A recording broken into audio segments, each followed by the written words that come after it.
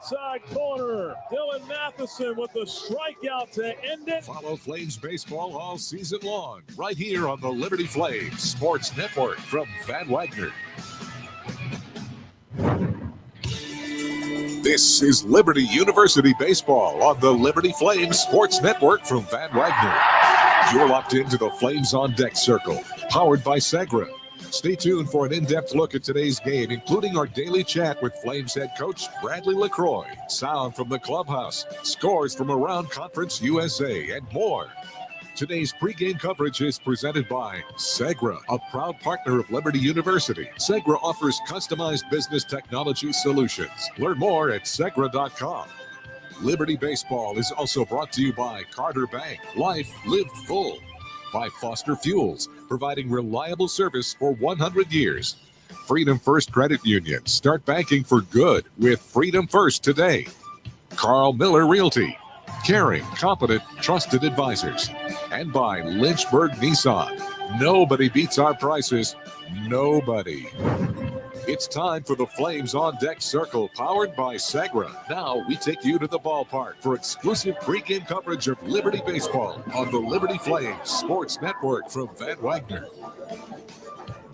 And a pleasant good afternoon from Worthington Field at Liberty Baseball Stadium here in Lynchburg, Virginia. It is time for Flames baseball on the radio. So glad you are with us as the Flames return home here to their home ballpark and take on the Xavier Musketeers in the first of a three-game series. This game moved up a couple of hours because of cold temperatures. And when I say cold, I mean this is the coldest game we've had so far this year. Hopefully the coldest game we will have this year. His first pitch is supposed to be right at about 39 degrees. You can still look out over the ballpark here and see the snow laying across the tops of the dugouts and out on the berms here.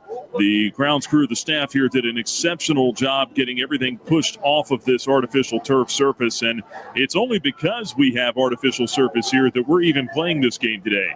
Lynchburg got about 3 inches of snow here on Wednesday, and very little melting occurred here yesterday.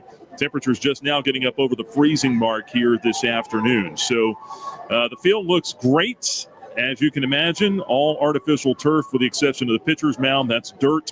It looks in exceptional shape here as well.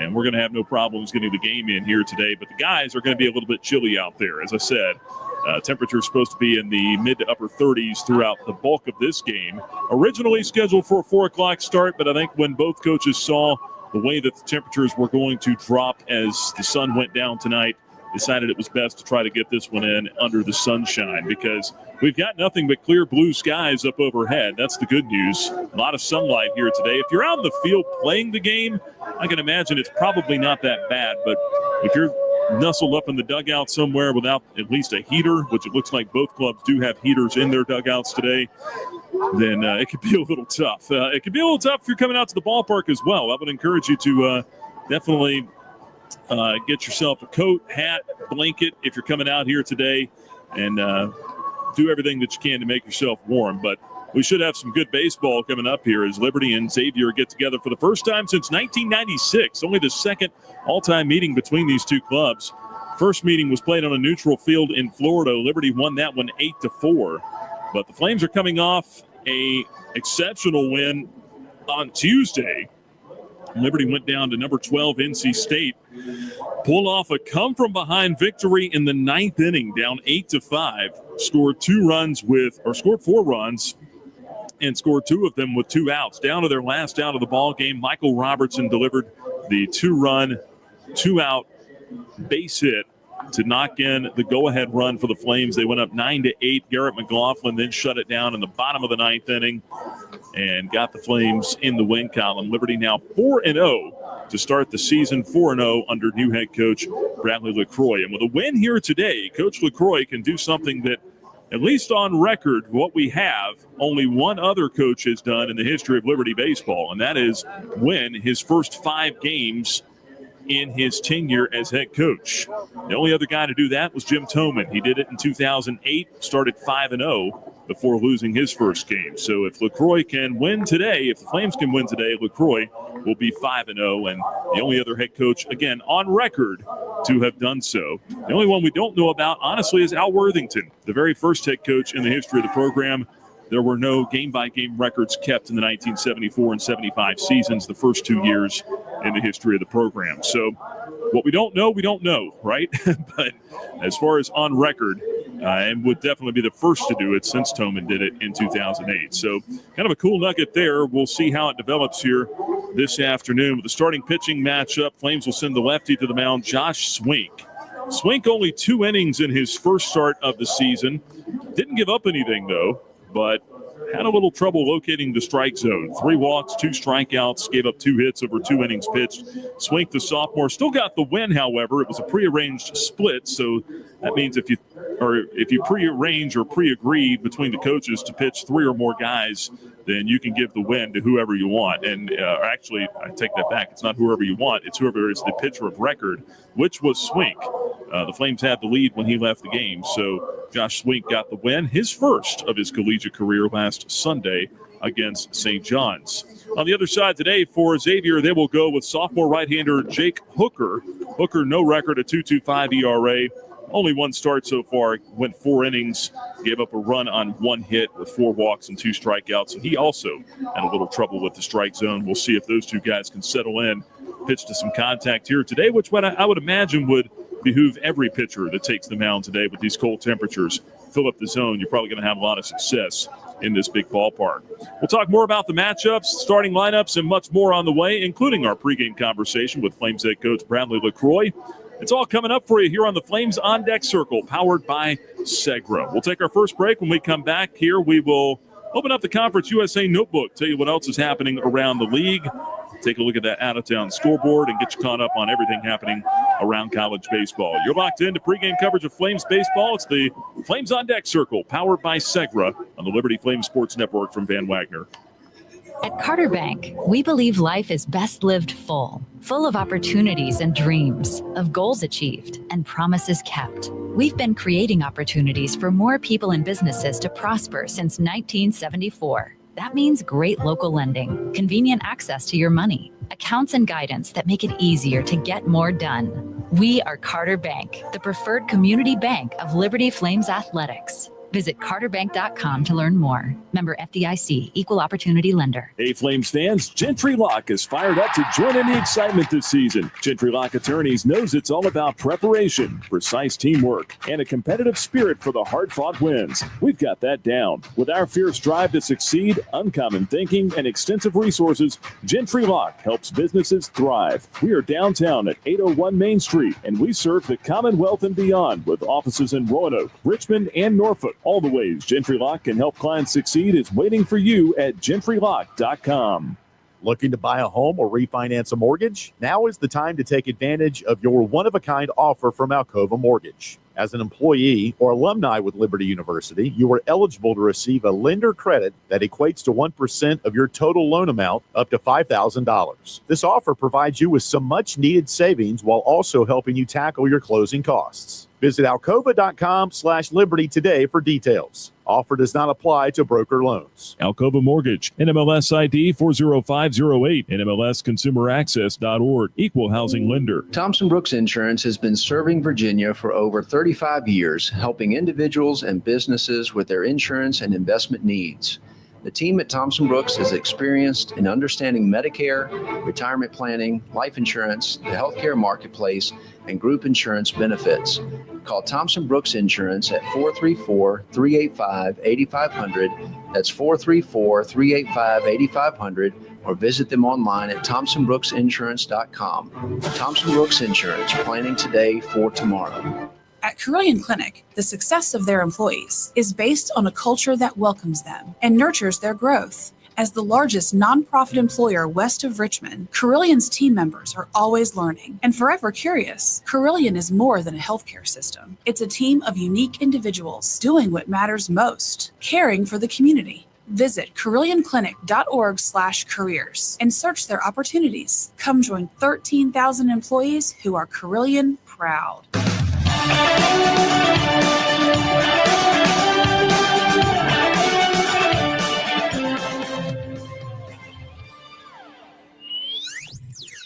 Pre-game Coverage of Liberty Baseball on the Liberty Flames Sports Network from Van Wagner continues with the Flames on Deck Circle, powered by Segra. This portion of the show is brought to you by Aqua Pros, pools, hot tubs, and hearth.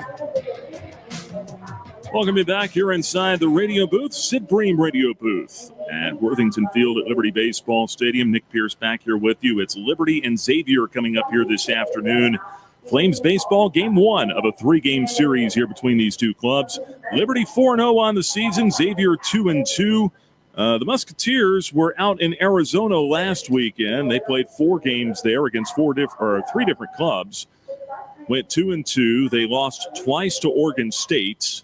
Oregon State got them on opening day 8-3.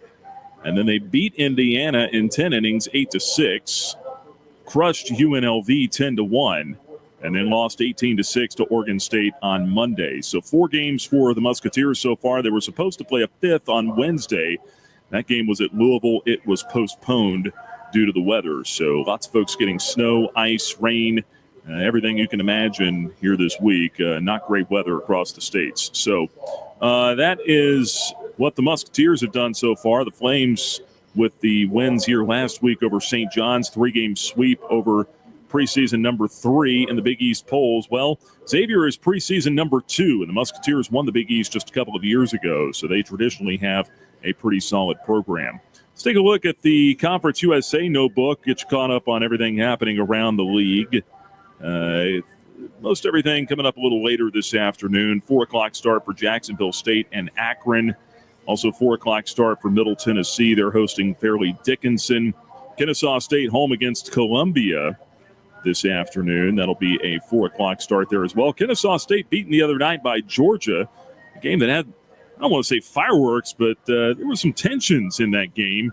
Georgia players kind of letting Kennesaw State players know about it, if you will. I saw some of those clips on ESPN.com. A little flashy, a little showy. A guy pointing at a pitcher after a home run. Just, some tensions in that game. I think those two clubs are supposed to meet again later this year. I could be wrong, but we'll see how that one unfolds. Western Kentucky has Lafayette in Bowling Green today. That'll be a 4 o'clock first pitch. Also 4 o'clock Eastern for New Jersey Tech at Sam Houston down at Don Sanders Stadium in Huntsville, Texas. Louisiana Tech on the road. They're taking on Southern Miss. That'll be a good ball game. 5 o'clock Eastern in Hattiesburg. 6:30 Eastern start in Miami for FIU and Delaware. SIU Edwardsville visiting number 20 Dallas Baptist. They just lost for the first time the other day. 7:05 Eastern start in Dallas. And then Western Illinois is at New Mexico State. 8 o'clock Eastern start in Las Cruces. So look at some of the teams that are off to unbeaten starts. You got 4 teams in the conference right now that are without a loss. FIU is 5-0. Louisiana Tech and Liberty both 4-0. And then Western Kentucky just 2-0. They've only played 2 games. They've had some trouble getting all their games in up to this point as well. Everyone has at least one win. The bottom of the league so far, Sam Houston 1-3, Middle Tennessee 1-3, Kennesaw State just 1-4. A couple of those a little bit surprising to start the year. Dallas Baptist, of course, fell from the ranks of the unbeaten the other day. 3-1 is their record now. They lost to UT Rio Grande on Tuesday. That's a look around the conference. We'll keep you updated on everything happening throughout the rest of the afternoon as Liberty and Xavier get set to get underway here with a 2:05 first pitch on a chilly Friday afternoon in Lynchburg for game 1 of this series. We'll take our next break. When we come back, we will hear the pregame thoughts of Liberty head baseball coach Bradley LaCroix. But before we get to break, let's take you back to Tuesday's win against NC State and bring you our play of the game presented by Freedom First Credit Union. It's time now for the play of the game, presented by Freedom First Credit Union. Freedom First, where people bank for good. Left-hand hitter, the wind, the pitch, line drive, base hit right field. That's going to be extra bases. 1 run is in, 2 runs score. Robertson into second with a 2-run double. And the Flames have stunned the Wolfpack in the 9th inning. 9-8 Liberty.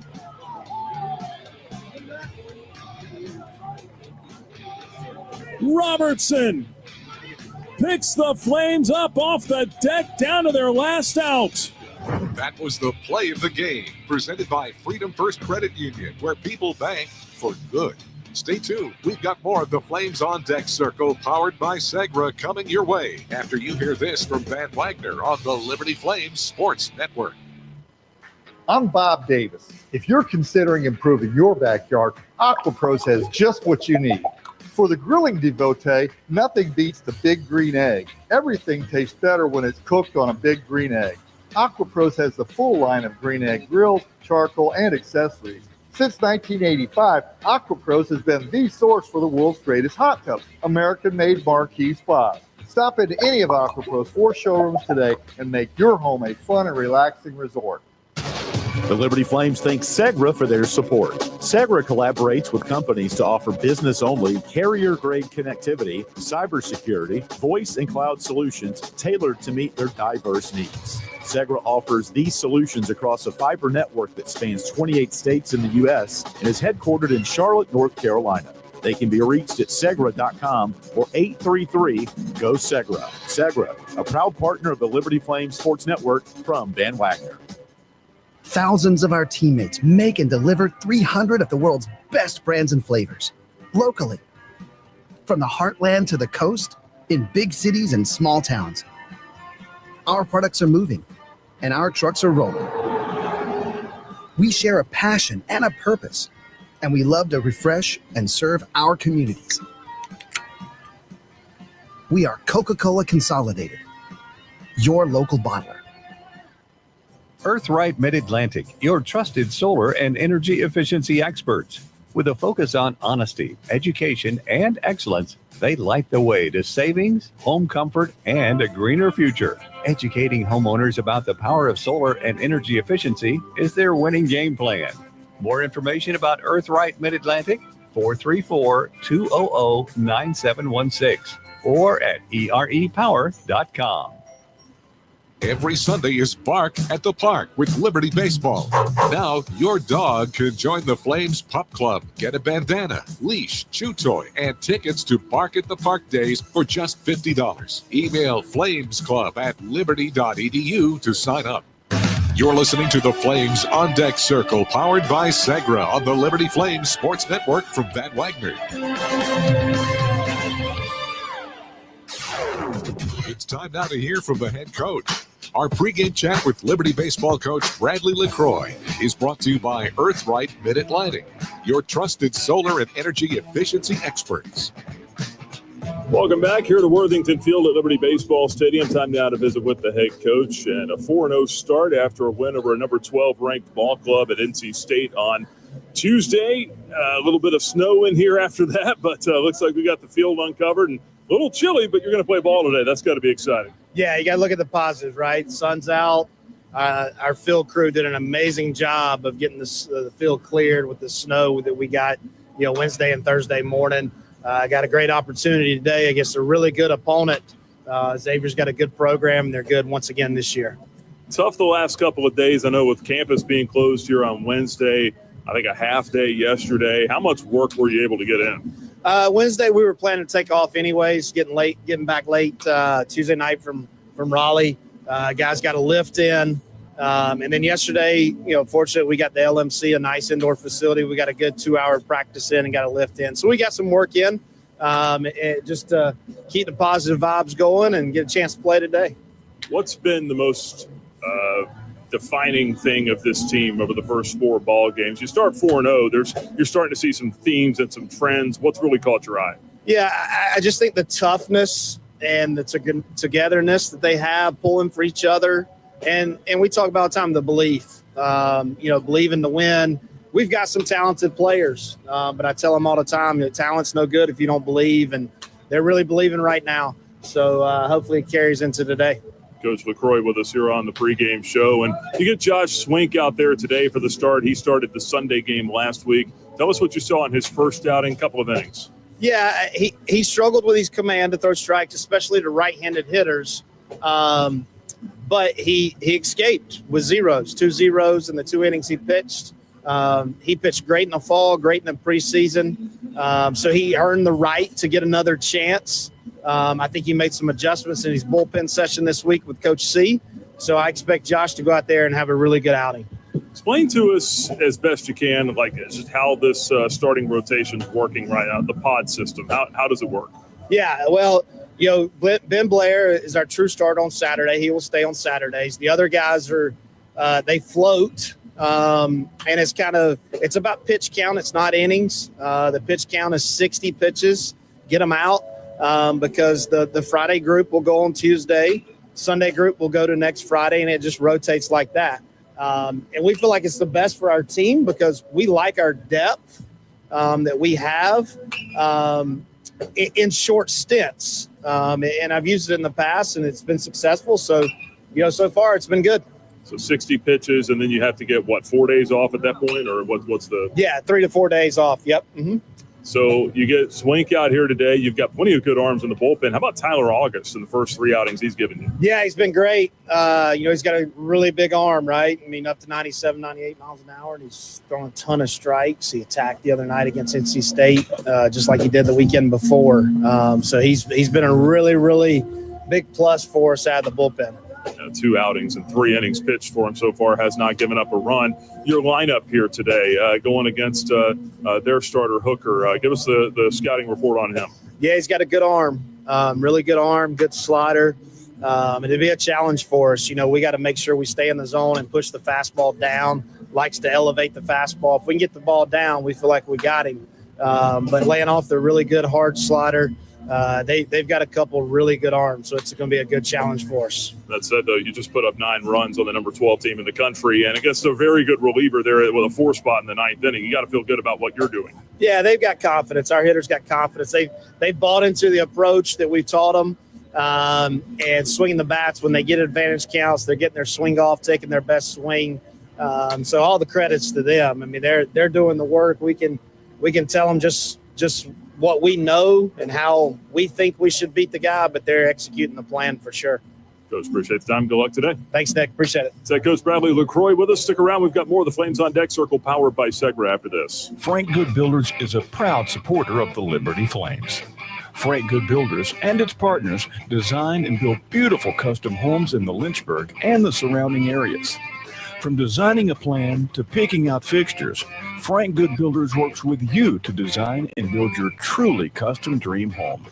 Frank Good Builders can be reached at 434-238-3710 or frankgoodbuilders.com.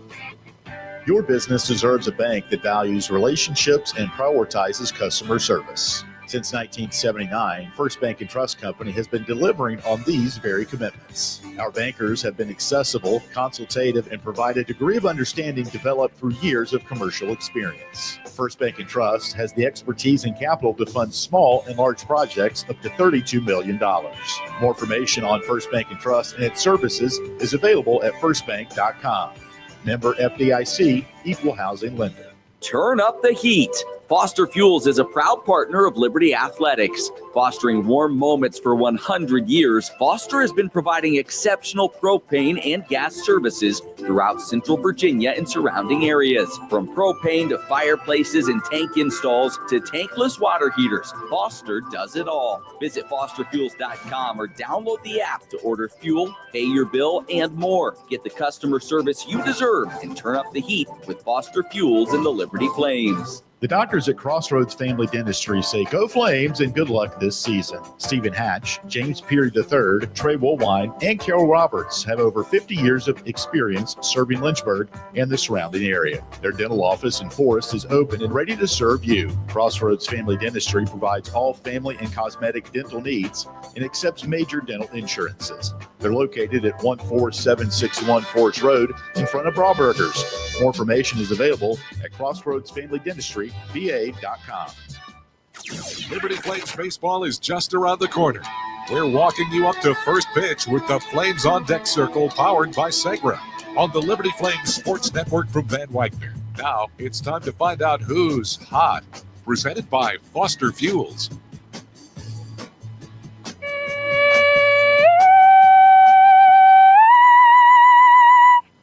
And the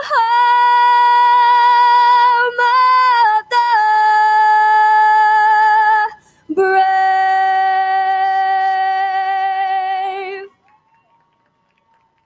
All right, Star Spangled Banner comes to a close here at Worthington Field at Liberty Baseball Stadium, and the Flames and the Musketeers are just about set to get together here, Liberty and Xavier, in Game 1 of this 3-game series. Nick Pierce back here with you in the Sid Bream Radio Booth atop Worthington Field at Liberty Baseball Stadium. Time to tell you who's hot, presented by Foster Fuels. How about Riley DiCandido, the top of the order? Flames leadoff man, 3 hits on Tuesday in the win against NC State. Ends up going 3 for 6, couple of runs scored. DiCandido, that's who's hot for the Flames, presented by Foster Fuels. And you look at what he's done so far in the first 4 games of the season. On-base percentage, .318, 4 hits, 5 runs scored total. Kind of doing what you're supposed to do at that leadoff spot. Hitting .211. He only had 1 hit over the weekend against St. John's, but it was good to see him get going there on Tuesday at NC State. So DiCandido back in that leadoff spot here again today for the Flames. Let's go ahead and take a look at the rest of the starting lineups for both ball clubs. And we'll start with the visitors. Xavier making its first ever trip to Lynchburg. And the Musketeers, they come in at 2-2, led by Billy O'Connor, their 8th-year head coach. In the leadoff spot playing left field, it's Carter Hendrickson. Aiden Anderson will hit second and play center field. He'll be followed by the right fielder, Isaac Waxman. Then it's Connor Mish, the cleanup man at first base. Batting 5th and playing second base, it's Landon Minsick. Hitting 6th, is Clay Burdette. He's the designated hitter. Eddie Peters will play shortstop and hit 7th. Batting 8th and doing the catching, Jason Jellick. And batting 9th at third base, Jake Lambden. Again, they go Hendrickson, Anderson, Waxman, Mish, Minsick, Burdette, Peters, Jellick, and Lambden for Xavier. And their starting pitcher is Jake Hooker, the sophomore right-hander. For the Liberty Flames, led by first-year head coach Bradley LaCroix. He's in his 3rd year coaching overall. In the leadoff spot at first base, Riley DiCandido. Batting second at shortstop, Tanner Marsh. Hitting 3rd, playing 3rd, Jackson Sorensen. Cleanup man for the Flames, left fielder Nick Barone. Batting 5th and in right field is Camden Troyer. Landon Seeley will hit 6th in DH. Batting 7th at second base, Easton Swafford. Hitting 8th and catching, Tucker Moore. Batting 9th, the center fielder, Michael Robertson. DiCandido, Marsh, Sorensen, Barone, Troyer, Seeley, Swafford, Moore, Robertson, with sophomore left-hander Josh Swink on the mound. Those are the starting lineups. Coming up, we'll have the play-by-play story next from Lynchburg. It's Flames Baseball on the Liberty Flames Sports Network from Van Wagner. First pitch is just moments away. Play ball! Today's first pitch is presented by Relevant Law. You've been listening to the Flames on Deck Circle, powered by Segra. Coming up, we've got the ball game right here on your home for Flames baseball, the Liberty Flames Sports Network from Van Wagner. What's important isn't that Freedom First has been in business since 1956. What's important is how we've been doing business since 1956. Since day one, we have been accountable to our members, not stockholders. We make loans that cost less, offer savings plans that pay more, and give back to our community, and that hasn't changed. What has changed is our ability to serve you with more locations and more technology to simplify your financial life. Freedom First. It's a place where anyone in our region can bank for good. Are your feet preventing you from living life? Hi, I'm Jonathan Cotton, and you may have heard my Good Feet story, how I love my arch support so much that I bought the store. Since then, thousands of customers have found relief from foot, knee, and back pain. I love to hear their stories of walking, running, and just enjoying their new life pain-free. Don't let foot, knee, or back pain keep you from living the life you love. Come into the Good Feet store for your free fitting and test walk. Visit goodfeet.com for the location nearest you. We look forward to seeing you soon at the Good Feet store. 11 West is a proud sponsor of the Liberty Flames. 11 West specializes in apparel screen printing, embroidery, sew-on, and flat printing. From the design phase with their graphics arts team to the finished product, 11 West collaborates with each client to craft custom apparel and promotional products. For more information, visit 11west.com, call 540-639-9319, or stop by their location at 6598 New River Road in Radford. 11 West, outfitting America and logo wear. Score big at Haley's Appliance and Haley's Outdoor in Lynchburg with major brands of appliances that will make your house feel like a home and outdoor equipment to have your yard looking its best. Haley's puts customer service first. They deliver and service all of the products they sell and will take care of the process from start to finish. Log on to Haley's.com today for product availability. Haley's Appliance and Haley's Outdoor in Lynchburg is a proud sponsor for Liberty Flames Athletics. This broadcast of Liberty University Athletics is authorized under rights granted by Liberty University to Van Wagner Sports and Entertainment and is intended solely for the entertainment of our listening audience. The accounts, descriptions, and broadcasts may not be transmitted in any form without the express written consent of Van Wagner Sports and Entertainment and Liberty University Athletics. The announcers are selected by the Liberty Flames Sports Network and approved by Van Wagner Sports and Entertainment.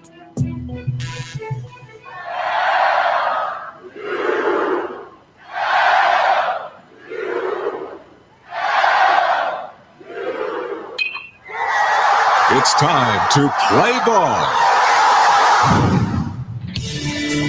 You're listening to live play-by-play coverage of Liberty Baseball on the Liberty Flames Sports Network from Van Wagner. Today's game is brought to you by Segra, a proud partner of Liberty University. Segra offers customized business technology solutions. Learn more at Segra.com. Liberty Baseball is also brought to you by Carter Bank. Life lived full. By Foster Fuels, providing reliable service for 100 years. Freedom First Credit Union. Start banking for good with Freedom First today. Carl Miller Realty. Caring, competent, trusted advisors. And by Lynchburg Nissan. Nobody beats our prices. Nobody. Now let's take you out to the ballpark for the call of the game. This is Liberty Baseball on the Liberty Flames Sports Network from Van Wagner. Flames spread out and take the field for game one of this three-game set. Liberty and Xavier just about set to get underway here at Worthington Field at Liberty Baseball Stadium on a very cool, crisp Friday afternoon. Who am I kidding? It's cold. It is cold outside and not at all baseball weather, but at least the sun is shining. And just being down in the dugout before the ball game today, I think that's what everyone was choosing to focus on.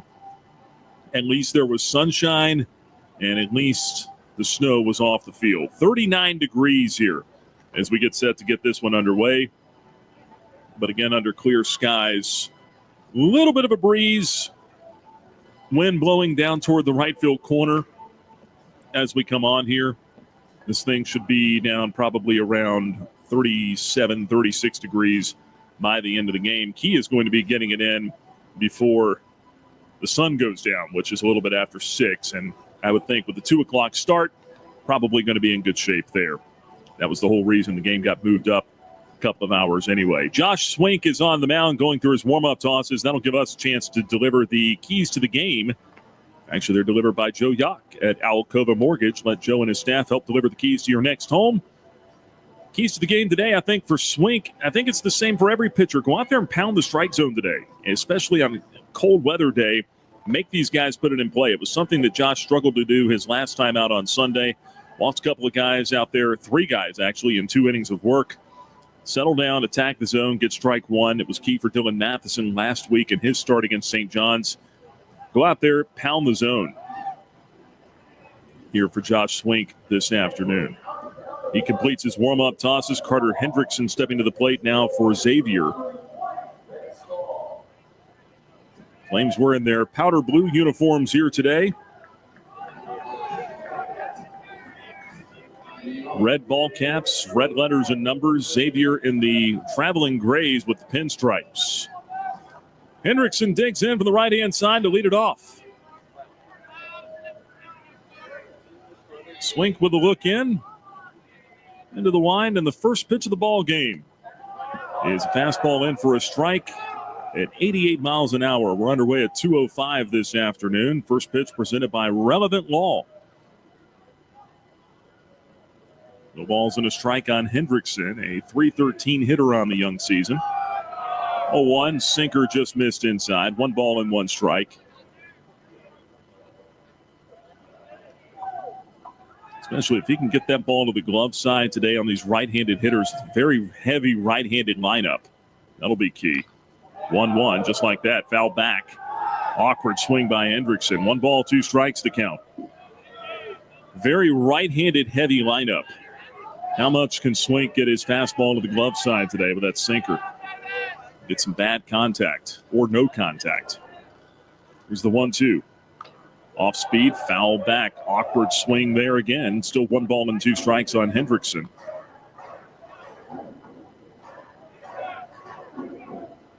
Got a home run and 5 RBIs in the first 4 games of the year. He started every game in left field for Xavier so far. Nobody on, nobody out, just underway, first inning. Next one, strike 3 called. Got him looking on the outside corner. Hendrickson down on strikes for out number 1 in the first inning. Good start to the ball game for Josh Swink. Left-hander making his second start of the year. Bring up Aiden Anderson now, batting from the right side, center fielder.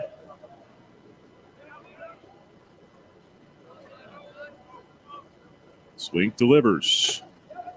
Strike on the inside corner with the sinker, 0-1. So far, he has been able to stick that thing in on the hands of the right-handers.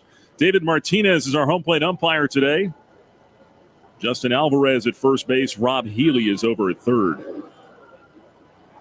The 0-1. Ground ball foul past third base. No balls and 2 strikes. Looked like a backdoor slider that Swink got Hendrickson with. Firm in, soft away. It's good formula typically, especially on a day like today. Here's the 0-2 pitch with 1 out. Over below, 1 ball and 2 strikes. Sounds like they got snow blowers out there or something. I'm trying to figure out. Yeah, they got the blowers out there on the concourse right now trying to clear out some of the ice. Bouncing ball, hit back over the pitcher out towards second. Swafford gloves, off-balance throw to first. He got him. Good backhand dig on the other end by DiCandido. Takes care of Anderson. 2 are out in the first inning. So if you're wondering what that noise was, no one's firing up a weed eater or anything. It's got the blowers out there trying to clear off some of this ice. It's still out on the concourse. If you are making your way in, do be careful. They got a lot of it cleared out of here, but still some slick spots. Isaac Waxman, the hitter now. Right fielder bats from the right side. 2 down. Waxman takes 1 inside. Fastball misses. 1 ball and no strikes. Swink with a strikeout. He's retired the first 2 he's faced. No score here in the first inning. Swink to look in over a black glove. Now sets and delivers. That one in for a strike. A cutter over the inner half. 1 ball and 1 strike on Waxman now. Swink, long, curly brown hair flowing out of the back of his ball cap. It looks like a brown-haired Dustin May. Dodgers pitcher. 1-1 pitch. Swung on, pop foul out of play to the left. 1 ball and 2 strikes. You watch a lot of Dodgers games, you'll get the reference.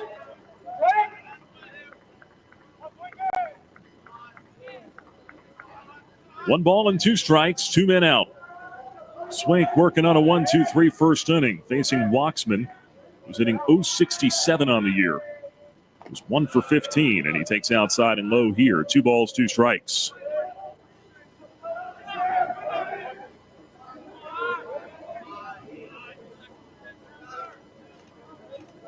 Waxman's only hit was a home run, though.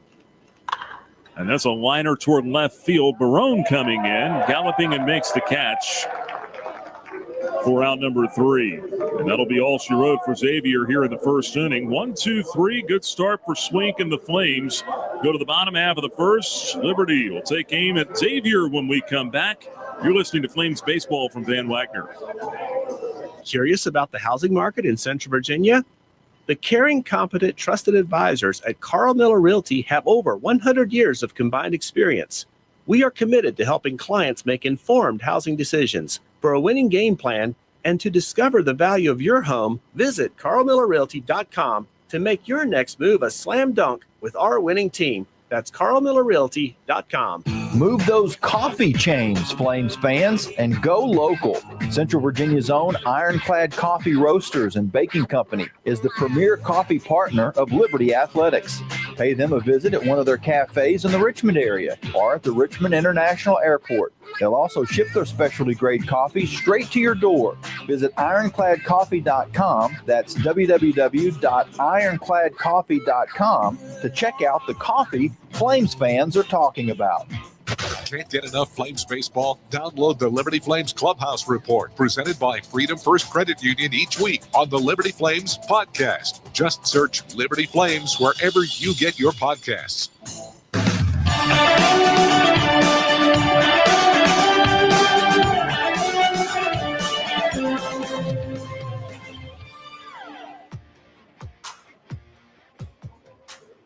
Back inside the Sid Bream Radio booth here atop Worthington Field at Liberty Baseball Stadium as we go to the bottom half of the first inning. Liberty and Xavier are scoreless in Game 1. Game 2 coming up here tomorrow afternoon. 2 o'clock start and then 1 o'clock on Sunday for the series finale. And the Flames will head out on the road for a little bit after that.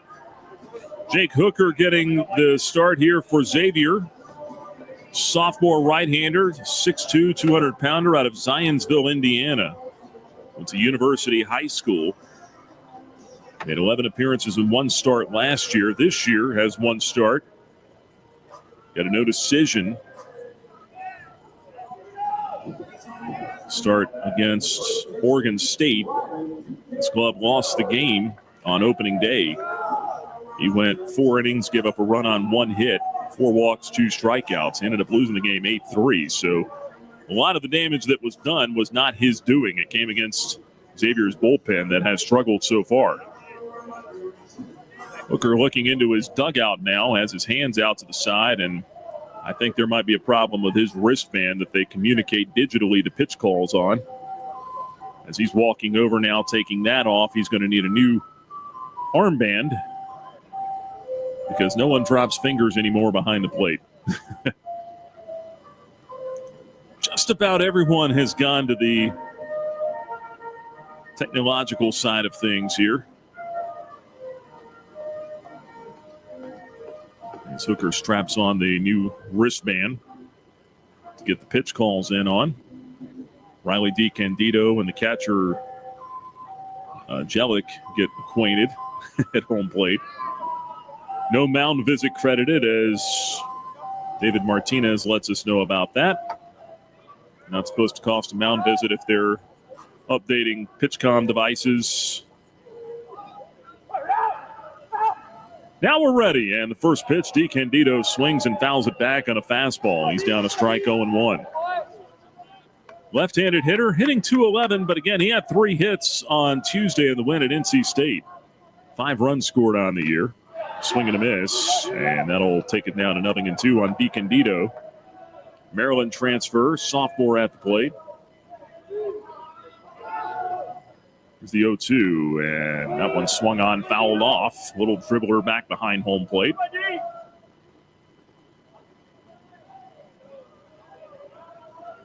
No balls, 2 strikes on DiCandido. It's on the way. Rifled, foul past first base. Flirted with extra bases, couldn't keep it fair though. Count stays the same, no balls, 2 strikes.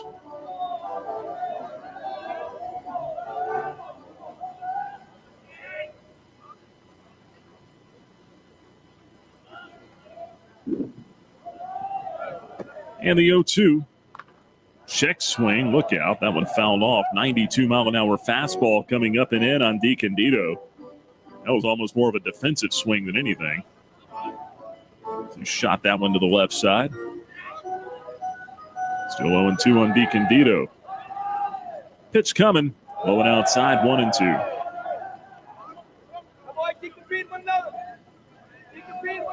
Well, stark contrast to what Xavier saw last weekend weather-wise. They were in Surprise, Arizona for 4 games. 1-2 pitch down and away, 2-2. Even here, I think it was warmer than this. It was at least high 40s, 50 degrees for opening day. And then a little bit warmer than that the rest of the weekend. Here's the 2-2. DiCandido takes strike 3. That's a breaking ball. Got him looking over the inner half. Riley down on strikes. 1 gone in the first for Liberty, and that'll bring Tanner Marsh to the plate.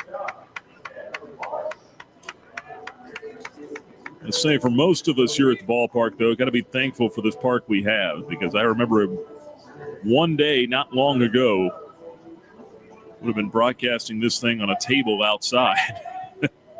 Here's Tanner Marsh. Ground ball the other way. It's slow roller. Sneaks through. Base hit right field. And Marsh is aboard with 1 man out in the first inning. And those of you that have been around the program long enough, remember old Worthington Stadium. It's not there anymore. That's actually where Liberty Softball Stadium is built on now. Did not have the facilities, the amenities there that we have here. 1 out, runner at first. Flames have the first hit of the ball game for either side. No score as Jackson Sorensen comes to the plate.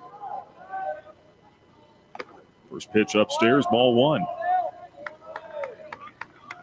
There was no room at the end for radio broadcasts. A very small press box, if you want to call it that, building. We're over to first, runner back. Marsh at first slide. It was located up top of the berm, I guess. There wasn't even really any real seating behind the backstop. Only seating was down the first base line behind the dugout. Chairback seating there. Here's the 1-0 instead to first, runner back. And not the kind of chairbacks we have now either. I'm talking about benched chairback seating there. Unofficially, park held 1,000, but you could add a few more with the berms and people would spread out down the lines. Runner goes, pitch low, throw down to second. 1 hopper, not in time. Tanner Marsh with a head first slide, beats it out. Stolen base for the Flames shortstop. He stole 4 last year. That's his second already this year. Picked a good pitch to run on, too. An off-speed pitch down to the carpet. 2-0 the count on Jackson Sorensen. Sorensen hitting .417, 5 out of 12 on the year with a home run. Takes this one for a strike. 92-mile-an-hour fastball. It's 2-1 now. And eventually they built that little wooden shack next door that housed the radio and TV broadcast. And, boy, we thought we were in high cotton then. 2-1 pitch, strike in there. It's 2-2 now. Sorensen looked at a breaking ball. At Old Worthington Stadium.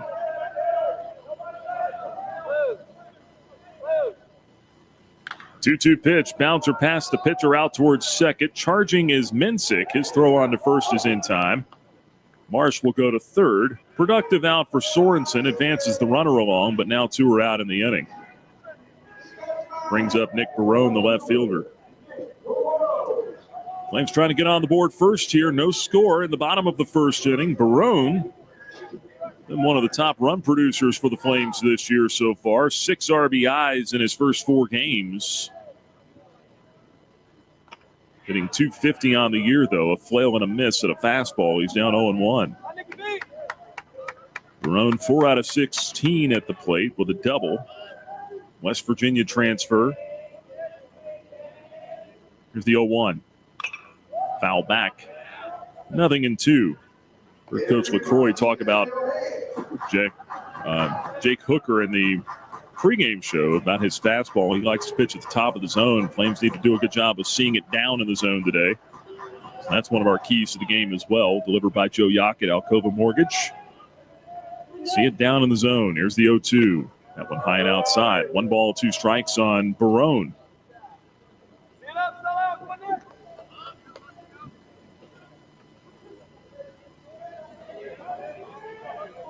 Don't get extended. Don't chase up top. There's the 1-2. That ball was hit on the ground out towards short. Handled by Peters. Throw over to first is in time to get Barone, and that'll do it for the Flames in the first inning. Liberty does get a base hit, but no runs across. 1 man stranded at third. We'll go to the top of the second in Lynchburg. The score 0-0. You're listening to Flames Baseball from Van Wagner. True Flame fans know where to shop to show their pride. Shop LibertyFlames.com. We're your one-stop shop for official Liberty Flames merchandise. Plus, all orders shipped free. Go red, white, and blue and visit ShopLibertyFlames.com today. That's ShopLibertyFlames.com. ShopLibertyFlames.com is a proud sponsor of Liberty Athletics. For all your Liberty Flames apparel needs, visit ShopLibertyFlames.com today. When it was time for my family and I to buy and sell our houses, we knew exactly who to call, and that was Jason Porter with Legacy Realty and Development. Hi, this is Nick Pierce, encouraging you to do what we did. Make the easy decision and call Jason Porter for all of your real estate needs. Thanks, Nick. And Flames Nation, let's talk about how we can serve you. Call or text me today, Jason Porter at 434-258-8827. That's 434-258-8827, or email me at jasonporterrealestate@gmail.com. Thanks, and as always, go Flames.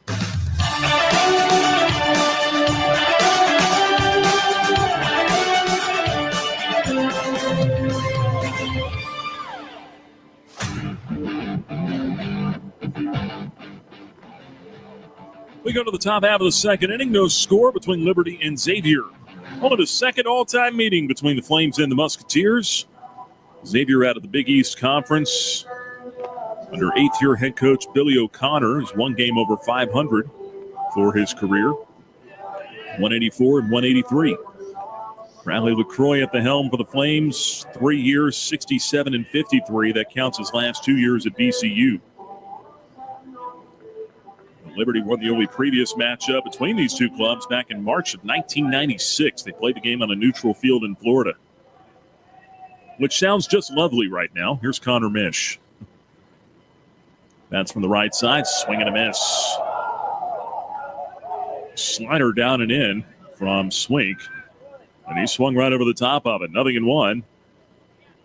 Mish followed by Mensick and Burdett, 3, 4, and 5. 4, 5, and 6 due up here in the second inning. 0-1 off the hands, roller to short. Good pitch there. Marsh up with it cleanly. The peg to first in time, one away. One up, one down. Here is Landon Mensick, freshman second baseman. Wears the number 6 on his back. Flames also have a freshman wearing the number 6, who's also named Landon. Landon Seeley.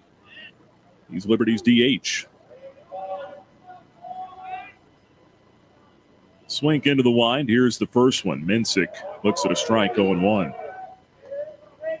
Mensick on the year hitting .273 with a home run, 3 RBIs.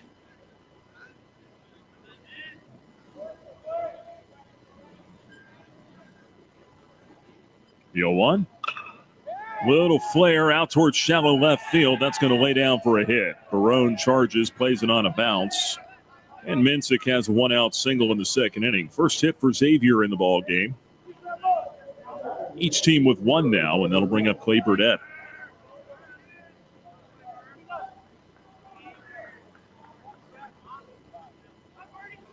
Got to have good feet to steal a base. The Good Feet store can help your feet feel their best.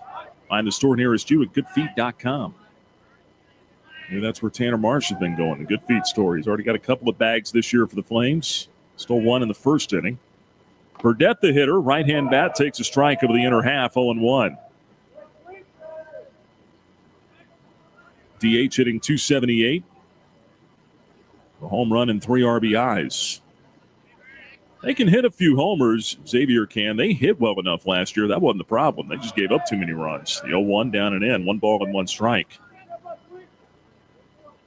They play in a smaller ballpark in Cincinnati on campus there. It's about 310 down the left field line. They built the wall a little higher there to try to account for it, but I don't know that it's doing much good. Here's a swing and a high, lazy fly ball into shallow center field. Michael Robertson coming in on it. And makes the grab. A little bit of trouble with it, but hauls it in head high for the second out of the inning. Mensick will stay put at first base. Fighting a little bit of wind and that bright sunshine out there. Robertson came to the bottom of the interlocking LU logo painted on the outfield turf to make the grab. Batter now is Eddie Peters. 2 outs and a runner at first. Peters, right-hand hitting shortstop, digs in. Swing out of the stretch. Here it comes. It's in for a strike, 0-1. Xavier, they hit 92 home runs last year. All that, and they were still minus 36 in run differential. Here's the 0-1 now to Peters. Instead to first. Check on the runner there. Mensick not going anywhere. Staff ERA last year was 6.27. And look, I know ERAs have gone up around the country, but if you're pitching above a 6, you're not going to win enough ball games. Here's the 0-1. Off the plate inside. That went off the glove of Tucker Moore, rolling away toward the backstop. And down to second will go the runner, Mensick. That'll be the first pass ball of the year on Tucker Moore, who's been very clean behind the plate, especially for a guy when you consider he has not really caught at the Division I level. He was an outfielder last year at Missouri. Ball and a strike on Peters. Runner in scoring position, no score in the second, 2 men out. Pitch from Swink is skied to right field. That's a long run for Camden Troyer toward the corner. He can't get it. It's over his head. One hops the fence. Headed into second with a double as Peters. RBI double for him. And Xavier takes a 1-0 lead in the second inning. First time Liberty has trailed at home this year. They did not trail the entire series against St. John's. With the pass ball, then the double. Might have been able to score from first on that regardless. Hard to say. But the pass ball sure didn't help.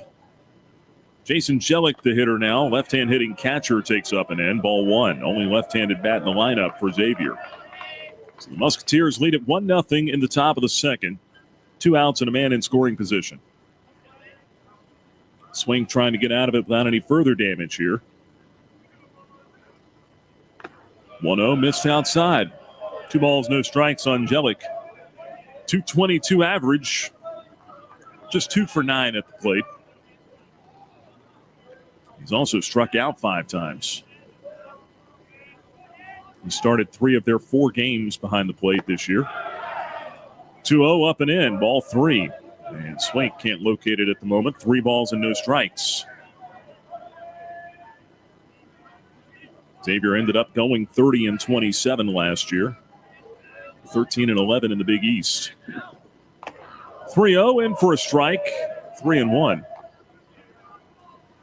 So they scored enough runs to have a plus 500 record. They weren't great fielding, weren't terrible either. 968 team fielding percentage. 3-1. Over but low, ball 4. That's the first free pass issued by Swink today. Puts a runner on here with a couple of runners on now with 2 outs. Man at first, man at second. And the number 9 hitter now, Lambden. That's tough there. I mean, guy that's struggling that mightily, striking out so much. You hate to put him on with 2 outs. Now it's Lambden, who's had a lot more success this year. He's 6 out of 11. All of his hits have been singles so far in 4 games. The pitch, right-hand batter takes a strike called on the inside corner. Front door slider. 0-1 on Lambden. Third baseman, two-way player. He's pitched in relief for them this year. The 0-1. Top of the zone, missed. 1 ball and 1 strike to Lambden. Number 9 hitter in the order for Xavier. Musketeers lead the Flames 1-0 here in the top of the second inning. 1-1 pitch. Liner toward left field. That's going to be trouble. That will lay down inside the line for a base hit. Rounding third, Peters headed to the plate. He is up easy. It'll be a single for Lambden as Jellick stops at second, and a lot of 2-out damage occurring here. It's now 2-0 Xavier in the second. Didn't get a lot of it, but it looked like he was just able to fist it out there into left field. RBI single for Lambden. Tucker Moore is going to go out to the mound now, have a word with Swink as they turn the lineup over. It'll be Carter Hendrickson coming back to the plate. Swink had a 1-2-3 first inning, but has hit trouble here in the second. Gave up a one-out single. Pass ball put the runner to second base, but with 2 outs, you're still able to get out of the inning, but Peters doubled. I think you can live with all that, but it's the walk after that to a guy who was 2 for 9 with 5 strikeouts. Lambden stays hot. Now they turn it over to Hendrickson. Right-hand batter stands in. The pitch is taken for a strike. Keep attacking. 0-1 the count.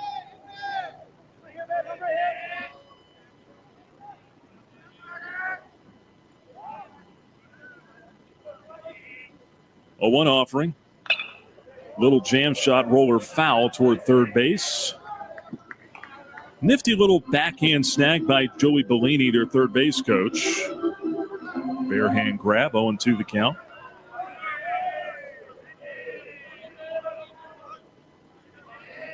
Swink sets at the belt, checks the runner at second. Here comes his 0-2. On the ground towards short, should end the inning. Marsh will underhand toss to Swafford at second. They go the short route, 6-4. Fielder's choice, and that'll do it.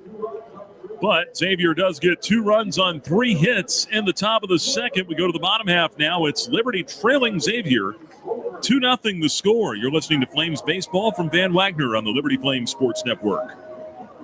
The President's Day sales event is happening now at Lynchburg Nissan, and the savings are monumental. Get historically low rates, up to 130% of fair KBB for your trade, and unbeatable offers on 2025 models. Plus, every new Nissan comes with our 1,000,000-mile powertrain warranty, giving you peace of mind for the road ahead. Don't wait. These historic deals won't last. Stop by Lynchburg Nissan today, or visit us online to claim your savings. Lynchburg Nissan, home of the 1,000,000-mile warranty. Don't wait. These historic deals won't last. Owned and operated by a Liberty alum, Larry's Tire and Auto Repair offers complete auto service, including tires, preventive maintenance, and more. Larry's Tire carries all major brands and is open from 8 a.m. to 5 p.m. Monday through Friday. Larry's Tire has 2 locations in Lynchburg and at Able Tire in Concord. And coming soon, Larry's Tire will expand to a new service center in Forest. More information on Larry's Tire is available at larrystireservice.com. As a Flames Club member, you get access to premium seating, parking, and hospitality on game day. Go to libertyflamesclub.org today to learn more.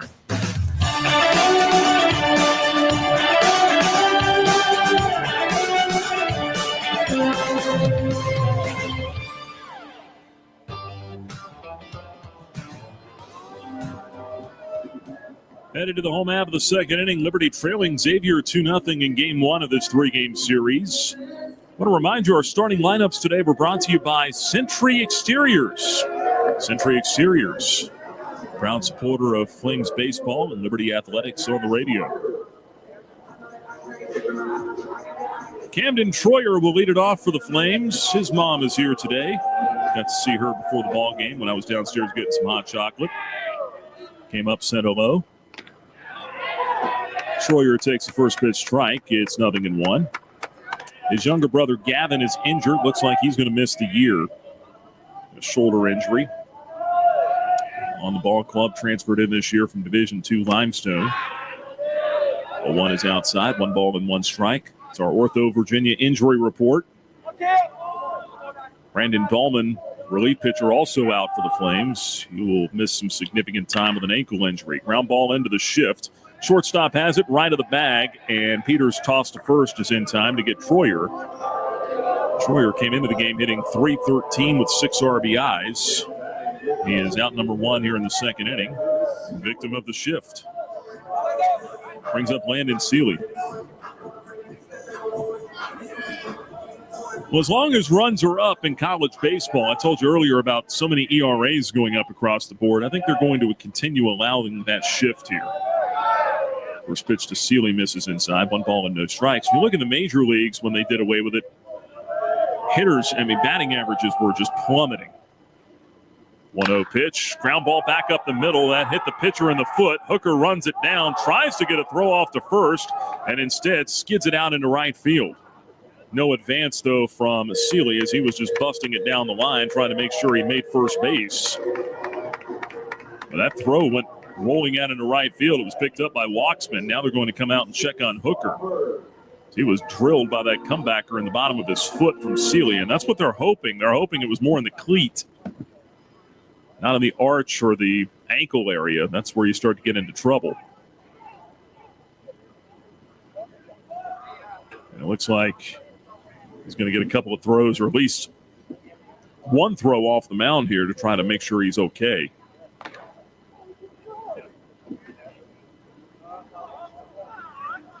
Doug Lilly is the pitching coach. She came out, I think it was him, to check on him. Appears to be no worse for the wear.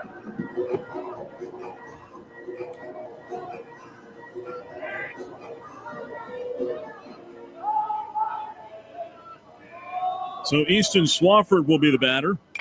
Left-hand hitter swings on the first one, skies it down the left field line. That one tailing toward the sidewall and will drop out of play. Foul.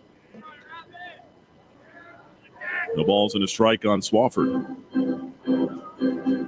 It's an infield hit for Seeley. Second hit of the ball game for Liberty. Got the tying run at the plate now. Liberty trailing Xavier 2-0. Here in the bottom of the second inning. Swafford at the plate, hitting .385. 5 out of 12 with a double. Left-hand hitter takes a strike on the inside corner. 0-2. He was rated one of the top 50 junior college transfers in the country by D1 Baseball in the preseason. Swafford was a guy that the Flames were really excited to get.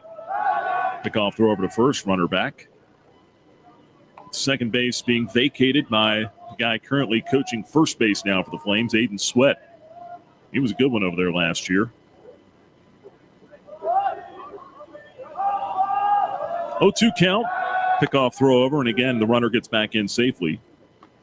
Seeley's got some speed over there. We'll see if he's thinking about taking off.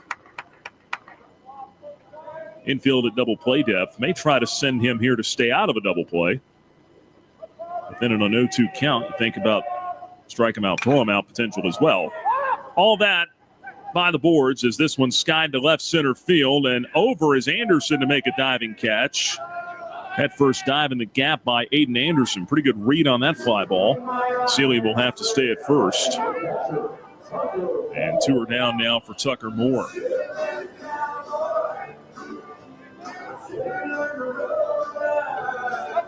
Liberty trailing Xavier 2-0 in the bottom half of the second inning. Musketeers got a couple of runs on 3 hits in the top half. Hooker trying to throw up a 0 here in the bottom half as Moore takes it low and outside. Ball 1. Thin crowd on hand here, as you can expect. Earlier start on a Friday.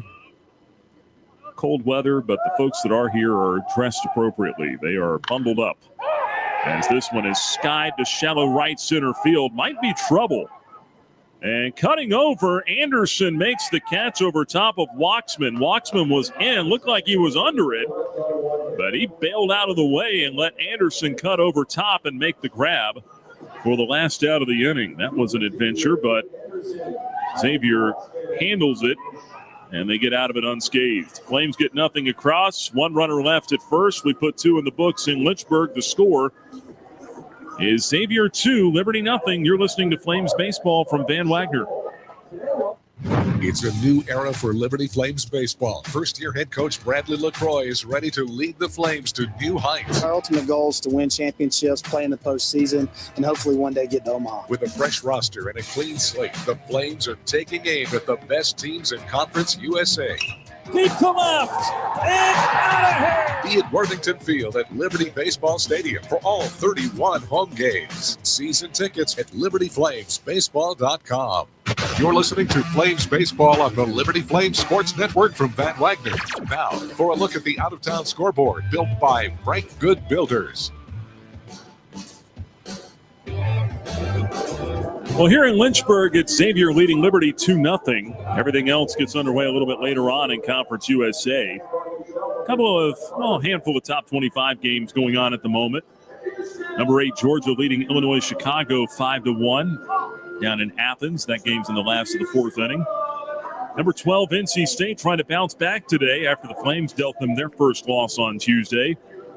Wolfpack are taking on Ohio State. They're in Jacksonville, Florida this weekend, playing one of those early season showcases, or I don't know if you call them a tournament, but whatever it is. You've got multiple teams down there. Bottom of the second inning in Knoxville, number 4, Tennessee, defending World Series champs, scoreless with Samford. And number 16, Texas at home with a 2-0 lead over Dartmouth in the top of the second inning. Out-of-town scoreboard is built by Frank Good Builders. That Georgia-Illinois-Chicago game is game 1 of a doubleheader, by the way.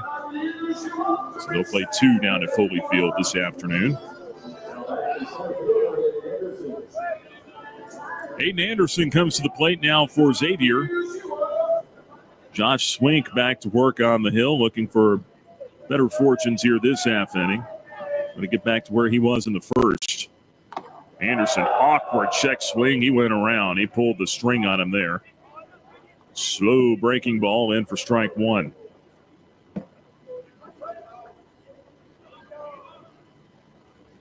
Anderson 0 for 1 with a ground out. 0-1 pitch. Caught the inside corner with a sinker. It's 0-2. Anderson, a senior out of Laguna, California. 6 feet, 195-pounder. 0-2. Tried a backdoor slider and miss. Just off the outside corner. 1 ball, 2 strikes. This guy played in 55 games with 42 starts last year. At 26 extra base hits, drove in 48 runs. Here's the 1-2. Check swing down and in. They appeal the first. He did not go this time. Tried that back foot slider. Couldn't get him to commit. 2 balls and 2 strikes on the right-hand hitting Anderson. Off to a really slow start this year. Just 3 out of 18. Here's the 2-2. There's a line drive toward left. Right in line with Barone. Comes in about 4 or 5 steps. Makes the catch for out number 1. A good start to the third inning, and that'll bring up Waxman now. Xavier, preseason number 2 in the Big East poll behind UConn, and we're just ahead of St. John's. Waxman stands in from the right side. Flied out to left his first time up. Xavier leading at 2-0 here in the third. First one in for a strike. 0-1 the count on Waxman.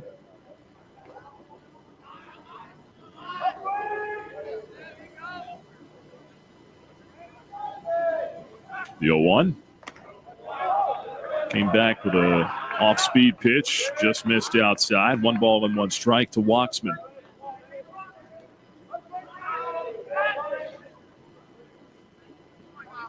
They returned 10 players from their lineup last season. There's a soft liner to left center field. That's going to fall in for a base hit. It's cut off by Barone. 1 out single for the right fielder Waxman. He's got his first hit. 4th hit allowed by Swink. Flames have some bullpen action. They've got a right-hander tossing down there. And again, you remember with this pod system that the Flames pitch in, Swink, max you're looking at is probably going to be about 60 pitches. And that will depend on his effectiveness as well. Here's Connor Mish, the first baseman. Right-hand hitter takes high, 1 ball and no strikes. You keep Swink available in theory then to start Tuesday, or Wednesday, I guess it would be at Duke next week. Throw over to first, runner back safely.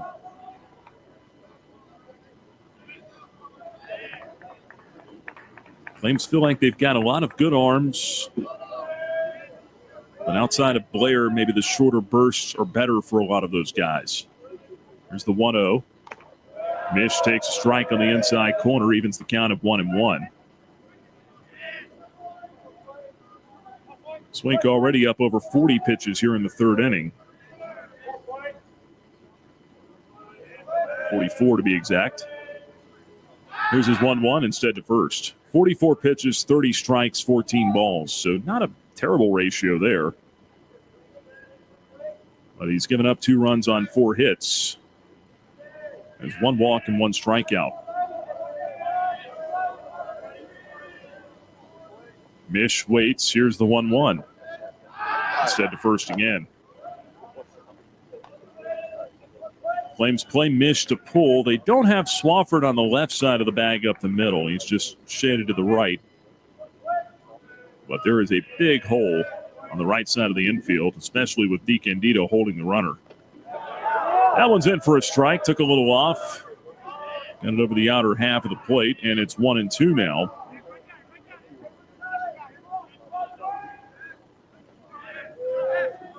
Strikeout here would be nice. Double play ball would be even nicer.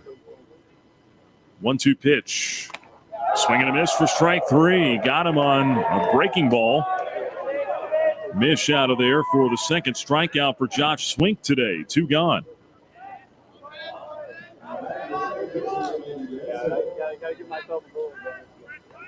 Brings up Mensick, the second baseman now.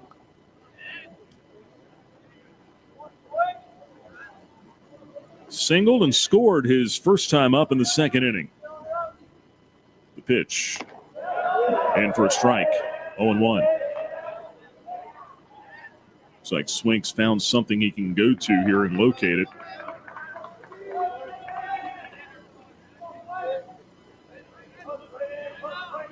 Stretch in the 0-1. Same pitch, caught the outside corner, 0-2. That's his slider there that he's going to. Looks like it.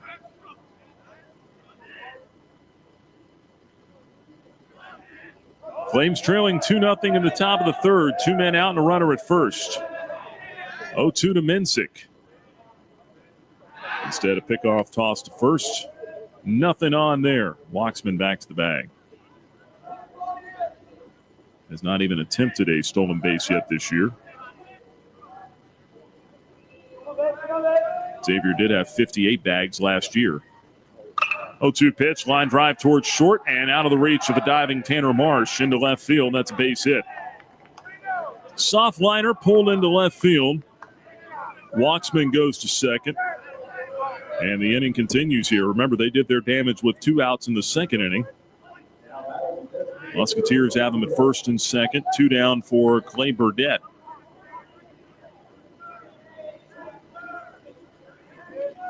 Burdett 0 for 1. Popped out to center in his first trip to the plate.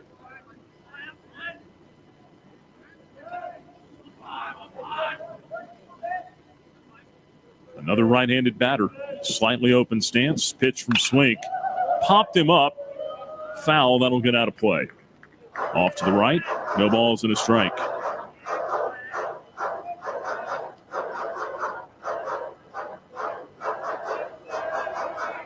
Lights are on here at the ballpark. Don't need them yet, though. Got some shadows stretching out over home plate from the overhang at the moment. But all sunny, clear skies overhead. The 0-1, high and outside, 1 ball, 1 strike. Again, cold today. 39 degrees at first pitch. And it's not supposed to get any warmer. Here's the 1-1. Skied to deep center field. Michael Robertson on the run out toward the gap. He looks up. That one is out of here. And that is a 3-run homer off the bat of Clay Burdett. It comes with 2 outs in the third. And Xavier leads Liberty now 5-0.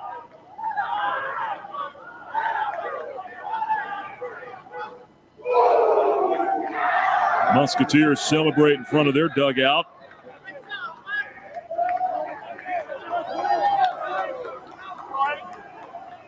And this is the largest deficit the Flames has faced this year. Peters, the batter. Shortstop stands in from the right side. It's on the way. High into the backstop. 1 ball, no strikes. I couldn't tell what Swink threw him there. It was something on the outer part of the plate, but it was up. He had been going to the slider a little bit, and if that's the case, Ball 2 high and outside. If that's the case, Burdette got his hands extended and was able to send that one a long ways. 5 runs, 6 hits for Xavier. 2-0. That one's in for a strike, 2-1. Right-hander up in the bullpen for Liberty. Long way to go in this one, but a 5-0 hole for the Flames. Swink on 2-1. Breaking ball cut on and missed. It's 2-2 now.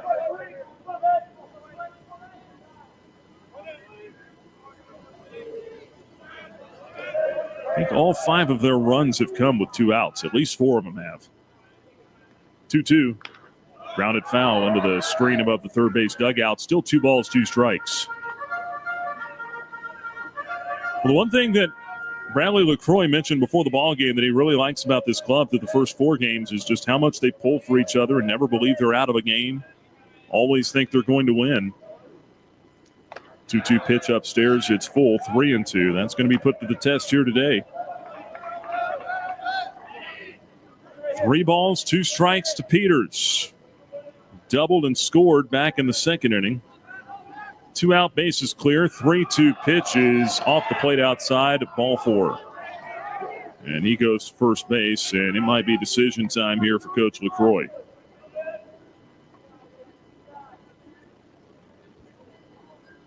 Swink walks his second hitter of the afternoon. And here comes Coach. That's going to be it for Josh Swink. So a day he would probably like to forget. 2 2/3 innings, gives up 5 earned on 6 hits. The man at first belongs to him. And the Flames are going to make a Haley's Appliance and Outdoor call to the bullpen. We'll step aside, have the pitching change when we come back here to Lynchburg. You're listening to Flames Baseball from Van Wagner.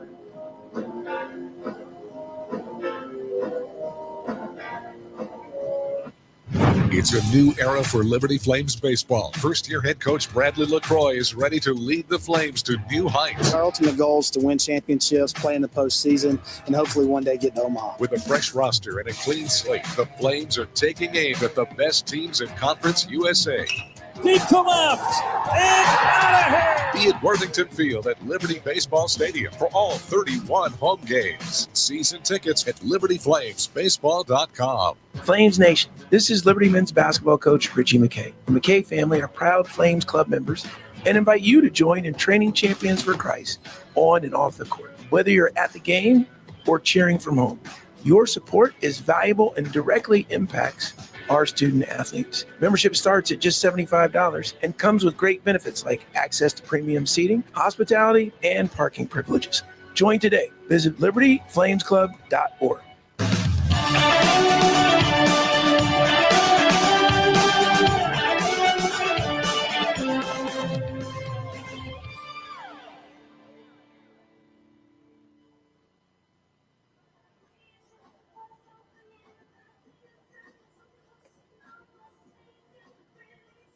Right-hander Cooper Harrington on to pitch now for Liberty.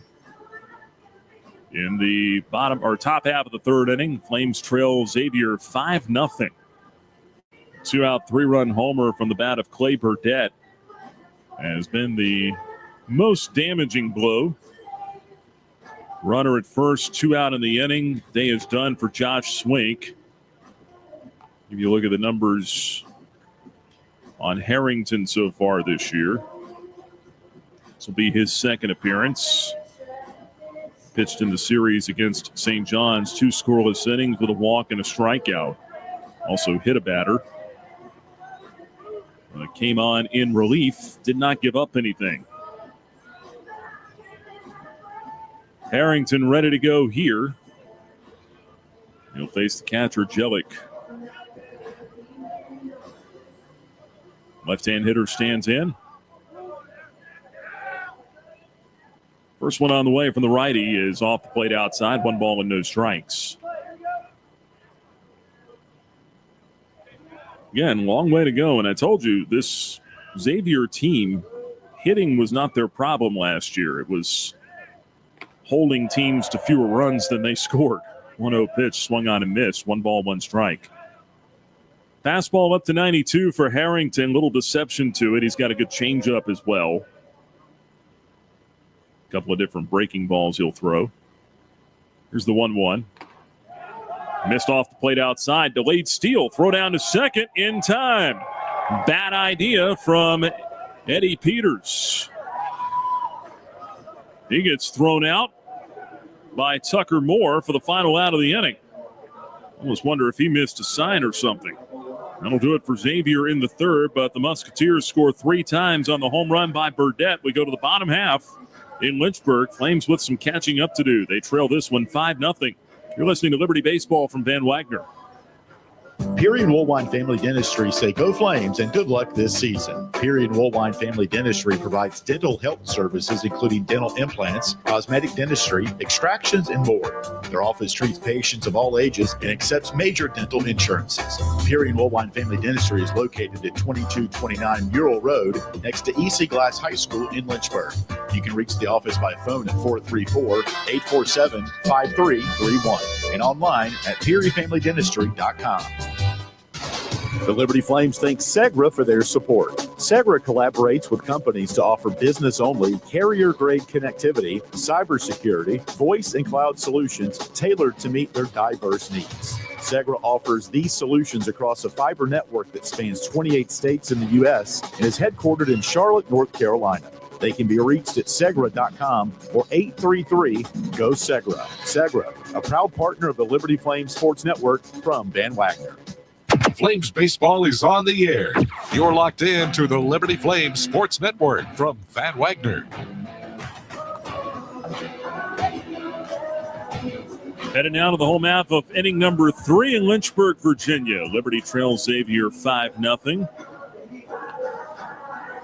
But still plenty of baseball to be played here. Flames will try to answer back as they send the 9-1 and 2 hitters to the plate, starting with Michael Robertson, the Florida transfer. And starting to think this guy just has a knack for the late innings. Had the game-winning 2-run hit in the 9th at NC State this past Tuesday. And if you remember back to last year, his last season with the Florida Gators, he had the walk-off hit in the Super Regionals to send Florida to Omaha. So they walked off Clemson on the Tigers' home field. Robertson, left-hand hitter, stands in, takes a strike from Hooker. It's 0-1. Apparently just likes doing that in ACC ballparks as well. Here's the 0-1. Foul back, 0-2. And Robertson, a guy who had a slow start, just 3 for 13 on the season. Those 2 RBIs on Tuesday are his only 2 so far. And he missed all the preseason. Fouled away to the left, still 0-2. Had the thumb injury, didn't get any at-bats, was only cleared Thursday night before opening day. So you think about a player that didn't go through spring training, essentially. 0-2 pitch upstairs, 1 ball and 2 strikes. Trying to just basically roll out of bed and hit. That's what Robertson's doing up there. Here's the 1-2 to him. Oh, and outside, even count, 2 balls, 2 strikes. The guy who played in 123 games for the University of Florida, he's experienced. He's played in the College World Series each of the last 2 years. Hit .256 last year in 57 games. 2-2 pitch stayed just a little high off the outside corner with the fastball. That'll run it full now, 3-2. It's Robertson works it back in his favor. DiCandido and Marsh will follow here in the third. Payoff pitch. There's a liner out towards center field and a base hit. What a good piece of hitting. Robertson with a leadoff single in the third. Veteran at bat right there. Got behind 0-2, worked it back in his favor, and got something he could handle. Short, compact swing to the ball and sent it straight back up the middle. Top of the order now. Here's DiCandido, 0 for 1 with a strikeout looking. Robertson probably not running in a 5-0 hole at first. And the pitch is in for a strike, 0-1. He is 16 out of 20 in stolen bags in his career, though. Flames down 5-0 in the bottom of the third. And the 0-1 to DeCandido is taken high and inside. 1 ball, 1 strike.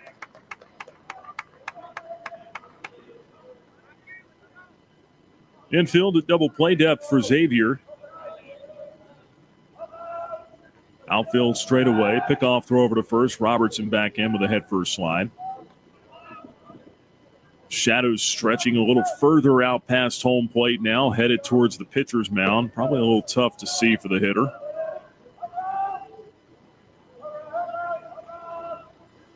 Here's the 1-1. Up and away. Missing with a fastball. 2-1 the count on DeCandido.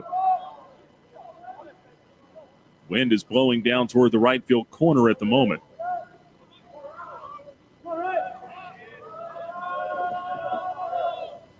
The 2-1. Liner the other way and foul just outside the line. Took a shot at left field. Couldn't keep it fair. 2 balls and 2 strikes to Riley DeCandido. It's at leadoff in every game so far for the Flames. Started at first base. Maryland transfer from a year ago. It's from Virginia Beach. Guess his folks are still digging out of the snowstorm they got there. I think we had it bad here. They got anywhere from 10 to 12 inches out in Tidewater of snow. 2-2 up and in. 3-2 on DeCandido. All the weather people were having problems forecasting that snowstorm we got midweek. They didn't know where the sweet spot was going to be. Everybody out in Virginia Beach said, we found it. Over to first, runner back. They had pictures coming out from there, people building snowmen on the beach. 3 balls, 2 strikes, a runner at first. Payoff pitch from Hooker instead to first again. He's convinced Robertson is going to be on the move here.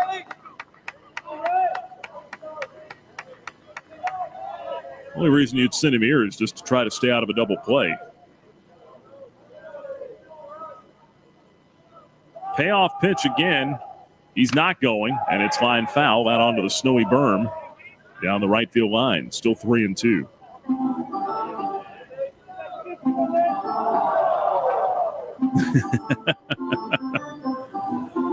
And a fan, ill-advised, went after that loose ball down there and skidded all the way on his wallet to the bottom of the berm. Strike 3 called to DeCandido. That one at the knees. Got him looking. And Riley down on strikes for the first out of the third inning.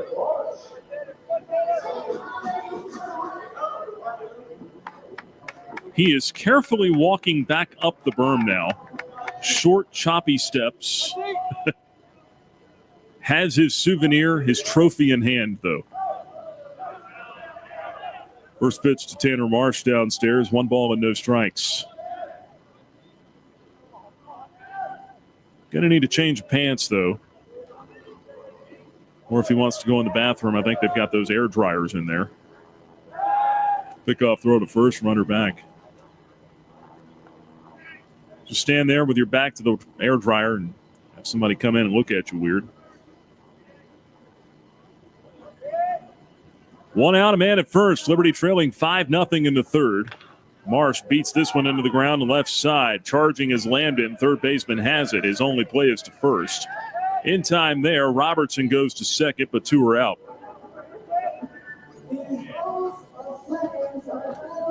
Tough borderline call on the strikeout of DeCandido. Now a ground out from Marsh, and if the Flames are to do any damage in this third inning, it's up to Jackson Sorensen. Sorensen 0 for 1, grounded out to second. Big left-hand hitter digs in. First one, breaking ball down and in. Good stop back there behind the plate by Jelic. 1 ball and no strikes. Sorensen out of Idaho Falls. I would imagine he's seen some of this white stuff. He's played a lot in the Northwest. There's the 1-0. Over but low, 2 balls, no strikes. He played for Anchorage one summer in the Alaska League. Hit .291 with a home run there. Also played in Yakima Valley in Washington. Summer of 2022. Hit .299 that year. 2-0 pitch. Yanked foul. Big cut on a fastball there. 2-1. Played in the Junior College World Series last year with Iowa Western Community College. Hit .392 with 8 home runs. Really good numbers. 2-1 pitch to him. Lunge and a miss. Couldn't get that fastball, and it's 2-2 now on Sorensen. Big, strong left-handed hitter. Has a home run already for Liberty. There's 6'4", 225. Trying to get one back at least here for the Flames. Robertson out at second. Here comes the 2-2 to Sorensen. Little nubber right side. Might be a tough play. Nope. First baseman handles. Peg to the pitcher covering in time. Mish finds Hooker at the bag, and that will do it. 3-1 put out. The Flames get nothing in the second. No runs, 1 hit, 1 left. We played 3 in Lynchburg. It's Xavier 5, Liberty nothing. You're listening to Flames Baseball from Van Wagner. Thompson Brooks Insurance has been serving Virginia for over 35 years, helping individuals and businesses with their insurance and investment needs. The team at Thompson Brooks is experienced in understanding Medicare, retirement planning, life insurance, the healthcare marketplace, and group insurance benefits. Call Thompson Brooks Insurance at 434-385-8500. That's 434-385-8500, or visit them online at thompsonbrooksinsurance.com. Thompson Brooks Insurance, planning today for tomorrow. Century Exteriors offers exterior home renovations, including but not limited to gutters, roofing, siding, home additions, and much more. Century Exteriors makes the process seamless. Call 434-239-6722 for a free on-site estimate, or visit us at centuryexteriors.com and Century Exteriors on Facebook and Instagram. You're listening to Liberty Baseball on the Liberty Flames Sports Network from Van Wagner. Time now to check the Carter Bank box score. 5-0 lead for Xavier as we head to the top of the 4th inning. For the Musketeers, they have 5 runs on 6 hits. No errors, 2 left on. For the Flames, no runs, 3 hits, no errors, and 3 left on. Xavier got 2 in the 2nd inning. And then they got 3 in the 3rd on a 3-run homer by Clay Burdett. Chased Flame starter Josh Swink from the ball game. He went 2 2/3 innings today, giving up 5 earned on 6 hits. Jason Jellick, the left-hand hitting catcher, leads off for Xavier in the 4th. Takes a pitch from Cooper Harrington outside. 1 ball and no strikes. So the Flames in a 5-run hole, their largest deficit of the year up to this point. Fastball inside, 2 balls, no strikes.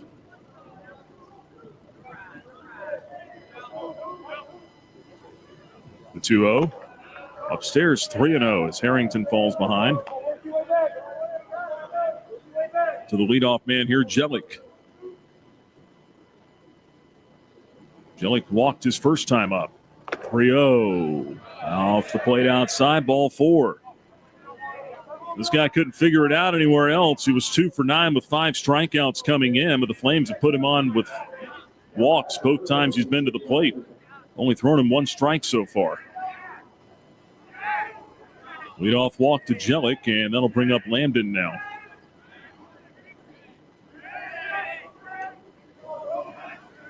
Lambden, an RBI single in the 2nd inning. Right-handed batter stands in. Takes just off the plate outside with a fastball, 1-0. Lambden is off to a blazing start. 7 out of 12, 4 RBIs. All of his hits have been singles, but he's been productive. That one caught the inside corner with a fastball. Evens the count of 1-1 on Lambden.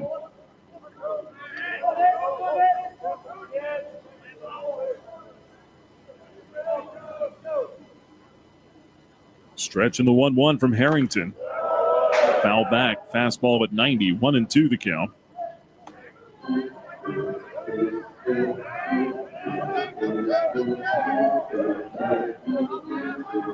Flames play Lambden to pull. 3 men shaded toward the left side. Swafford's still on the right side of the diamond, though. Not a shift. 1-2, just missed the outside corner with 92 miles an hour. Not missing by much. Tucker Moore stuck it there, didn't get the call. 2-2.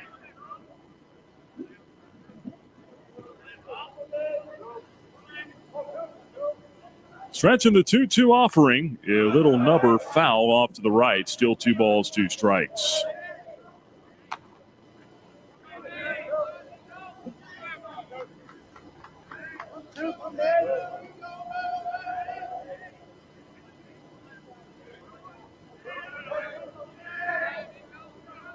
Harrington ready again. Now the 2-2. Where'd that miss? Fastball just off the black of the outside corner, I guess. 3-2. David Martinez is going to start getting questioned by the dugout here in a minute. 3-2 offering. Here it comes. Grounded foul past third. Off the dugout railing, we'll do it again. Still 3-2.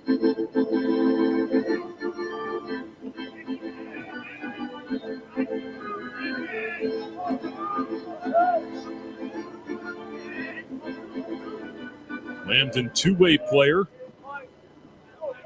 Pitch out of their bullpen as well. 3-2 pitch, rolls it foul, stays alive. Can't get that fastball by him, still 3-2.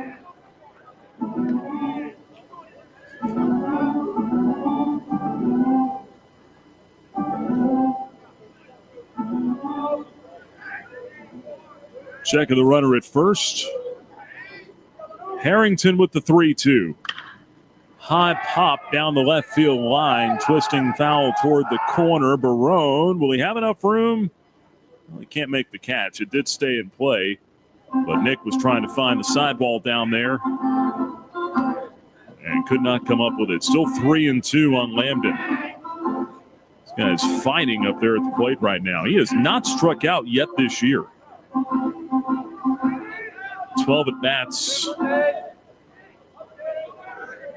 Be a great time for the first one. 3-2 pitch. Just inside, ball 4. Lambden shaking his head at his dugout. Now walking down to first base. He did earn that walk. It's just funny the day that we're in now. Guys celebrate walks. I'm not saying you shouldn't be happy about a walk. Take your walks. Showing bunt, Hendrickson pulls it back, takes low and outside. 1 ball and no strikes. Carter Hendrickson 0 for 2. He has struck out, hit into a fielder's choice. Looks like he's up there to try to move the runners. 5-0 Xavier here in the 4th. Shows bunt, takes a strike instead on a fastball. That'll even it up at 1-1.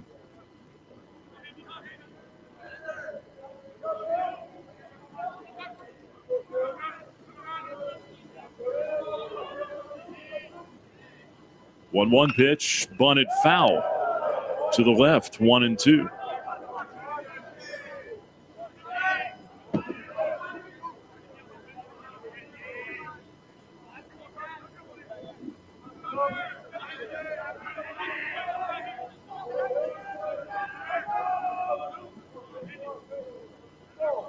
So the bunt probably off here for Hendrickson. Now the 1-2 pitch, swing and a miss, strike 3.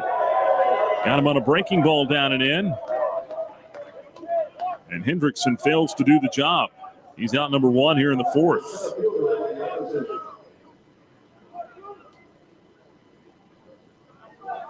Aiden Anderson, the hitter now.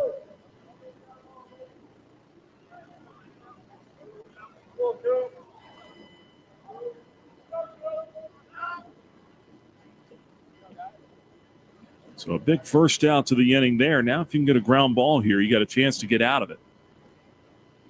Nothing happening.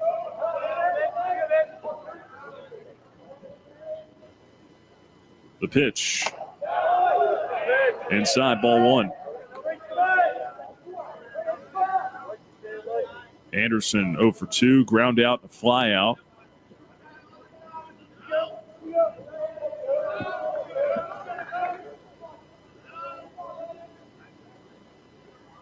Next one.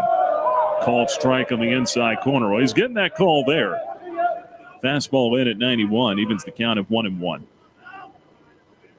Flames in a 5-0 hole in the fourth. You really can't afford to give these guys much more here. 1-1 pitch, called strike, inside corner 1-2. Harrington having to labor out there a little bit, but it's coming back, pounding the zone here.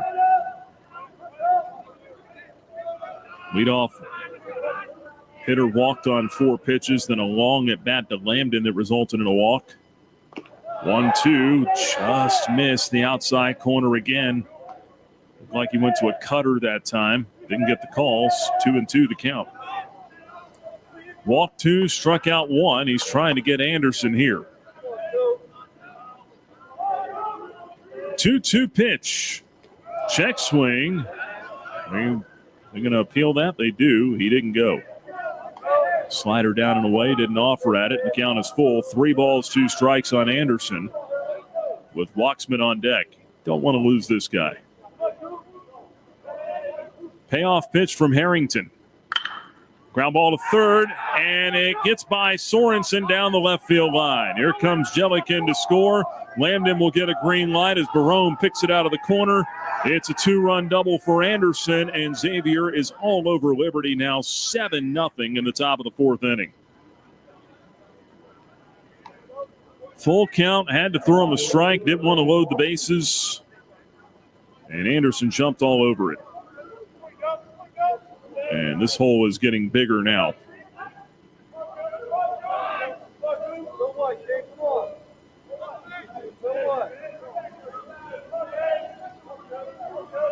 Isaac Waxman stands in from the right side. First one up and in. 1 ball, no strikes. If you can keep it a manageable deficit, you feel good once you start to get into their bullpen, if you ever can. Got some guys that have struggled there. Up and in, and that one hit him. Waxman gets grazed. He'll go to first. And this thing's going from bad to worse. 7-0 deficit in the 4th. Only 1 out and 2 more men on now for Connor Mish, the cleanup hitter. However, I will say, they've got some guys that have struggled, but they've got some left-handers in that bullpen that have not struggled. You figure they're going to get called on here if needed against these Flames lefties at the plate. Mish takes low and outside, 1 ball and no strikes. But first things first, you got to be able to stop the bleeding. And right now, Xavier has scored in every inning but the first. Harrington having a tough time of it out there. He's walked 2 and hit a batter in this 4th inning. Now he and Tucker Moore are going to talk. Moore walks out to the mound. Harrington was looking at his wristband before that, maybe trying to decipher what the pitch call was.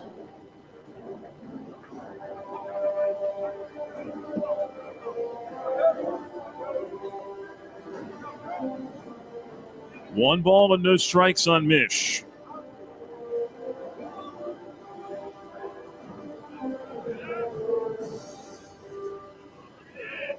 Mish 0 for 2 with a strikeout. Right-hand hitter waits the pitch. Bouncing ball toward third, foul. Going back to that double by Anderson, it was hit in the vicinity of Sorensen. Not right at him, but it was hit so hard, I just don't think he was ever able to really react to it. Tried to backhand it, couldn't.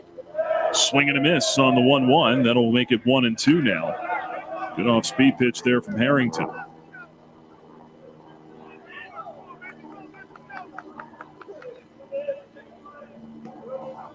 One ball, 2 strikes on Mish. Here comes. Just missed.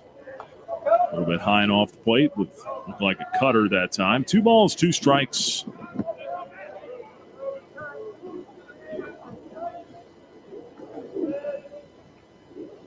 Now the 2-2. Check swing. Did he go? They appeal it. Yes, he did. Strikeout for Harrington. He got him on a slow breaking ball that time. Mish goes down, out number 2 in the 4th inning. Flames have a right-hander loosening in their bullpen. 7-0 lead for Xavier. 2 outs, 2 on. And Minsick, the second baseman, comes to the plate.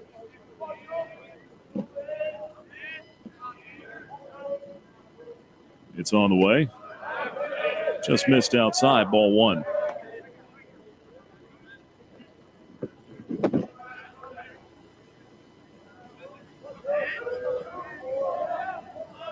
Harrington checks second. 1-0 pitch. Just missed. Fastball a little low and out. 2 balls, no strikes. I don't have a great look at it from here necessarily, but a lot of these just don't look like he's missing by much. 2-0. Swung on, missed. Came in on him that time with a fastball. It's 2-1.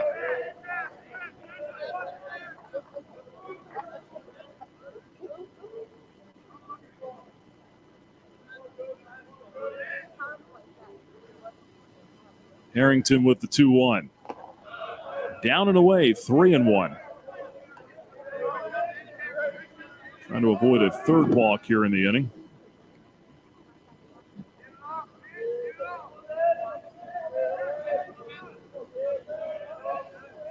Now the 3-1 delivery. That's in for a strike, and it's 3-2. Harrington, one of 26 newcomers on this roster. A true freshman out of Sanford, North Carolina. 6 feet, 155-pounder. 3-2 is inside, and that's ball 4. He lost him. Too many walks today for the Flames. 3 in this inning. Also a hit batsman. That's going to load the bases for Xavier.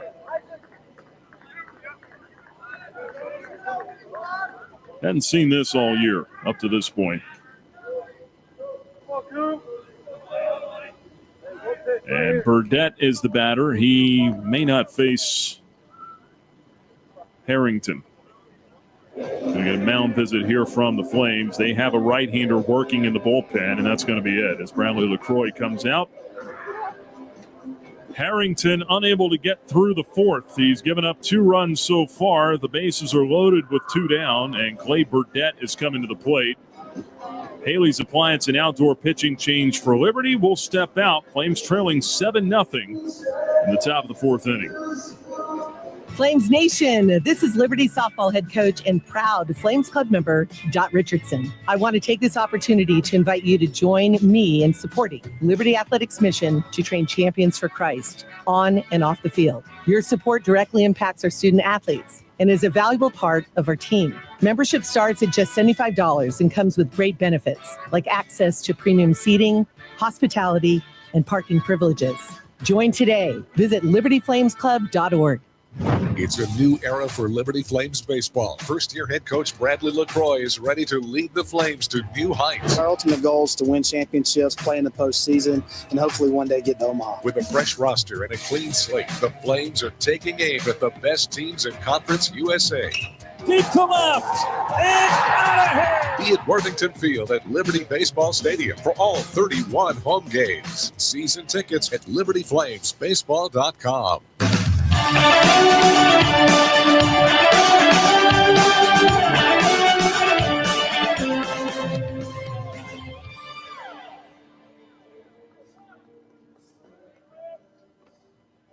New pitcher is right-hander Joseph Webb. 6'1", 215-pounder out of Lawndale, North Carolina.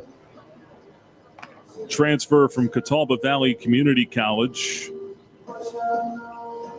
Spent last season there. 13 appearances, 9 starts, went 7-4 with a 5.46 ERA.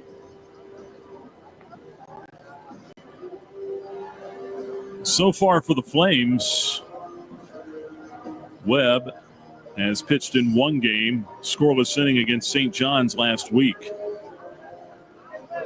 He inherits the bases loaded here. Xavier leading Liberty 7-0 in the top of the fourth, 2 men out. Flames have not lost yet this year, but that streak is in severe jeopardy at the moment. Especially if Webb can't get out of this inning right here. Burdette cranked a 3-run homer his last time up. The pitch. And for a strike from Webb as he comes in with a sidearm fastball in there at 88 miles an hour, 0-1. This guy can change arm angles on you, makes it tough for the hitter to pick up on. 0-1. Right back there with a breaking ball, and it's 0-2. Pitching coach Andrew C. called this guy their Swiss Army knife. Do a little bit of everything for him. Fastball, splitter, breaking ball, cutter. 0-2 count on Burdette. Webb fires. That one lifted down the right field line, foul out of play. Still 0-2. He switched back and went over the top there that time. I don't really mess with you as a hitter, trying to pick up on release points. Most important thing for a hitter, not your hands, not your hips, it's your eyes. Seeing the pitch. 0-2, yanked it low and outside. 1 ball, 2 strikes on Burdette. I was listening to Sean Casey the other day, former Reds great, big leaguer, Yankees hitting coach for a time. The first thing you need to do as a hitter, don't go to the weight room. He said, go get your eyes checked. Get an eye exam. 1-2 pitch upstairs. 2 balls, 2 strikes.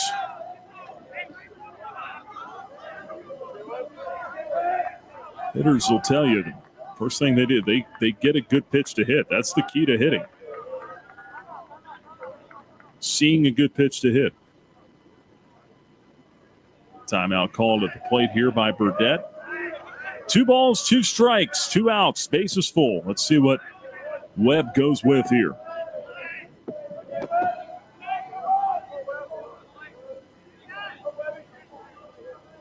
The 2-2 missed outside. And that'll run it full. 3 balls, 2 strikes now. He tried the cutter there. Can't walk him. No place to put this guy. Runners will be off and moving with 2 outs. Webb ready with a payoff pitch. Swung on and missed. He struck him out. Got him down and in. And that'll do it for Xavier in the 4th. So Webb comes on and puts out the fire. Xavier gets a couple more, but it could have been much worse. Bases left loaded. We go to the bottom of the 4th inning. Flames with a lot of catching up to do. They trail this one 7-0. You're listening to Liberty Baseball from Van Wagner. Looking to buy a home or refinance a mortgage? Now is the time to take advantage of your one-of-a-kind offer from Alcova Mortgage. As an employee or alumni with Liberty University, you are eligible to receive a lender credit that equates to 1% of your total loan amount up to $5,000. This offer provides you with some much-needed savings while also helping you tackle your closing costs. Visit alcova.com/liberty today for details. Offer does not apply to broker loans. Alcova Mortgage, NMLS ID 40508, NMLSConsumerAccess.org, Equal Housing Lender. I'm Bob Davis. If you're considering improving your backyard, AquaPros has just what you need. For the grilling devotee, nothing beats the big green egg. Everything tastes better when it's cooked on a big green egg. AquaPros has the full line of green egg grills, charcoal, and accessories. Since 1985, AquaPros has been the source for the world's greatest hot tubs, American-made marquee spas. Stop into any of AquaPros 4 showrooms today and make your home a fun and relaxing resort. Follow the Liberty Flames Sports Network from Van Wagner on social media and keep up with all your favorite teams. Search LFSN Radio on X, formerly known as Twitter, Facebook, and Instagram. Flames baseball lives here. You are listening to the Liberty Flames Sports Network from Van Wagner.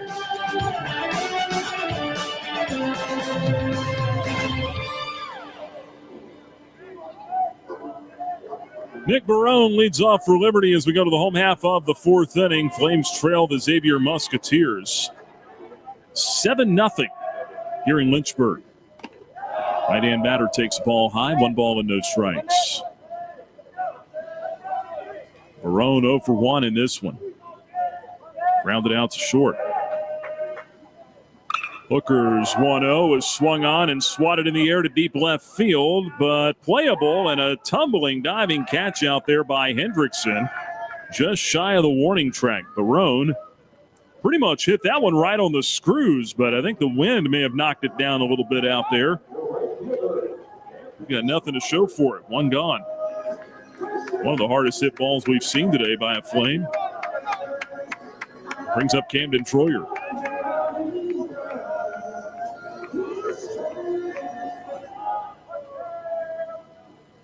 Troyer, left-hand hitter, takes low and in. 1 ball, no strikes. 0 for 1 with a ground out today.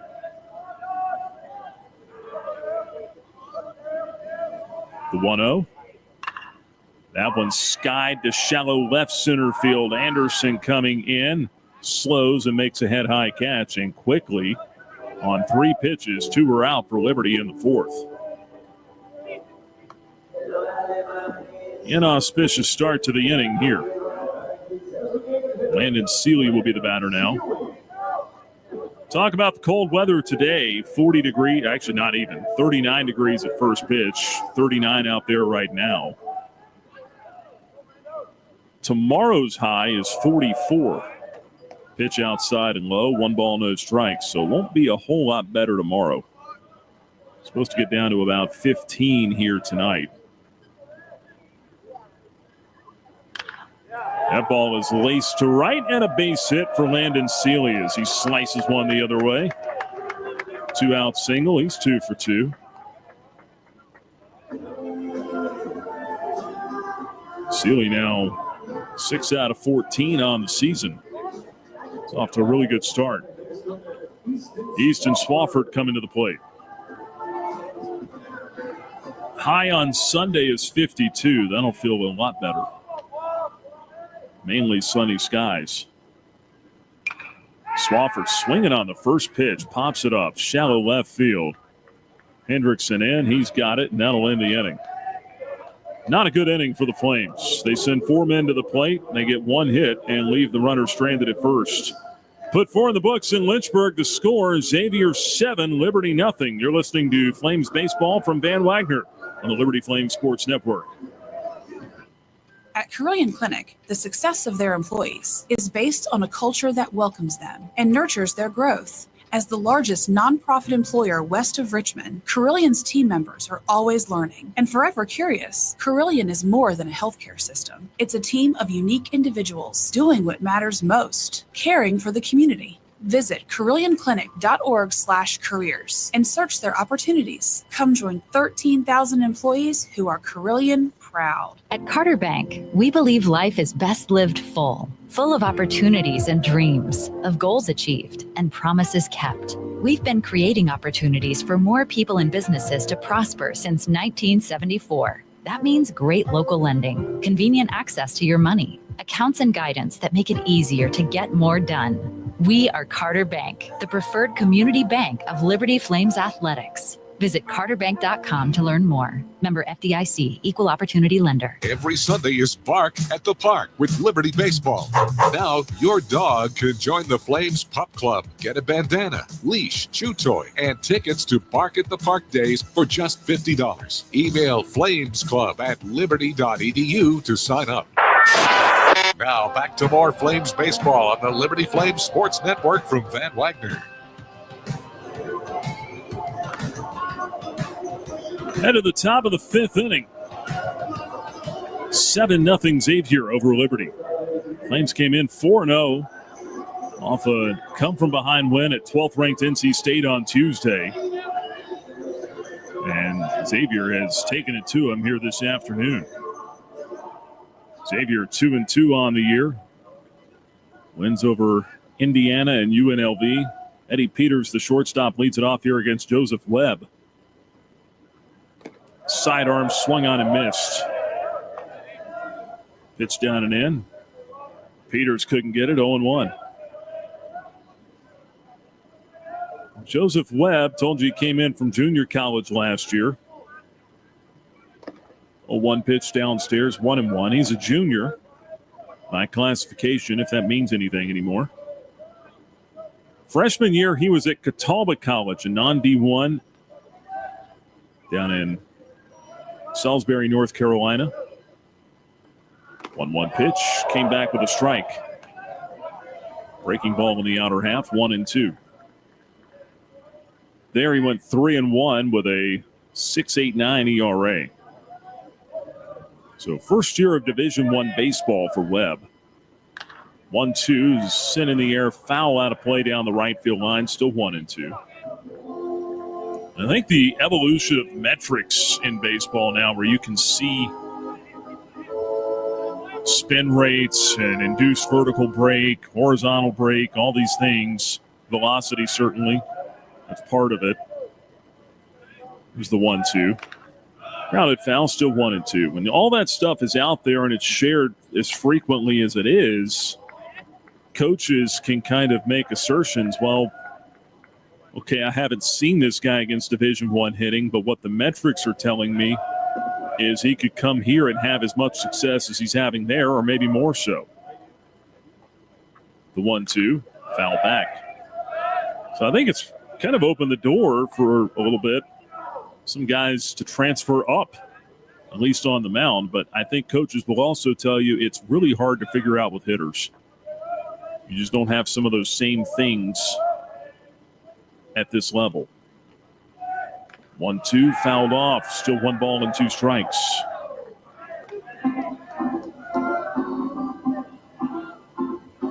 So yeah, that guy hit 380 in junior college, but what kind of arms was he facing? Just never know. 1 ball, 2 strike pitch. Swung on and missed. Strike 3. Peters went chasing that one down out of the zone. Throw down to first in time from Tucker Moore. Strikeout for Webb is his second. He's come in, looked pretty good here so far. 1 out in the 5th. Follow LFSN Radio on X, formerly known as Twitter, and Instagram, or search LFSN Radio on Facebook. Check out our live streams today. You can also find us on YouTube, Liberty Flame Sports Network. Got the In the Booth cam today. Jason Jellick takes the ball upstairs, 1-0. 7-0 lead for Xavier. We're in the top of the 5th.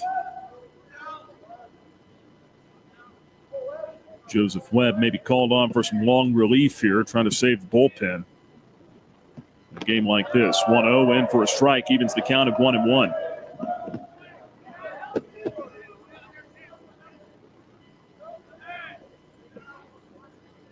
It's an important role. Don't want to burn up a bunch of guys today. You got 2 more games to play this weekend. The 1-1 is outside, 2-1. Ben Blair will start tomorrow for Liberty.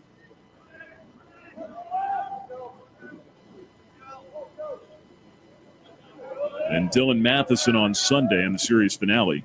2-1. Fouled off, 2-2. Blair was dynamite his first time out. Conference USA Pitcher of the Week this week. Career high 11 strikeouts, 6 shutout innings against St. John's. Flames will be looking to him to maybe right the ship. We'll see how this one plays out. Still about half this game to go, but 2-2, lunge and a miss, strike 3. That was nasty. Might have gone to the splitter that time. Jellick out of there on strikes. 3 up, 3 down for Webb so far. All strikeouts. No one's put it in play against this guy.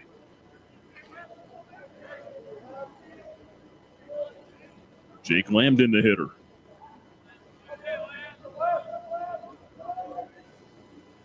Pitch shows bunt, takes high and away. 1 ball and no strikes. Lambden has singled, walked, scored, and driven in a run.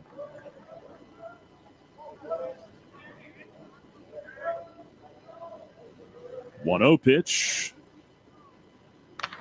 Line drive, center field. Robertson coming in. He'll have to play it on a bounce. And Lambden got himself a fastball that he turned around. He stays hot. His second hit of the ball game. He's on for the third time. Go back to the top of the order now. Here's Hendrickson.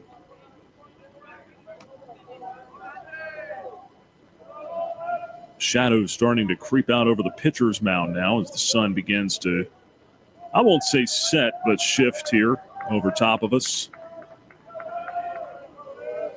Shadow from the overhang pretty much splitting the mound in half at a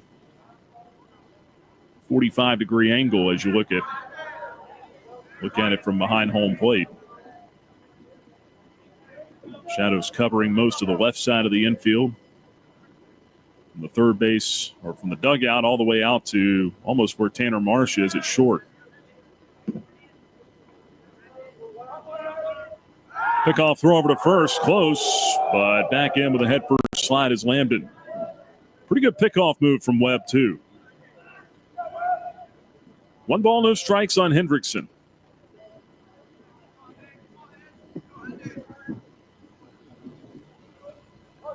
Here's the 1-0 pitch. Instead, pickoff throw over again, and again he's back safely. Had a pitcher tell me one time in pro ball, in high school, he couldn't get away with it in pro ball, but in high school, if you didn't want to pitch to somebody, you just walk them. And he had such a good pickoff move, he'd just pick them off right after that. And what do we got now here? Home plate umpire David Martinez signaled time, said something to Tucker Moore. And now Bradley LaCroix's out talking to Martinez, the home plate umpire. Martinez was talking to Moore, the catcher, and pointing towards Webb on the mound. LaCroix gets whatever explanation he got, now heads back to the dugout. I don't know if there was something about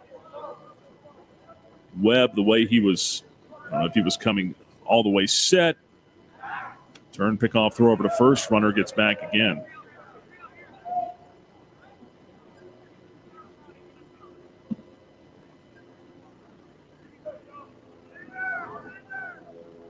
Try it again here. 2-0. That one just missed over, but low. Crowd starting to get on Martinez a little bit here, too. The home plate umpire. 3 balls and no strikes to Hendrickson.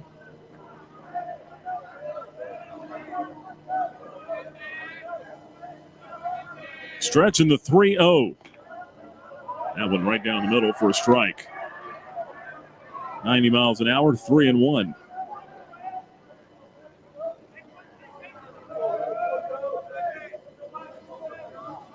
Trying to work around a 2-out single. Here is the 3-1. Where'd that miss? Ball 4. Right over the outer third of the plate.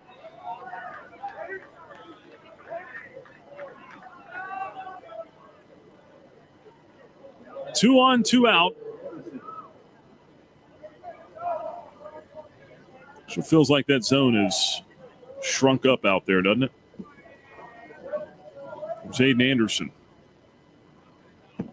Right-hand batter takes high. 1 ball, no strikes.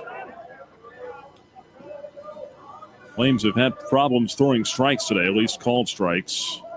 6 walks in the game now. We're only in the 5th inning. 6 walks, 7 strikeouts for Flames pitchers. 1-0 from Webb. Sidearm. Looked pretty good from here. Must have been inside. 2 balls, no strikes.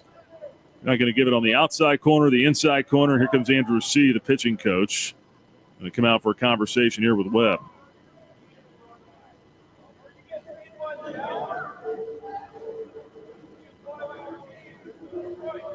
Two balls, no strikes on Anderson. 7-0 lead for Xavier. They put a couple of men on here in this 5th inning. Josh Swink was the starter for the Flames. He didn't get out of the 3rd inning. 2 2/3, 5 runs, 6 hits. Gave up a homer, 2 walks, 2 strikeouts on 59 pitches. Cooper Harrington, freshman, went an inning, 2 runs, 1 hit, 3 walks, a hit batter, 2 strikeouts, 40 pitches, only 17 strikes, 23 balls for Harrington. So then the Flames went to Joseph Webb. And here he is with a 2-0 count on Anderson. Comes back with a strike on a fastball. 2-1.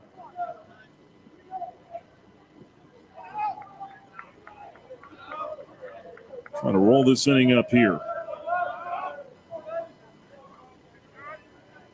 The 2-1. Check swing. They appeal. No, it didn't appeal. He just called a strike. 91-mile-an-hour fastball. Not on the swing, but a called strike, and that'll leave it at 2-2 on Anderson now.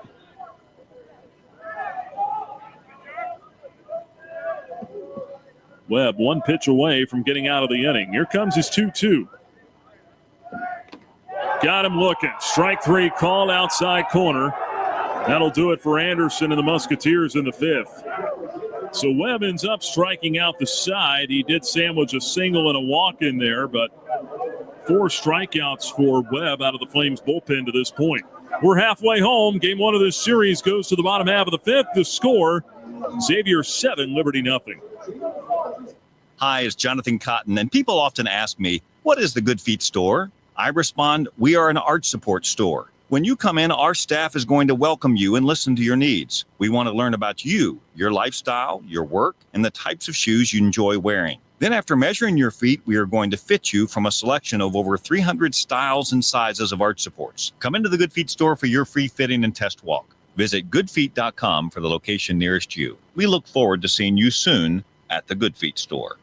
Your business deserves a bank that values relationships and prioritizes customer service. Since 1979, First Bank and Trust Company has been delivering on these very commitments. Our bankers have been accessible, consultative, and provide a degree of understanding developed through years of commercial experience. First Bank and Trust has the expertise and capital to fund small and large projects up to $32 million.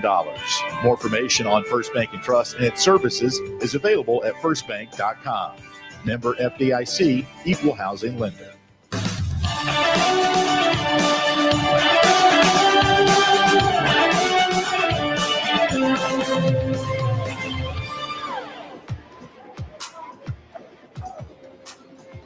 Go to the bottom half of inning number 5 in Lynchburg this afternoon as Liberty trails Xavier 7-0.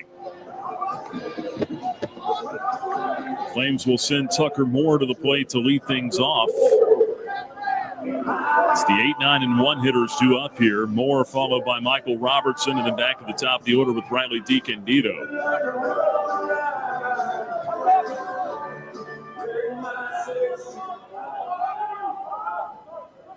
Moore 0 for 1 with a fly out. Hits one on the ground sharply here and through. Base hit left center field. There's a good start. He went up there hacking at the first one he saw, and Moore's got himself a leadoff single here off Hooker. For Hooker, that is the 5th hit he has allowed. Pitching into the 5th inning for the first time this year. He pitched 4. His first start against Oregon State on opening day. Robertson, the hitter. Michael Robertson bats from the left side, had a single his first time up, takes low, 1 ball, no strikes. Well, can't get it all back at once, but well, you could, but far more likely if you chip away. That 0 that Webb just threw up in the top of the 5th inning, very important. Trying to help the cause here. 1-0, Robertson takes it outside, 2 balls, no strikes.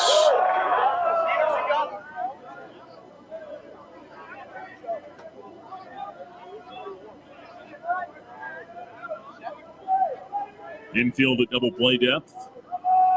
2-0 pitch. Robertson sees it down and in. 3-0. Got to start to see some pitches from this guy. Xavier does have a lefty warming in the bullpen, though. Told you they have 3 pretty good lefties down there. At least they've been good so far. Here's a 3-0. Robertson takes a strike. Fastball caught the outer third. 3-1.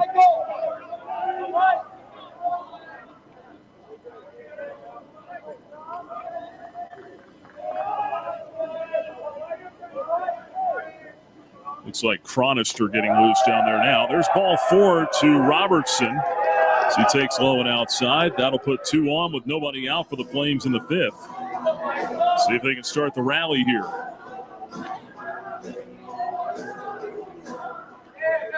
Mound visit here now. Pitching coach Doug Willey is out. Talking over with Hooker, who has got a 7-0 lead here in the 5th inning. Guess they're just kind of eyeing pitch counts at the moment, which I think a lot of folks are this early in the season. Hooker up to 62 pitches, 38 strikes, 24 balls. That walk he issued was his first of the day to Robertson. He's got a walk and 2 strikeouts so far. Here's DiCandido now. Left-hand batter swings on the first one, a grounder to the right side. Bobbled at second base. Now the throw to first is wide and pulls Mish off the bag.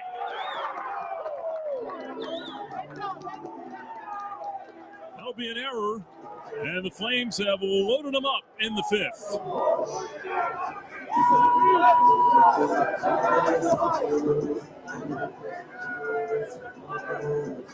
Tanner Marsh coming to the plate.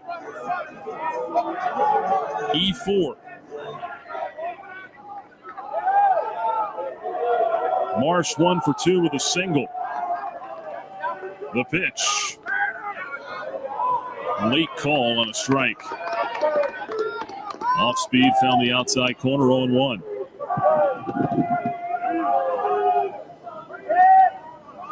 Flames trail 7-0, trying to get on the board in the 5th. The 0-1.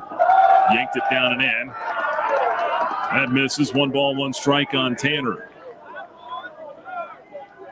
Marsh 1 for 2 today. On the season, he is 6 out of 14. Couple of RBIs. Next pitch inside, 2 balls, 1 strike. This is that always dreaded third turn through the order for a pitcher here for Hooker. First time he's been asked to do that yet this year. They've got Chronister loosening in the bullpen, the lefty. 2-1 is at the knees for a strike, 2-2.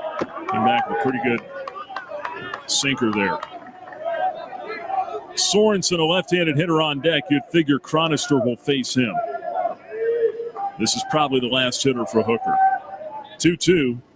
Swing and a miss, strike 3. And Marsh chased down and out of the zone. That's a big first out to the inning. Unfortunate for the Flames. They've got the bases still loaded. But now 1 out and Sorensen coming to the plate. And I was about to say, I'll be shocked if they let Hooker face him. On his way to the mound, it's the head coach, Billy O'Connor, for Xavier, and he has made the move to the bullpens. They will bring on a lefty. Haley's Appliance and outdoor pitching change coming up here for Xavier. Leading Liberty 7-0 with 1 out. The base is full in the bottom half of the 5th. We'll have the new pitcher when we come back here to Lynchburg.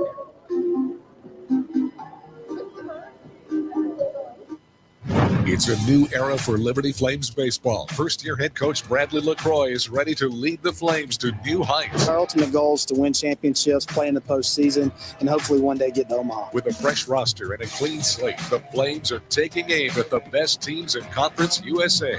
Deep to left, and out of here! Be at Worthington Field at Liberty Baseball Stadium for all 31 home games. Season tickets at LibertyFlamesBaseball.com. Flames Nation, this is Liberty men's basketball coach Richie McKay. The McKay family are proud Flames Club members and invite you to join in training champions for Christ on and off the court. Whether you're at the game or cheering from home, your support is valuable and directly impacts our student athletes. Membership starts at just $75 and comes with great benefits like access to premium seating, hospitality, and parking privileges. Join today. Visit libertyflamesclub.org.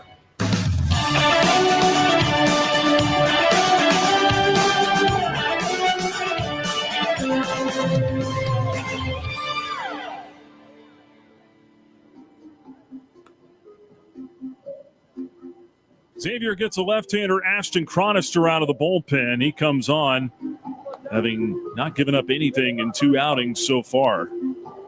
2 appearances, he's 1-0. 1 walk, 1 strikeout. Has not even allowed a hit yet this year.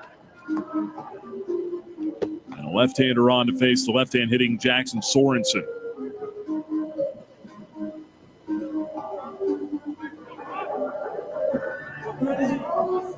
Chronister, tall kid out there, 6'8", 235 pounds. He's out of Rogers, Arkansas. 12 appearances for Xavier last year. Pitched only 13 innings.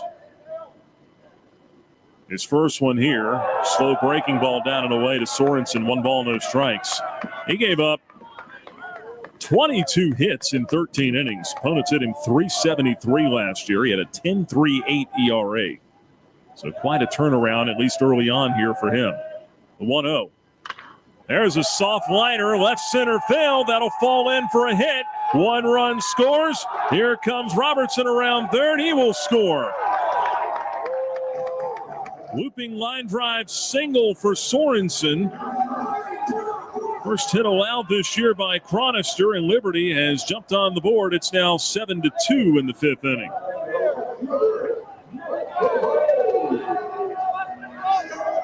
Sorensen with a base hit, knocks in 2. Still only 1 out in the inning. Runners at first and second. Nick Barone comes to the plate. Charge the runs to Hooker. And DeCandido also still belongs to him, although that run would be unearned. First pitch to Moore outside, 1 ball and no strikes.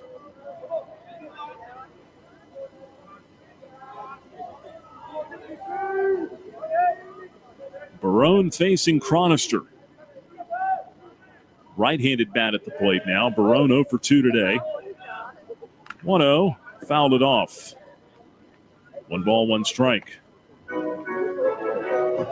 Barone, a ground out, a fly out so far in this one. The Flames will not be shut out today. They've cut it back to a 5-run deficit. Chance for some more here in this 5th inning.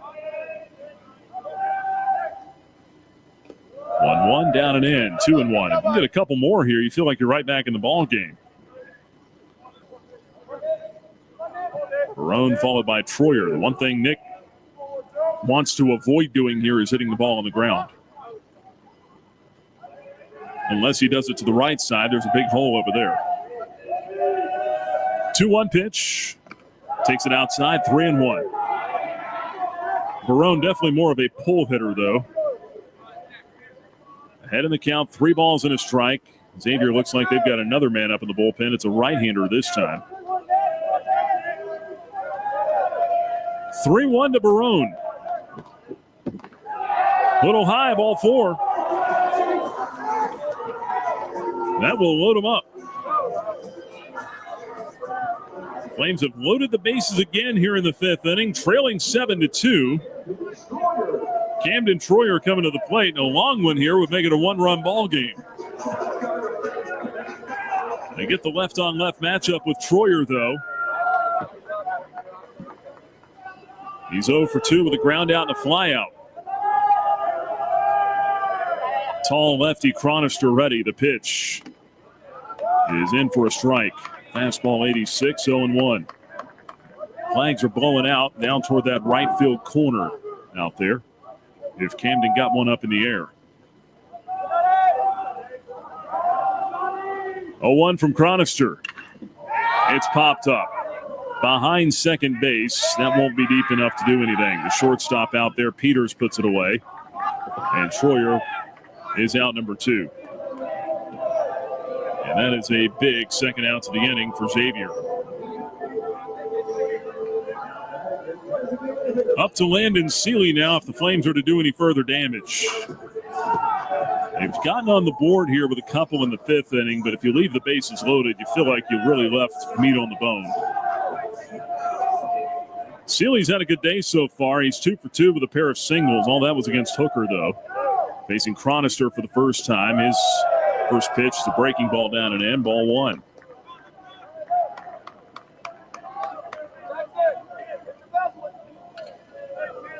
Landon Seeley, true freshman at the plate.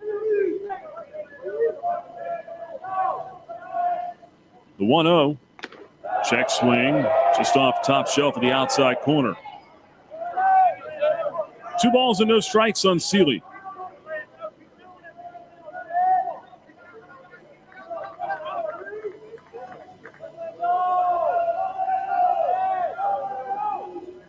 The 2-0 popped up foul. That'll get out of play to the right, 2-1. Flames are just 1 for 7 with runners in scoring position today.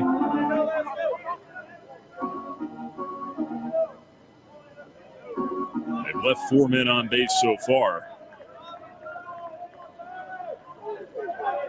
See if Seeley can deliver. The 2-1. Swing and a miss. 2-2 the count. Chronister went away that time. He's battled back to even it up. From 2-0 to 2-2 on Landon Seeley. The pitch. Off the plate inside and low with a fastball. 3-2 now. And no place to put Landon Seeley. Bases loaded, 2 outs. Every Liberty Flame will be on the move. DeCandido at third, Sorensen at second, Barone at first. Seeley waits. Payoff pitch from Chronister. Chopper slowly hit toward third. Lambden charges. Low throw to first, not in time. Seeley beats it out with his speed. DeCandido scores, and it's 7-3. Infield hit and an RBI. Seeley 3 for 3 today. That's just understanding the assignment, not getting beat. 3-2 count. Beat it into the ground and run. Seeley can fly. They are still loaded now for Easton Swafford. Tying run at the plate. He takes the first pitch breaking ball for a strike on the outside corner, 0-1. Swafford, the 9th man to hit in the inning. A 3-run 5th for the Flames, the 0-1. Called strike 2. Fastball on the outer third, 0-2 the count to Swafford. It's twice flied out today. Base hit here, and you're right back in it. Here comes the 0-2 from Chronister. Going outside. Spit on that breaking ball down and away. Wasn't even close to a strike. 1 ball, 2 strikes to count on Easton Swafford.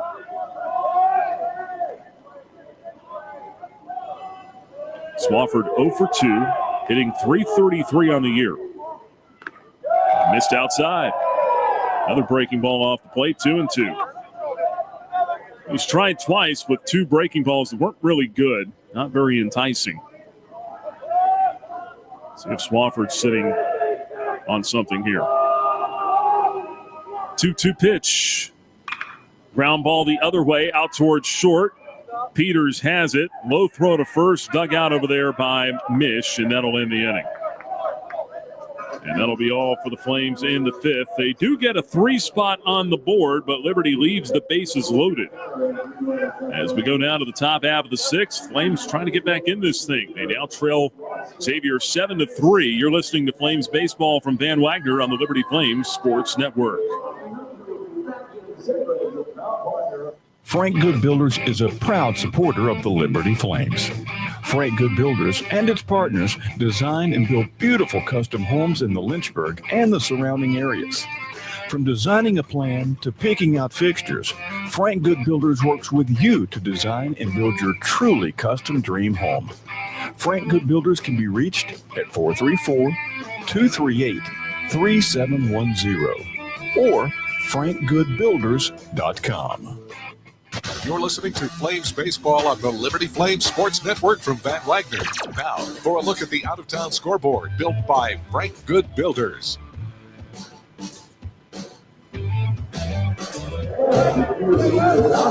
Headed to the top of the 6th inning, it's 7-3. Xavier on top of Liberty. Nick Pierce with you on this sunny but cold Friday afternoon. Take a look at that out-of-town scoreboard now.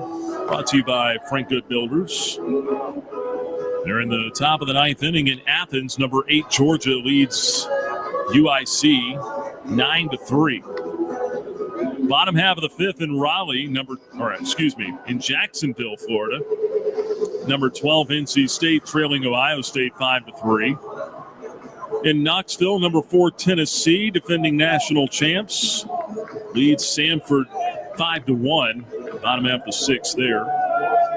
Number 16, Texas, with a 3-1 lead at home over Dartmouth in the top of the sixth.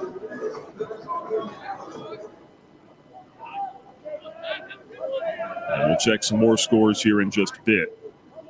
Isaac Waxman leads it off at the plate for Xavier in the sixth against Joseph Webb.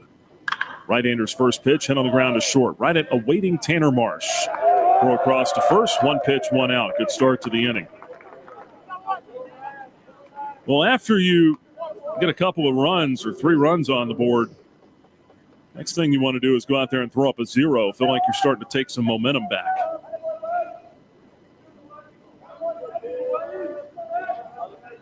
Waxman with a quick ground out. Here's Connor Mish.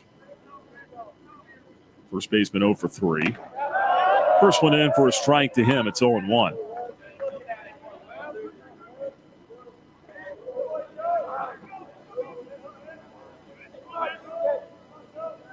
Some Conference USA games starting a little later. Good pitch, just missed. 1 ball, 1 strike. Just getting underway, Jacksonville State and Akron. Middle Tennessee and Fairleigh Dickinson. Kennesaw State and Columbia. All just getting started. That one missed up high with a breaking ball. 2-1. Kennesaw State not playing at its home ballpark right now. They're renovating Stillwell Stadium down there on campus. Ball 3 upstairs here, 3-1. They're playing at Memorial Field in Marietta. That's just down the road. North Atlanta area, northwest. Not far from Kennesaw State's campus. 3-1. Just missed. Inside, I guess. Ball 4.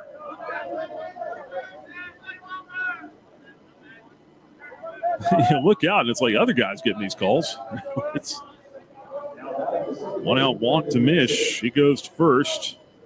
It's the 7th walk issued by the Flames.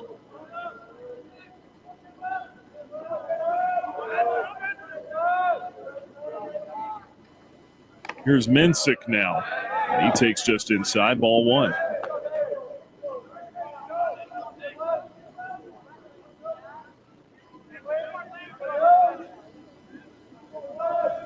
Seven walks, I believe, is a season high.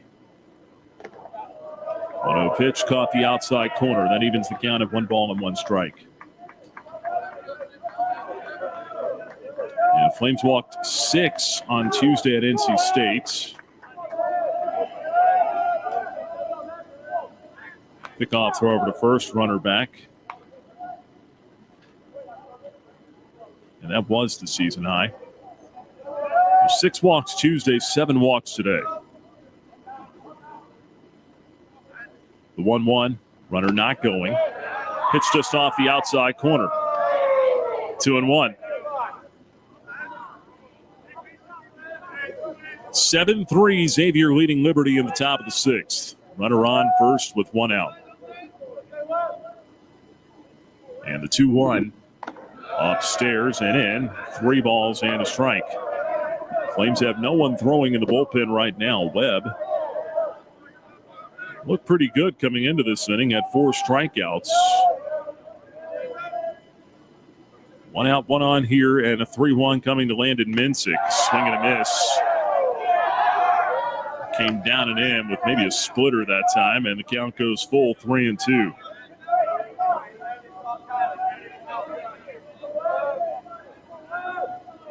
Payoff pitch is due.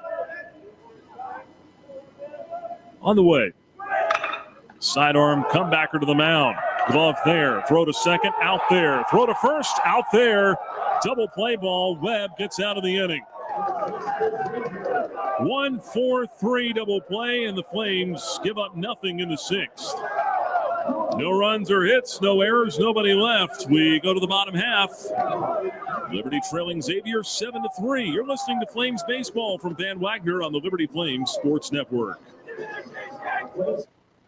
Earthright Mid-Atlantic, your trusted solar and energy efficiency experts. With a focus on honesty, education, and excellence, they light the way to savings, home comfort, and a greener future. Educating homeowners about the power of solar and energy efficiency is their winning game plan. More information about Earthright Mid-Atlantic? 434-200-9716 or at erepower.com.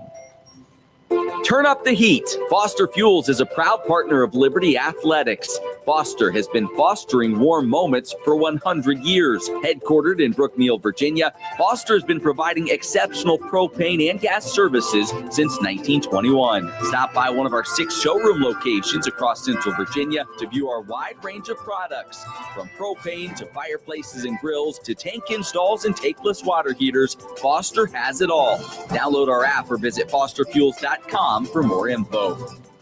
Can't get enough Flames baseball? Download the Liberty Flames Clubhouse Report, presented by Freedom First Credit Union each week on the Liberty Flames podcast. Just search Liberty Flames wherever you get your podcasts.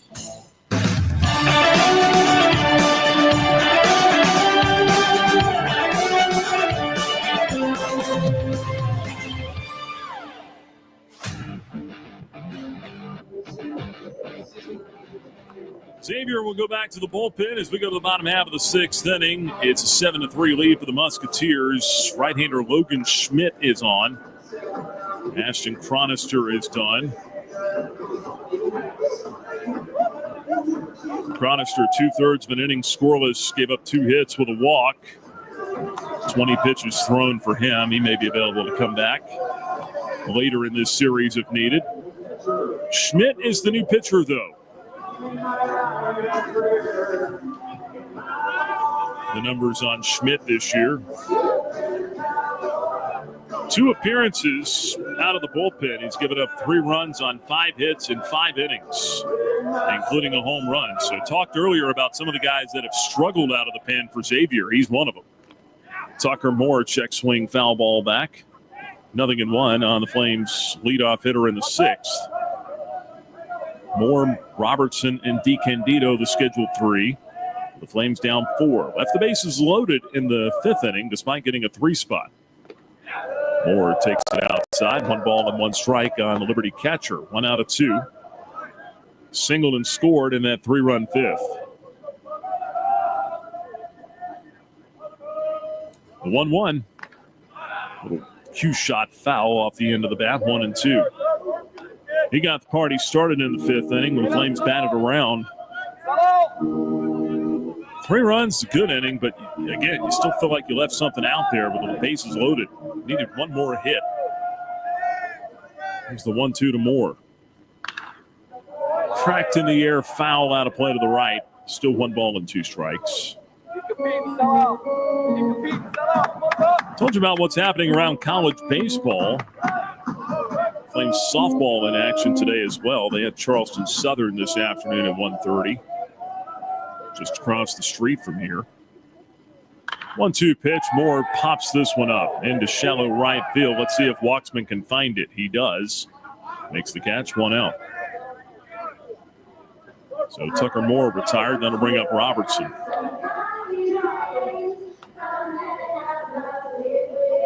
Lady Flames shut out Charleston Southern today, 12-0 the final.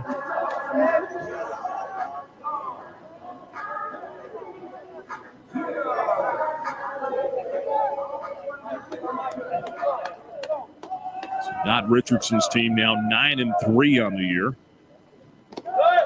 Ranked inside the top 20. Robertson takes low, 1 ball and no strikes. They're ranked in all 3 major softball polls.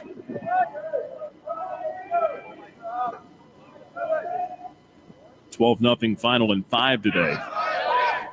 Next pitch in for a strike to Robertson. It's 1-1. Robertson's been on twice in this one. He has singled and walked, also scored. Flames down 7-3 in the sixth. 1-1. Liner back up the middle and a base hit into center field. Robertson shoots it right back up the center of the diamond again for his second hit. I think he might be going now. And that base hit in the ninth inning on Tuesday at NC State to deliver the game winner. Got two more hits here today. Here's DiCandido now.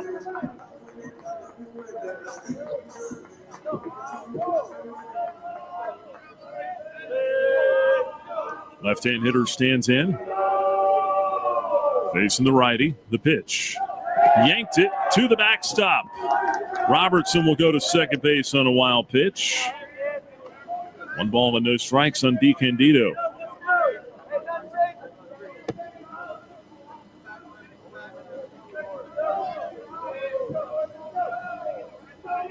Rachel Roop had a 3-run homer in that win for the Lady Flames today.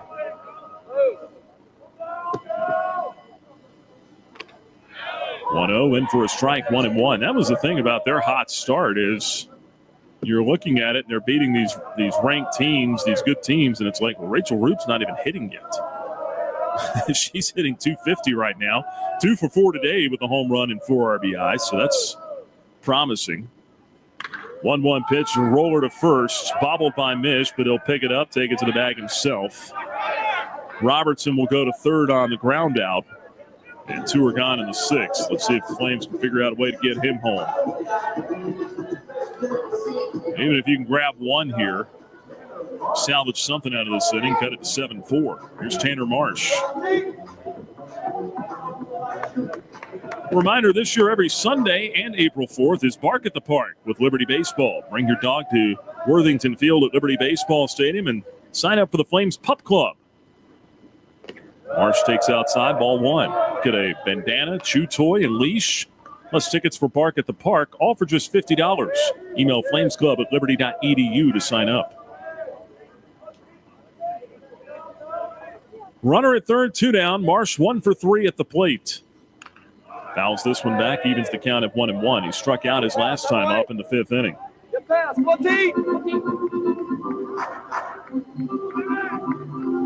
Flames bullpen appears quiet at the moment. Mason Webb back out there for the 7th inning. No one throwing in the Xavier bullpen either.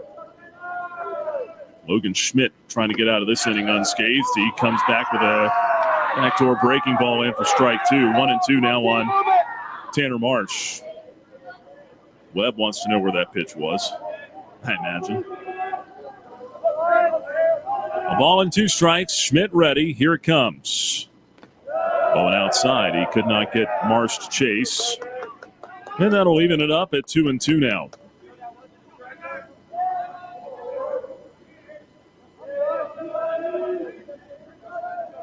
Marsh trying to deliver a 2-out hit.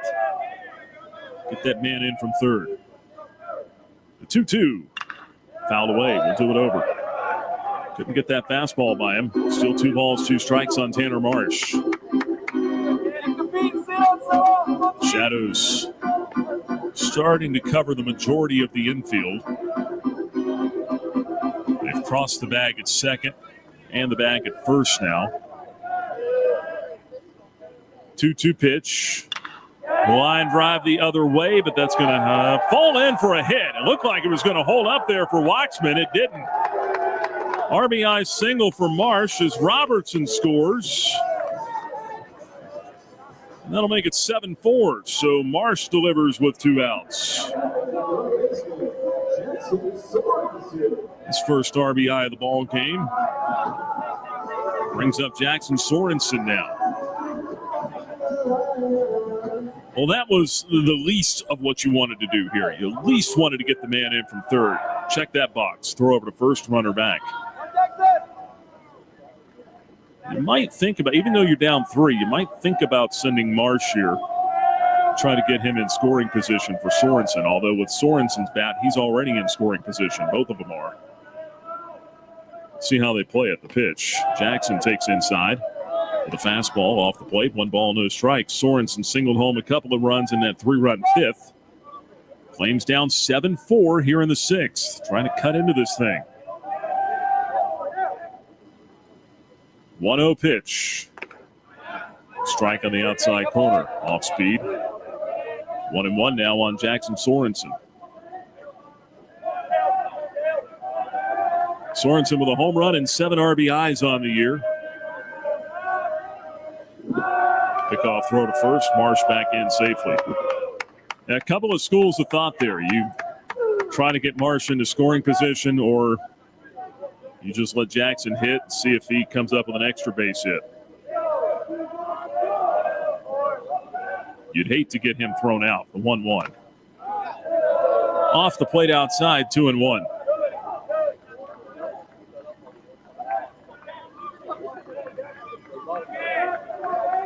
Breeze pushing out to right field and down toward the corner on this very cold Friday.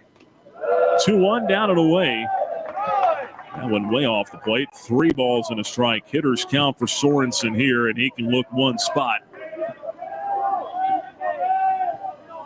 If it's there, you pull the trigger. 3-1 the pitch. Swing and a high pop foul. That will get out of play to the left. Fastball couldn't square it up, and the count will go full. 3-2 on Jackson Sorensen. He may not get another pitch better than that one. Outer half of the plate. Sorensen with a nice, short, compact swing. Home run he hit the other day against St. John's. Thing of beauty. Here's a 3-2. Runner going this time. There's a line drive toward the right field corner. That's a fair ball. It's going to roll all the way to the base of the wall. Here comes Marsh sprinting around third. Relay throw will be cut off.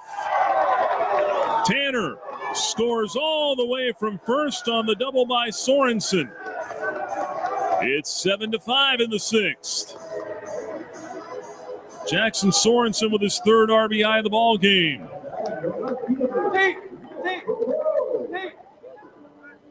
Well, he got a pretty good pitch to handle there on 3-2. Didn't want to walk him.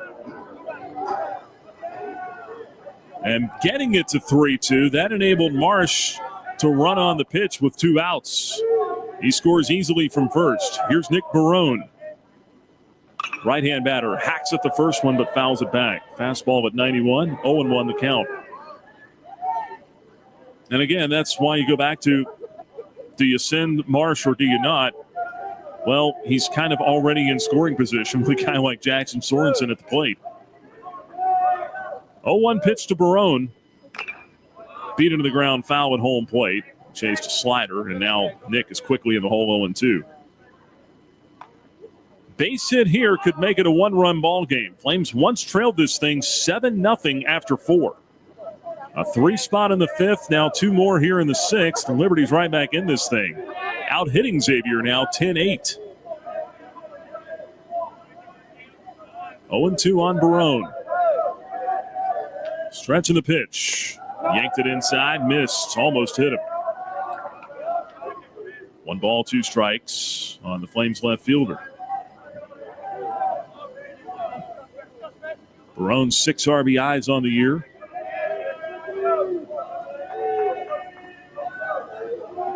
Trying to drive in Sorensen here. The 1-2. Foul back, stays alive, still 1-2. Bradley LaCroix described Nick Barone, a guy that never met a pitch he didn't like. Never met a pitch he didn't want to swing at. Hurt a little bit in the fall. Came back, looked good in the spring, won the left field job. 1-2 upstairs, 2 balls, 2 strikes. West Virginia transfer at the plate.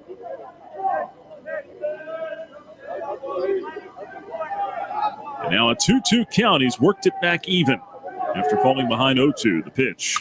There's a line drive out toward left field. That's going to get down for a hit. They're going to send Sorensen. Here comes Hendrickson's throw to the plate. Cut off.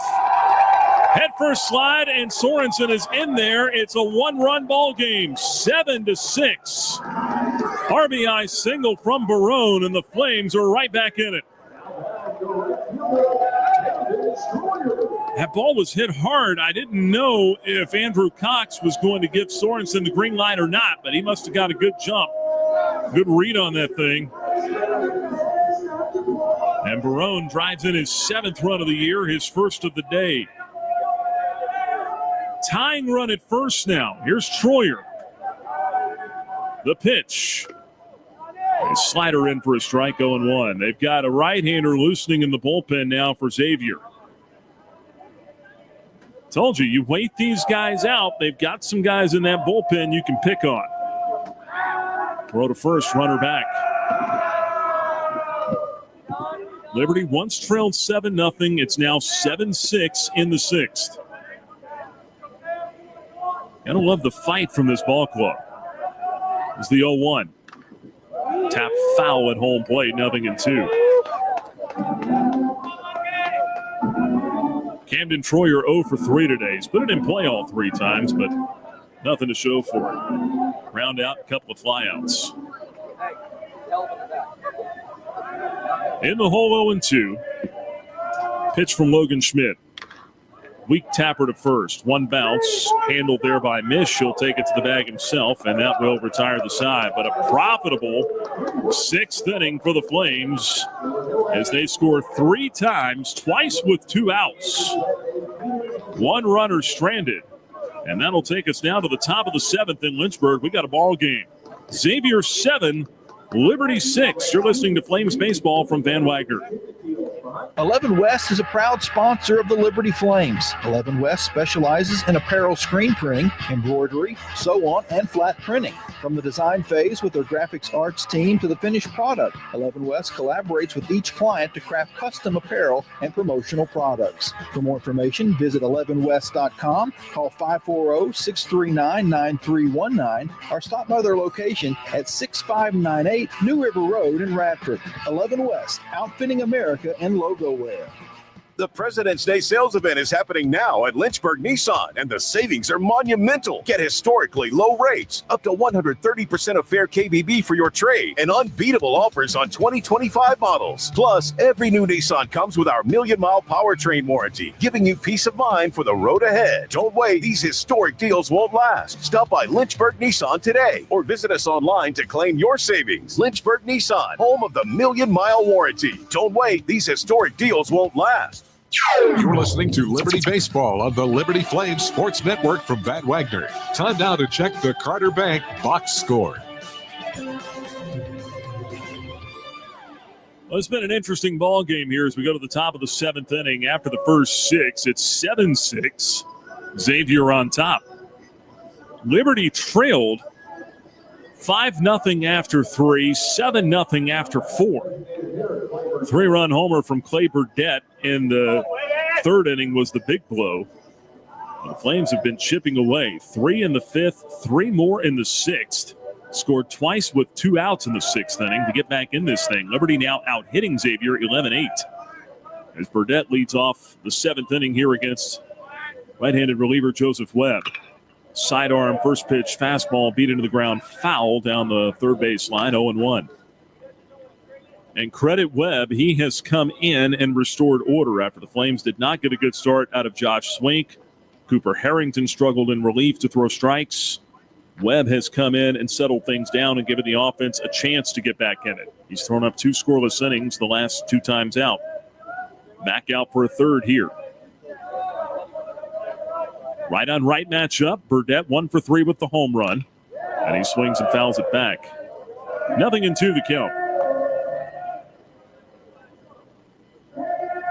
So the line scores 7 runs, 8 hits, 1 error for Xavier. They have stranded 7 base runners. For Liberty, 6 runs, 11 hits, no errors. They've left on 8.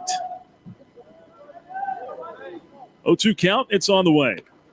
Missed outside. 1 ball, 2 strikes. 6, 7, and 8 in the batting order due up for Xavier. Flames have someone up tossing in the bullpen. It's a lefty. 1-2 pitch. Tap foul. Just got a piece of that. Still 1-2.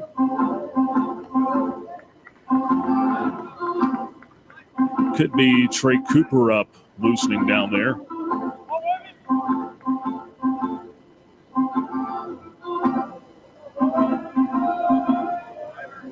Spencer Williams pitched on Tuesday. I don't know that he's available today.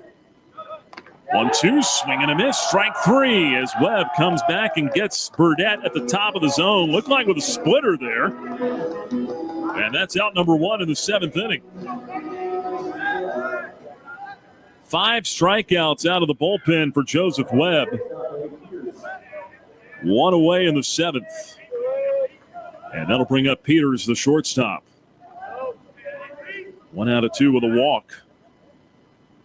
First pitch just missed outside, 1-0. All but one of Webb's strikeouts have been swinging. This guy's got some nasty stuff. 1 ball, no strikes. It's on the way. Comes back sidearm now and paints the black of the outside corner with a fastball, 1-1.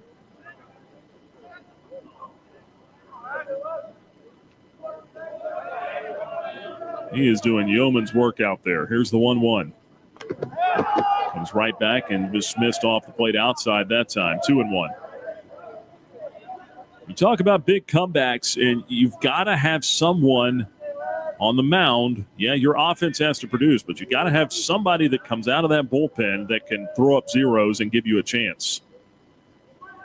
2-1 pitch. There's a liner the other way and a base hit. 1 out single for Eddie Peters, his second hit of the ball game. Xavier has given up 6 unanswered runs. 1 on, 1 out. And Jason Jellick is the hitter now.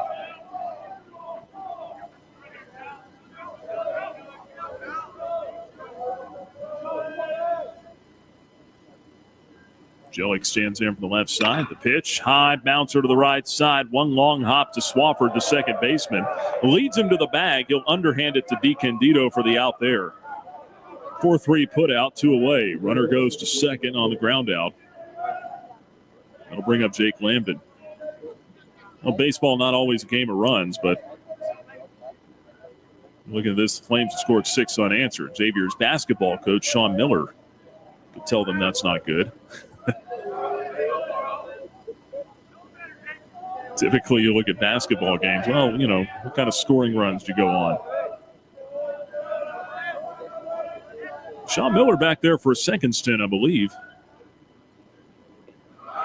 Ball on the turf, and that bounces up on Tucker Moore, gets away from him. Down to third goes Eddie Peters on a wild pitch.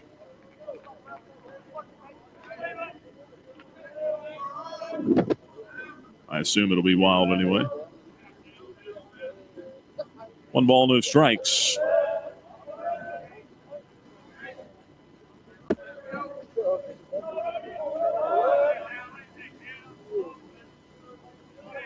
The 1-0. Outside and low. 2-0. Xavier's had some really good basketball teams throughout the years. March Madness quickly approaching. Speaking of basketball, Flames are at home tomorrow. Liberty taking on FIU in a conference game at 2 o'clock. 2-0 pitch. Here comes outside 3-0 as Webb falls behind. He hadn't been extended like this year. He started in junior college. Told you that earlier. Speaking of Webb. I'm starting to wonder maybe he's running out of gas a little bit here. The 3-0. That one missed inside, ball 4. He walked him on 4 straight. Puts Lambden at first.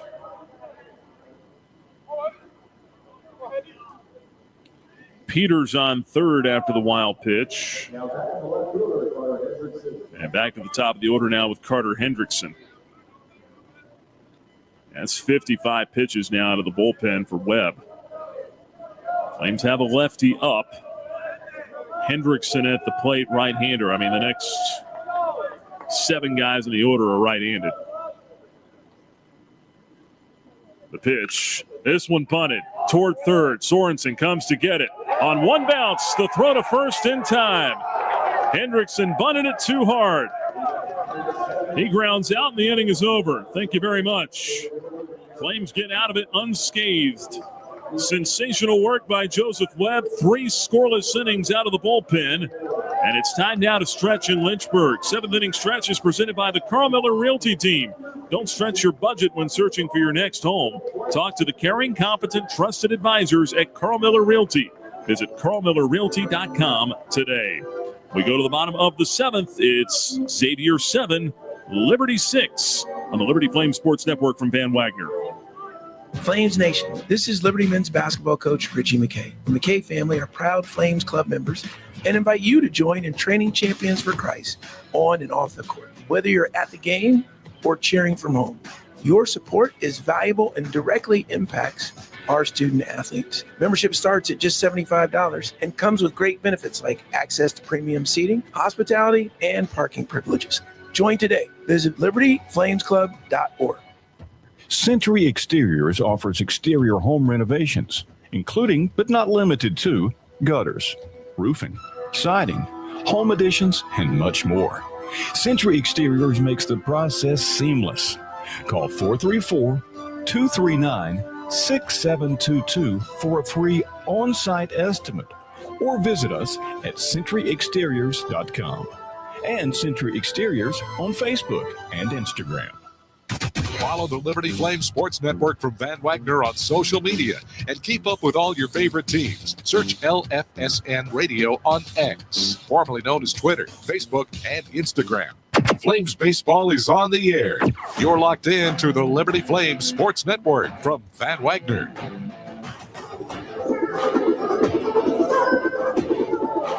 Go to the bottom of the 7th. Liberty trailing this one 7-6. And Landon Seeley will lead things off. He'll do it against a new pitcher. Logan Schmidt is out of the ball game after giving up 3 runs on 4 hits.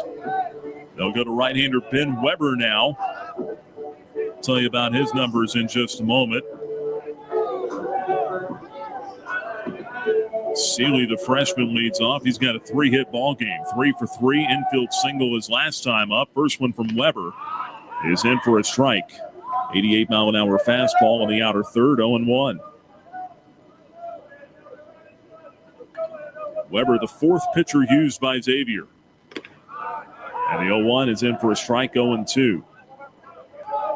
Weber 0-1 in 2 appearances. He's given up 5 runs, 4 earned on 7 hits, including a homer. Seeley swings and grounds it to short. Should be playable for Peters. Throw on to first in time. That's the first time they've got Landon out today. 1 gone in the 7th. Flames down a run, 7-6. As Easton Swafford comes to the plate now.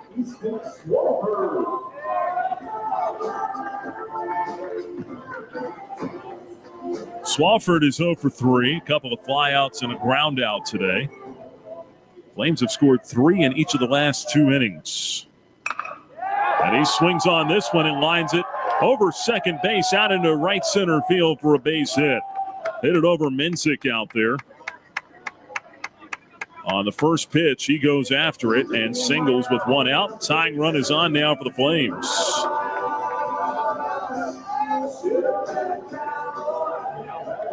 We'll get Tucker Moore to the plate now. Facing the right-hander Weber, he's a 6'1", 210-pound junior out of St. Paul, Minnesota. Twin Cities. First pitch downstairs, 1-0.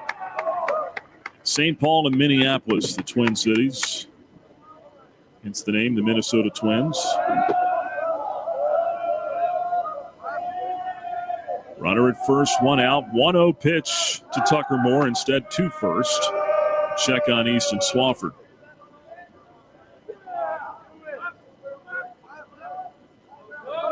Swafford last year in junior college, 12 out of 17 in stolen bases. Take that for what you will. 1-0 pitch. At the knees for a strike with a fastball, 1-1. 86-88 so far on the velocity here for Weber.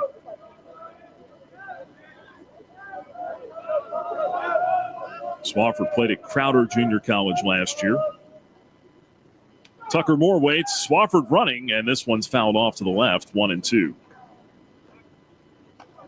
Now, he's no slouch over there. He was on base a lot last year.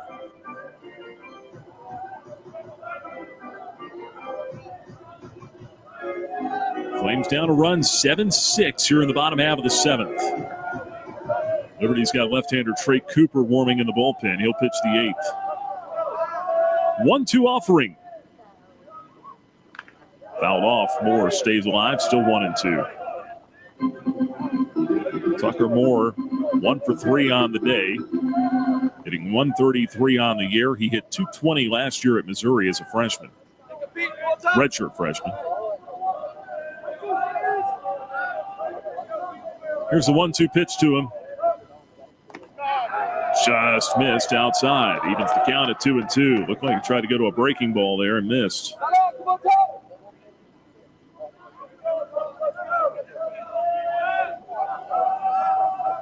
See if Swafford's running again here. Big hole on the right side. They throw over and check on him. Easton back in with a head-first slide.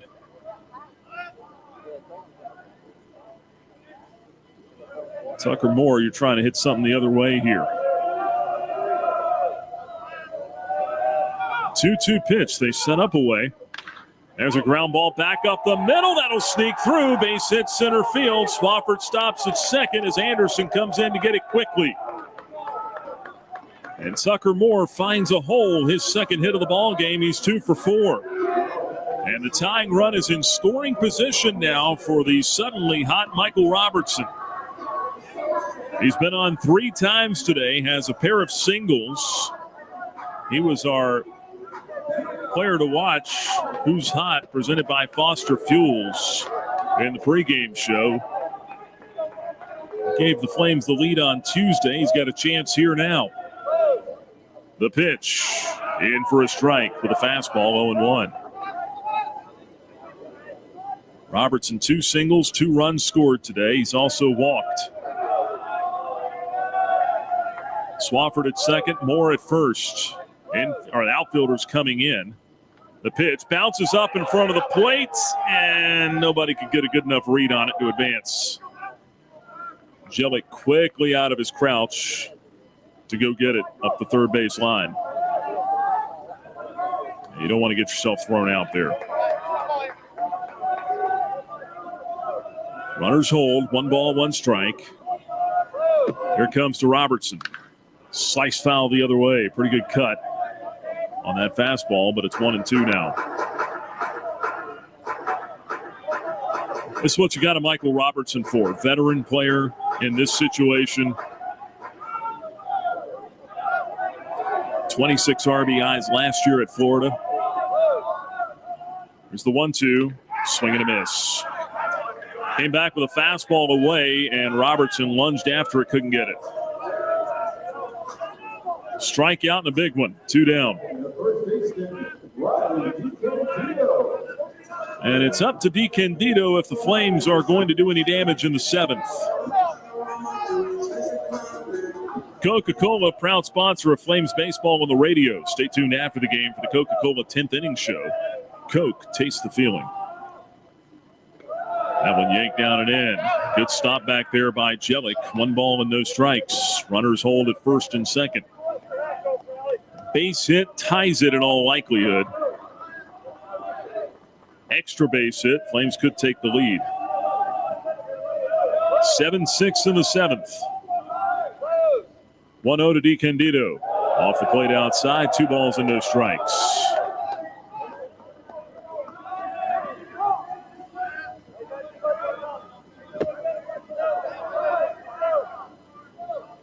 Liberty has scored 3 runs in each of the last 2 innings. Weber sets the 2-0 to DiCandido. Check swing, fouled it off. 2-1 the count. Bradley LaCroix talked before the ball game about his hitters. So guys are doing a good job executing, getting in hitters counts, advantage counts. That's what DiCandido's in here, an advantage count. Ahead 2-1. Pitch swung on and missed. Lunged after that fastball, couldn't get it. 2-2 the count. It's not throwing hard. You wonder if there's a little movement on that thing, maybe sinking action or something. 2-2 pitch from Weber. Missed outside with it that time, and the count's full. 3-2. A walk would load the bases. But now on a 3-2 count, Swafford at second, Moore in first. They can get a head start here on the pitch. The payoff to DiCandido. Here it comes. Fouled off. Just got a piece of that fastball. Still 3-2.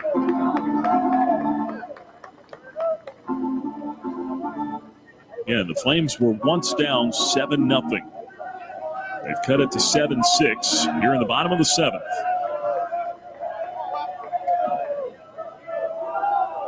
Three-two pitch again from Weber. It's on the way. That ball is corked to left center field, but it'll hold up there for Anderson. He's got it. Center fielder makes the catch, and that's out number 3. Flames threaten, cannot score in the seventh. They strand 2. They've left on 10 in the ball game. We go to the 8th in Lynchburg. It's Xavier 7, Liberty 6 on the Liberty Flames Sports Network from Van Wagner. It's a new era for Liberty Flames baseball. First-year head coach Bradley LaCroix is ready to lead the Flames to new heights. Our ultimate goal is to win championships, play in the postseason, and hopefully one day get to Omaha. With a fresh roster and a clean slate, the Flames are taking aim at the best teams in Conference USA. Deep to left, and out of here! Be at Worthington Field at Liberty Baseball Stadium for all 31 home games. Season tickets at libertyflamesbaseball.com. Thousands of our teammates make and deliver 300 of the world's best brands and flavors, locally. From the heartland to the coast, in big cities and small towns. Our products are moving, and our trucks are rolling. We share a passion and a purpose, and we love to refresh and serve our communities. We are Coca-Cola Consolidated, your local bottler. Flames baseball lives here. You're listening to the Liberty Flames Sports Network from Van Wagner.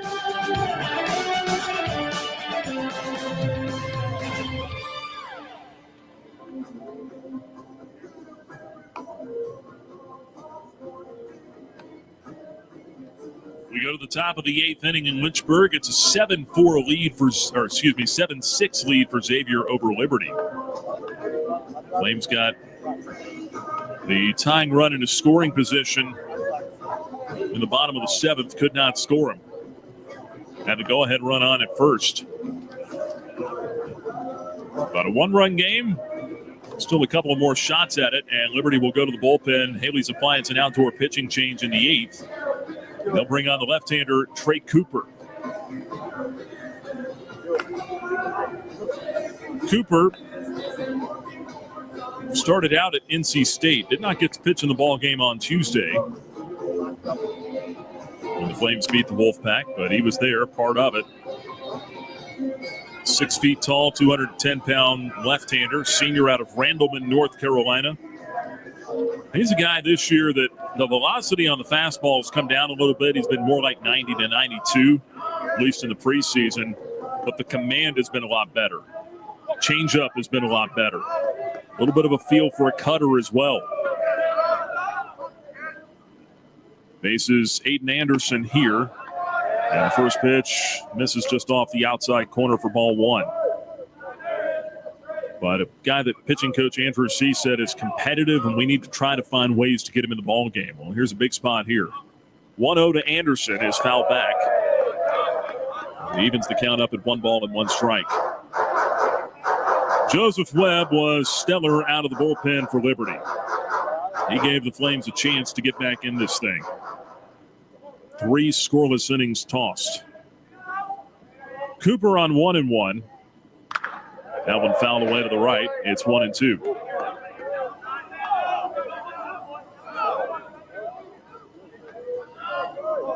This fastball right now topping out at about 88. But again, very cold day. We're in the high 30s here. 1-2 pitch to Aiden Anderson. High and outside, 2-2. Anderson 1 out of 4 in this one today. 2-run double back in the 4th inning. He's also struck out. 2-2 from Cooper. On the ground, right side and through. Base hit. Leadoff single for Anderson as he finds a hole. An auspicious start to the 8th. And Waxman will be the hitter now. And the total on Webb, 3 1/3 innings. 2 hits, no runs, 3 walks, 5 strikeouts. And again, felt like he was getting squeezed out there a little bit in the strike zone. 56 pitches, 29 strikes. First pitch to Waxman is swung on and missed. On a fastball, it's 0-1.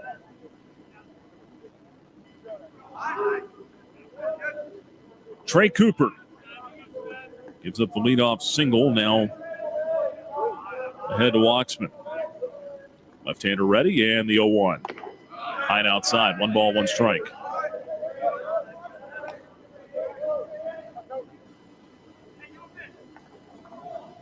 I don't think Tyler August is available today either. He pitched on Tuesday. Throw to first, runner back. They've got a lot of different guys down there they feel like they can mix and match with.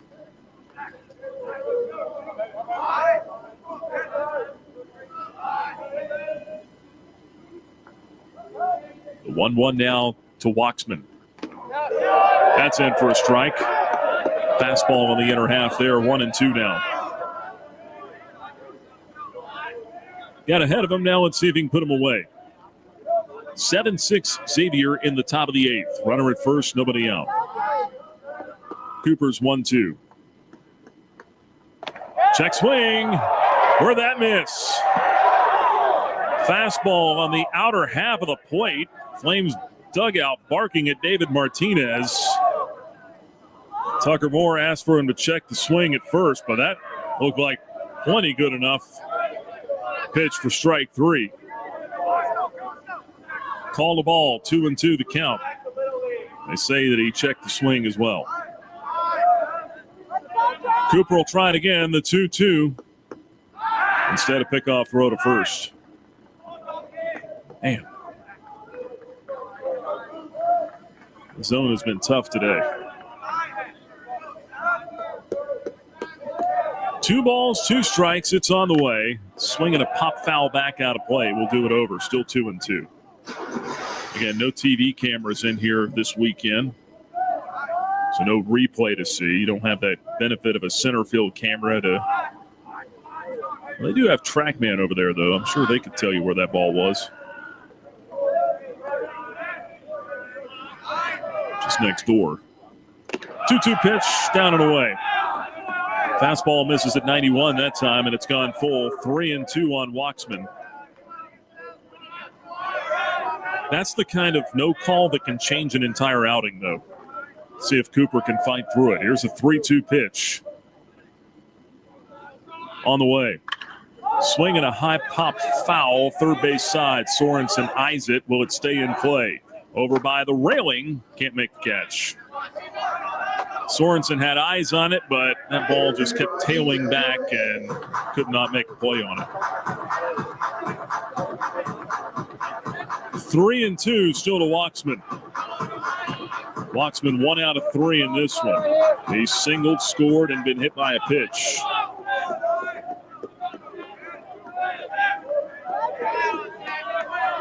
Another payoff pitch from Trey Cooper. Here it comes. He missed outside. That's ball 4. That's tough. So first and second, nobody out in the 8th inning. Xavier threatening here. And Connor Mish is coming to the plate, first baseman. That's 9 walks now for the Flames. Again, a strike zone that has been less than friendly. Xavier by 1 in the 8th. Flames have a right-hander loosening in the bullpen.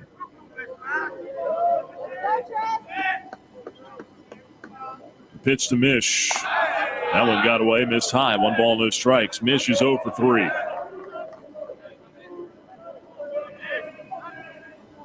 Couple of strikeouts. He reached on a walk against Webb his last time up. Last thing you want to do is give him a run here. Runners go. That one fouled off to the right. I think everyone was kind of caught off guard by that. 1 ball, 1 strike on Mish. Like they put a hit and run on there. Mish was trying to go the other way.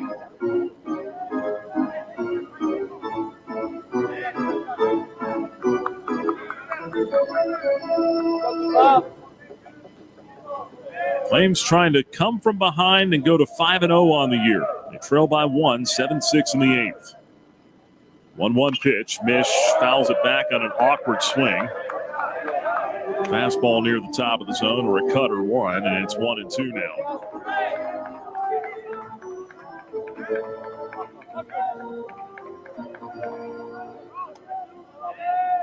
Cooper digs toe hold in the third base side of the rubber. Here comes his 1-2. Line drive left field. That'll fall in front of Barone for a base hit. They will hold the runner at third as the throw comes into Sorensen down the third base line. And the bases will be loaded with nobody out for Xavier in the 8th. And Landon Mincik will be the hitter. Josh McCusker is the right-hander loosening in the bullpen for Liberty. Mincik has been called back. We'll get a pinch hitter for Xavier instead. Hayden Christensen has been announced, and Bradley LaCroix is on his way to the mound for Liberty. It's a really tough break for Trey Cooper. And again, I said it when it happened, that 1-2 pitch that wasn't called, that should have been strike 3 to Waxman. He ends up getting into a battle with him, 3-2 count, he walks him. That's the kind of thing that can change an entire outing. As a pitcher, yeah, you got to be a little tougher. You got to be able to fight through it, but you just hate to see it get decided like that. And now Cooper's out of the ball game. The base is loaded and nobody out. The Flames make the Haley's Appliance an outdoor pitching change, with Xavier leading 7-6 and the Musketeers threatening to do damage here in the top of the 8th. Step out and have the pitching change in a moment. Flames Nation, this is Liberty softball head coach and proud Flames Club member, Dot Richardson. I want to take this opportunity to invite you to join me in supporting Liberty Athletics' mission to train champions for Christ on and off the field. Your support directly impacts our student athletes and is a valuable part of our team. Membership starts at just $75 and comes with great benefits like access to premium seating, hospitality, and parking privileges. Join today. Visit libertyflamesclub.org. It's a new era for Liberty Flames baseball. First-year head coach Bradley LaCroix is ready to lead the Flames to new heights. Our ultimate goal is to win championships, play in the postseason, and hopefully one day get to Omaha. With a fresh roster and a clean slate, the Flames are taking aim at the best teams in Conference USA. Deep to left, and out of here! Be at Worthington Field at Liberty Baseball Stadium for all 31 home games. Season tickets at libertyflamesbaseball.com.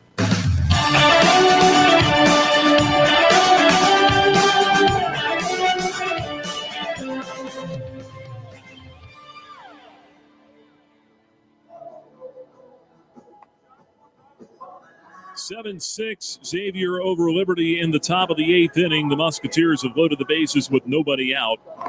Trey Cooper out of the game after facing 3 batters. Gave up 2 hits and a walk. And right-hander Josh McCusker is in, the Brunswick Community College transfer. McCusker, 6'1", 185-pound junior. Out of Myrtle Beach, South Carolina. He started his career for Coastal Carolina. Grew up in Virginia from Leesburg. Went to high school there his first 3 years at Tuscarora, then moved and transferred to Carolina Forest down in Myrtle Beach. He'll go to work here against the pinch hitter. First one swung on and missed. This is Christensen at the plate. He's down a strike, 0-1. Hayden Christensen pinch hitting for Landon Mincik. McCusker's 0-1. High outside with a fastball. 1 ball, 1 strike.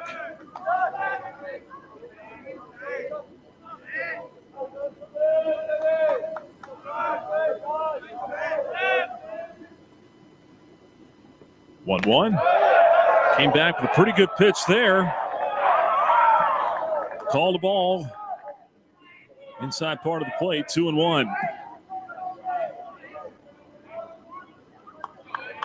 Flames dugout grimacing after that one.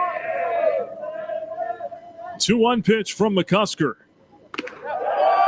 That one right down the middle. Better call that. 2-2. 92-mile-an-hour fastball in there. McCusker's got a fastball, a cutter, a slider, and a changeup. Here's his 2-2 now. Fouled off the other way, off the end of the bat. Still 2 balls and 2 strikes. Pinch hitter at the plate, Christensen. Appearing in his 4th game. He's 3 for 5 on the year. 3 singles and an RBI. 2-2 pitch. Lifted down the right field line, but foul. Out of play onto the snowy berm. Still 2-2.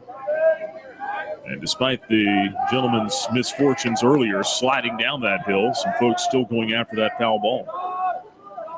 2-2 from McCusker again. He bounces that in front of the plate. Good stop back there by Tucker Moore as he digs out that breaking ball.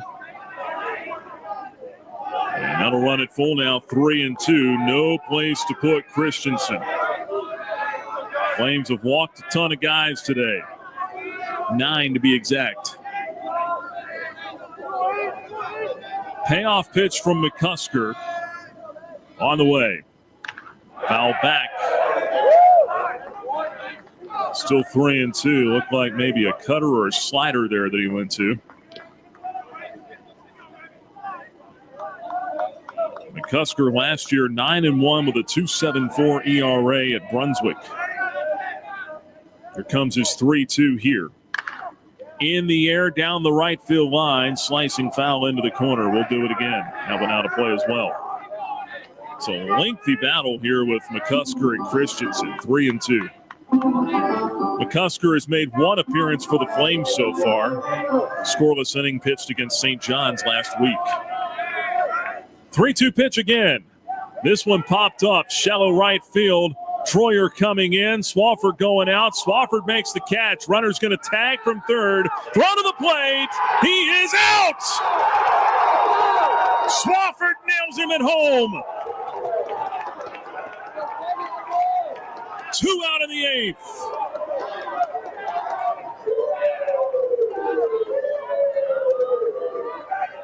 Wow, what a throw by Easton Swafford. Little bit to the right side. Xavier arguing this now, by the way. Their head coach is out. Billy O'Connor talking to home plate umpire David Martinez. But Swafford, that throw to the right-handed batter's box, Moore had to come back across to get the tag. O'Connor back to the dugout, unsuccessful. Huge double play there. 2 down in the 8th. And again, no instant replay today. This game's not on TV.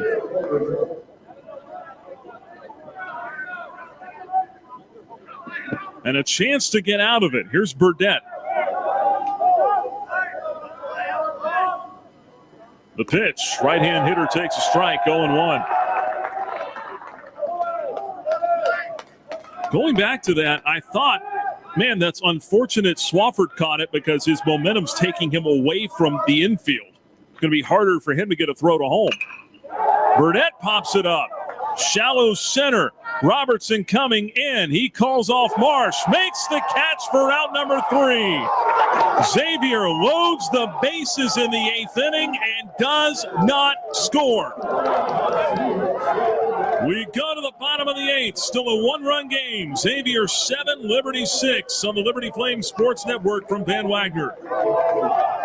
Turn up the heat. Foster Fuels is a proud partner of Liberty Athletics. Fostering warm moments for 100 years, Foster has been providing exceptional propane and gas services throughout Central Virginia and surrounding areas. From propane to fireplaces and tank installs to tankless water heaters, Foster does it all. Visit fosterfuels.com or download the app to order fuel, pay your bill, and more. Get the customer service you deserve and turn up the heat with Foster Fuels and the Liberty Flames. Flames Nation, this is Liberty softball head coach and proud Flames Club member, Dot Richardson. I want to take this opportunity to invite you to join me in supporting Liberty Athletics' mission to train champions for Christ on and off the field. Your support directly impacts our student athletes and is a valuable part of our team. Membership starts at just $75 and comes with great benefits like access to premium seating, hospitality, and parking privileges.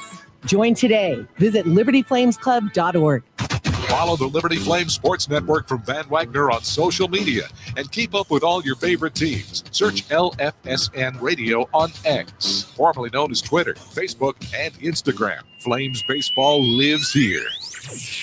You are listening to the Liberty Flames Sports Network from Van Wagner.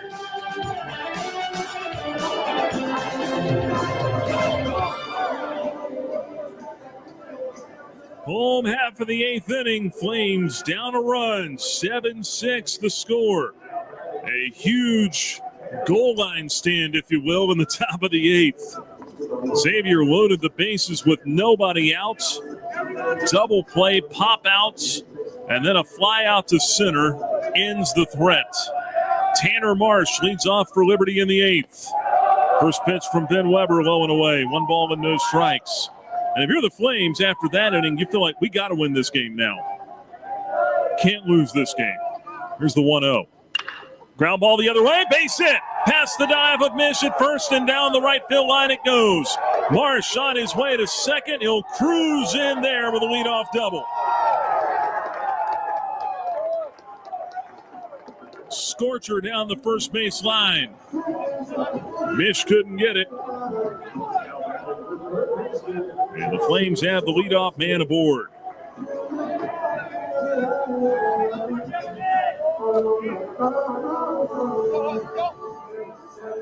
Defensive change this inning as well. They've got a new second baseman out there as Jackson Sorensen stands in. Joe Carpiez in at second now. And the pitch is in for a strike on Sorensen, 0-1. Sorensen's had a good day. He's 2 for 4. 3 RBIs. RBI double in the 6th inning. He's driven in runs his last 2 trips to the plate. 0-1, low and away, 1 ball, 1 strike. Tying run in scoring position, nobody out in the 8th. 7-6 ball game. Base hit here should tie it up. A long one gives the Flames the lead. 1-1. High bouncer right side, slowly hit. Mish comes to get it. Foot race to the bag, and Mish gets there in time. 3 unassisted on the put out. But Marsh goes to third. It's a productive out for Sorensen. 1 away. And now all you need is a fly ball to get the tying run in. Here's Nick Barone. He can hit one in the air. Infield comes in. If you're Nick, you're just looking for some hard, solid contact here. They've got a lefty and a righty up in the bullpen for Xavier. And we're going to get a mound visit here for the Musketeers as well. It's the pitching coach, Doug Willey. And the infielders will come to the mound here as well. Leadoff double for Marsh, followed by the ground out to the right side by Sorensen. Tying run is at third base for the Flames. And Nick Barone coming to the plate. Barone, 1 for 3 with a single and an RBI. He's also reached on a walk.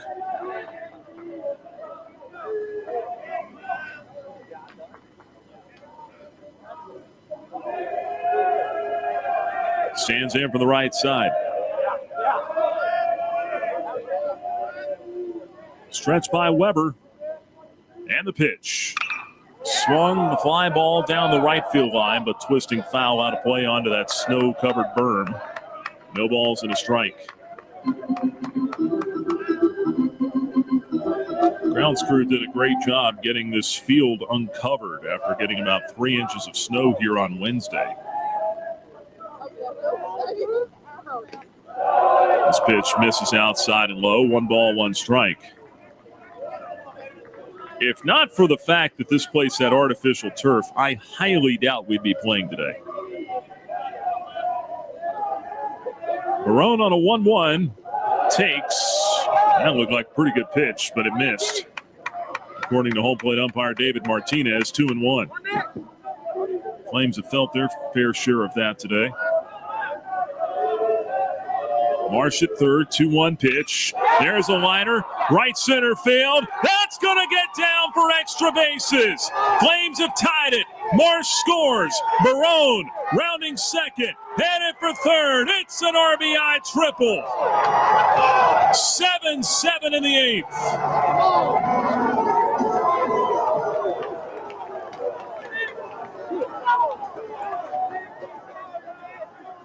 What a comeback. It was 7-0 after 4 innings. Xavier has not scored since, and the Flames have put up 7 unanswered runs. And with 1 out in the eighth, they've got a chance to take the lead with a go-ahead run at third. And we're going to get a pitching change for Xavier. Camden Troyer due up. I think it'll be the left-hander coming in. Will step out. 7-7, bottom of the eighth. Haley's Appliance and outdoor pitching change when we come back. It's a new era for Liberty Flames baseball. First-year head coach Bradley LaCroix is ready to lead the Flames to new heights. Our ultimate goal is to win championships, play in the postseason, and hopefully one day get to Omaha. With a fresh roster and a clean slate, the Flames are taking aim at the best teams in Conference USA. Deep to left, and out of here! Be at Worthington Field at Liberty Baseball Stadium for all 31 home games. Season tickets at libertyflamesbaseball.com. Flames Nation, this is Liberty men's basketball coach Richie McKay. The McKay family are proud Flames Club members and invite you to join in training champions for Christ on and off the court. Whether you're at the game or cheering from home, your support is valuable and directly impacts our student athletes. Membership starts at just $75 and comes with great benefits like access to premium seating, hospitality, and parking privileges. Join today. Visit libertyflamesclub.org.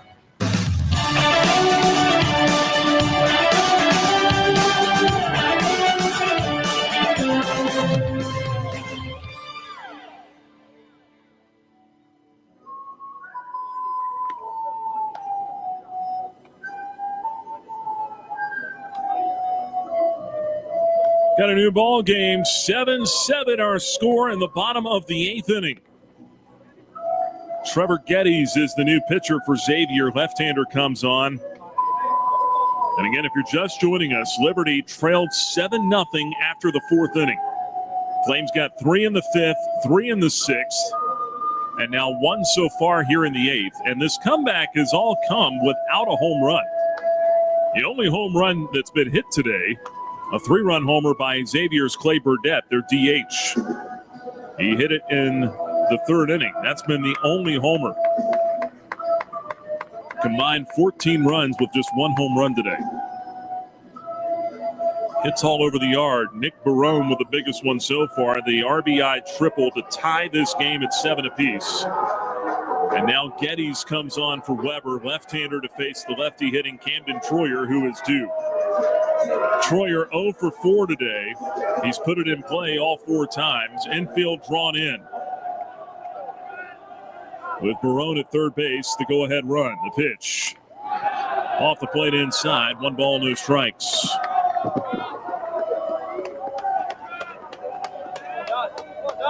Troyer hitting .250 with a home run on the year. The 1-0. Over but low, 2-0. Missed with a breaking ball. Geddes, one of their lefties down there that's had success early. He's 1-0 in 2 appearances. Has not allowed a run in 2 2/3 innings. With a walk and 2 strikeouts. Missed inside there with a breaking ball, and it's 3-0 now on Troyer. They went and got him to get Camden Troyer. Seeley, a right-handed batter, waits to hit next. Right-hander throwing in the pen for Xavier. 3-0 pitch to Camden. They plunked him. Hit him in the shoulder blade with 84 miles an hour. Troyer tosses the bat. He's on his way to first.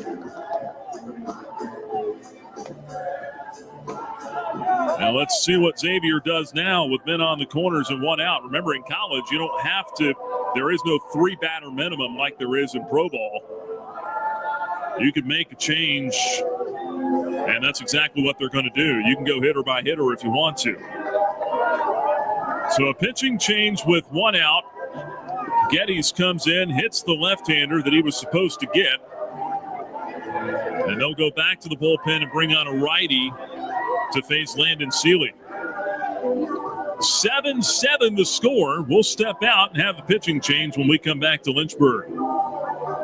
Flames Nation, this is Liberty softball head coach and proud Flames Club member, Dot Richardson. I want to take this opportunity to invite you to join me in supporting Liberty Athletics' mission to train champions for Christ on and off the field. Your support directly impacts our student athletes and is a valuable part of our team. Membership starts at just $75 and comes with great benefits like access to premium seating, hospitality, and parking privileges.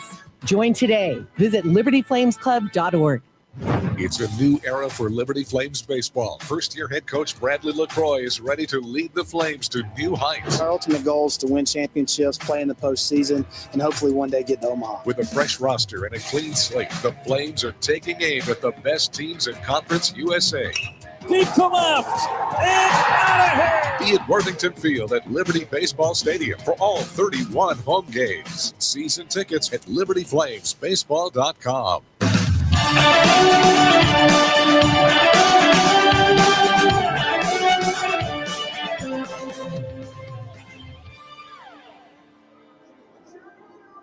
New Xavier pitcher is right-hander Luke Hoskins. And a 7-7 game in the bottom of the 8th. Liberty has runners at first and third with one out and one in. Hoskins has appeared in one game. He gave up 3 runs on 4 hits in 2 innings with a walk and a strikeout. He also gave up a home run. Their righties have not pitched well. Their lefties have out of the bullpen. But their lefty here, Geddes, was brought in to try to get Camden Troyer out and could not do it.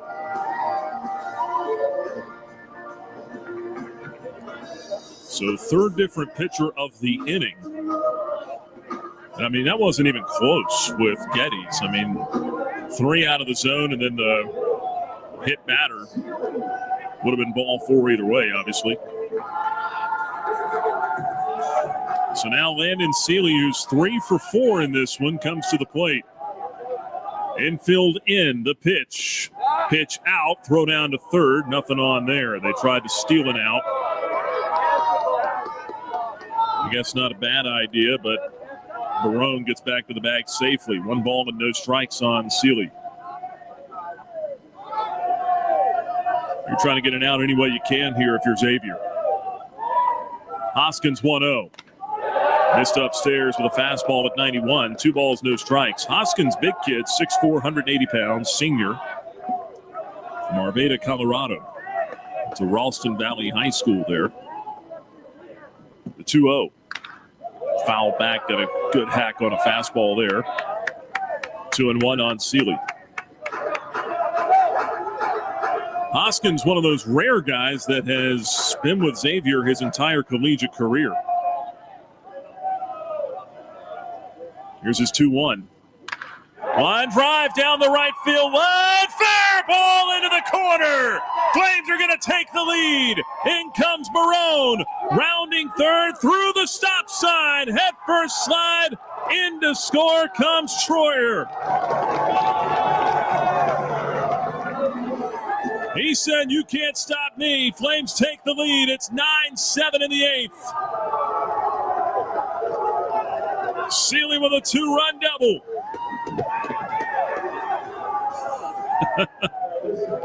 If you run a stop sign at third, you better score. Camden Troyer did.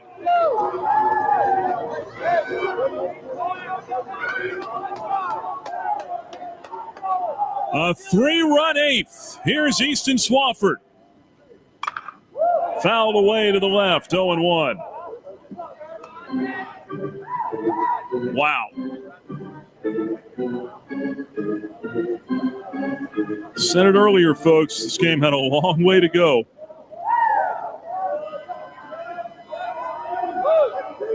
Pitch to Swafford. Outside. 1 ball, 1 strike. Still a chance to get more here. Still only 1 out in the 8th inning.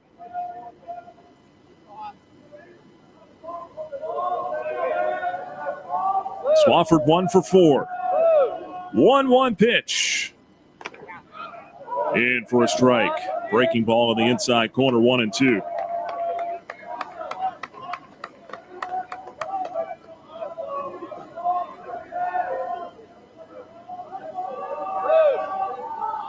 The 1-2 to Easton Swafford. Line the other way. That is a foul ball. How about this freshman, Landon Seeley? 4 for 5 today with a 2-run double. He's driven in 3. True freshman, just played his way into the lineup. 1-2 pitch, sliced foul the other way, still 1-2. This kid is hitting .471 right now for the Flames. And we haven't even seen him pitch yet. He can do that too. Talking about a super freshman two-way player. It's the 1-2 pitch to Swafford. Pop foul back. We'll do it over. Still 1-2.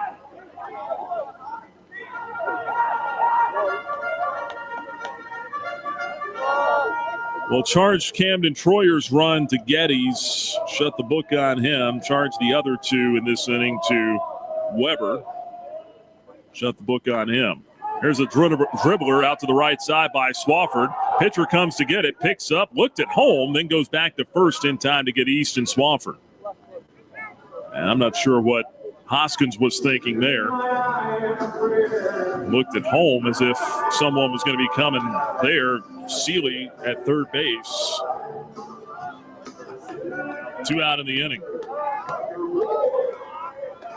And Tucker Moore will be the batter.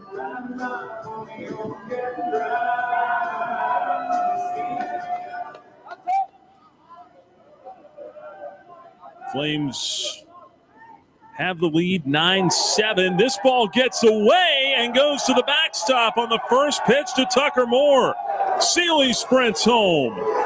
10-7 in the 8th.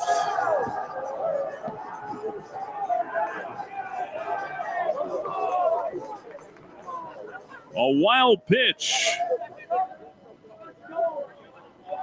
And the exclamation point. 1-0 to Moore. And he got hit. That ball came in, plunked him in the elbow. Tucker's going to go to first base. Grazed him, but a hit batter.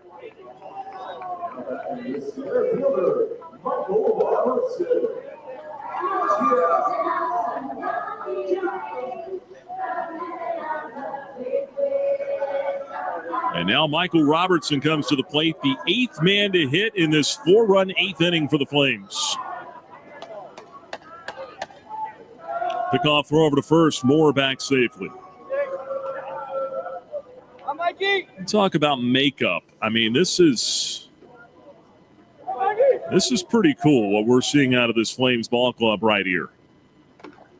First pitch downstairs to Robertson, 1 ball and no strikes. You're looking at 26 newcomers, a new coaching staff, all coming together here in a span of about 8 months, maybe less actually. Pitch is high and away. Yeah, about 6 months, more like it. 2 balls, no strikes. From July last year to now, really August when everyone got back to school or got to campus here. 2-0 pitch instead to first. And these guys all pulling for each other, all pulling on the same rope. The mentality in that dugout, not getting on each other. Showing some really good pedigree early on here. The 2-0, that one slashed foul the other way, 2-1. Battling through the adversity.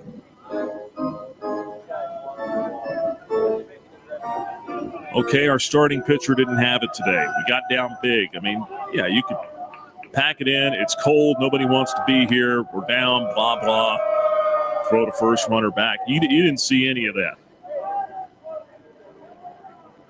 And this club has come back to score 10 unanswered runs and leads 10-7 in the 8th inning.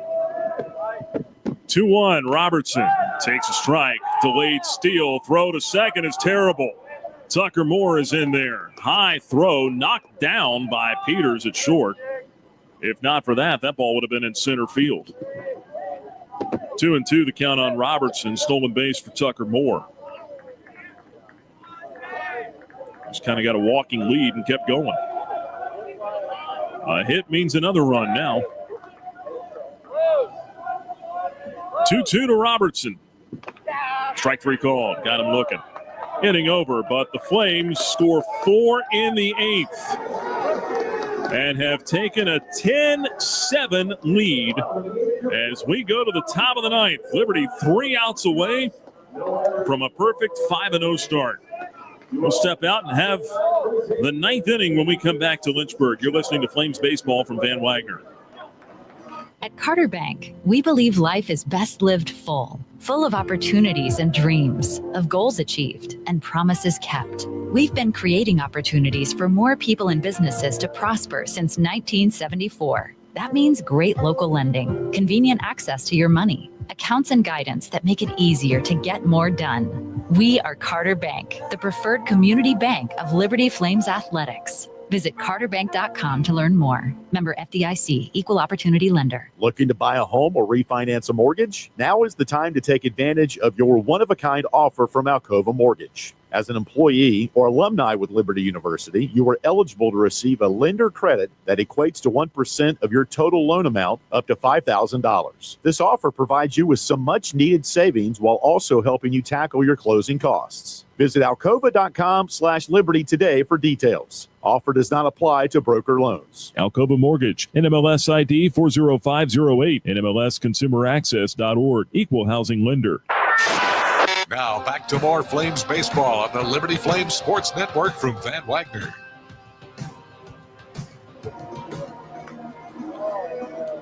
We go to the 9th. It will be Josh McCusker back to the mound for Liberty with a 3-run lead, 10-7 Flames. In the top of the 9th inning, Liberty with a 4 spot in the bottom of the 8th. You look at some of the offensive production today from Liberty. Landon Seeley, 4 for 5, 3 RBIs. Jackson Sorensen, 2 for 5, 3 RBIs. Nick Barone, 2 for 4, 2 RBIs. He had the game-tying RBI triple in the 8th that started that 4-run inning. All newcomers. Seeley, a freshman. Barone, West Virginia transfer. Sorensen, a JUCO transfer. Eddie Peters leads off the 9th for Xavier, and the first one a fastball outside and low, 1 ball, no strikes.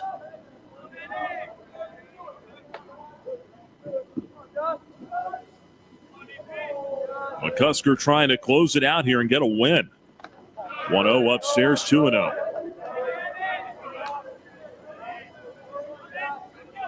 He went 9-1 last year in junior college, McCusker did.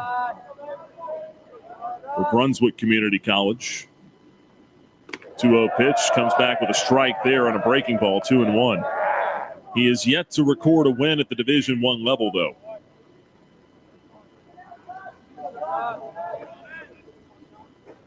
Here's his 2-1. Upstairs, 3 balls and a strike. Got a 3-run lead here, too. That's the thing. It's a lot of times you come back from a big deficit like that and you're just trying to hang on by a skinny run in the 9th. You got a little wiggle room here. Come right after this guy here. Peters 2 for 3 on the day. Here's a 3-1 pitch to him. He missed low and outside. Yanked that one for ball 4. So leadoff walk. And if there's been anything that's been a blemish today, has been the free passes for the Flames. There have been far too many of those. That is the 10th walk of the ball game. Liberty has a right-hander loosening in the bullpen. Pitching coach Andrew C. is on his way to the mound. I will say it's, again, talked a lot about the temperature today. It is cold. It is miserable out there, especially you got to go sit in the dugout for a half inning there. You have an up-down, the coaches call it. It's not easy to do today. 36 degrees right now.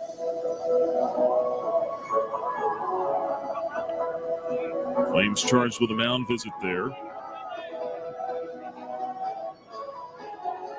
Leading 10-7, top of the ninth. Runner at first, nobody out. And Jason Jellick comes to the plate. He's 0 for 2 with a couple of walks. Left-hand batter stands in. McCusker out of the stretch. Here it comes. High and outside with a fastball. Ball 1.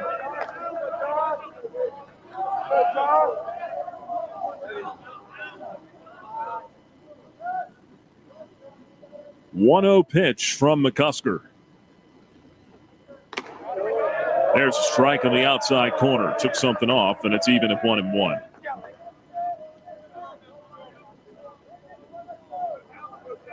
McCusker did struggle a little bit in the preseason. 2-1, that's in for a strike, or 1-1 rather. It's 1-2 now. He's at his best when he just pounds the zone with his stuff. His stuff is good enough to play. Here's the 1-2 pitch. A little bit high. 2 balls and 2 strikes. Had a really good fall, though. As I said, struggled preseason and spring, but really good in the fall. 2-2 pitch. Off the end of the bat, lifted foul out of play to the left. Still 2-2 on Jellick. Guy who's struck out 6 times already this year. He's hitting just 182. McCusker wants to finish him off. Here comes his 2-2. Where did that miss? Fastball at 91, maybe a tick low. Runs it full, 3 balls and 2 strikes. You walk this guy, you bring the tying run to the plate. The 3-2. Bouncing ball right side. Swafford goes to second. There's 1. On to first. There's 2. Double play. 4-6-3. 2 out of the ninth. Just like that.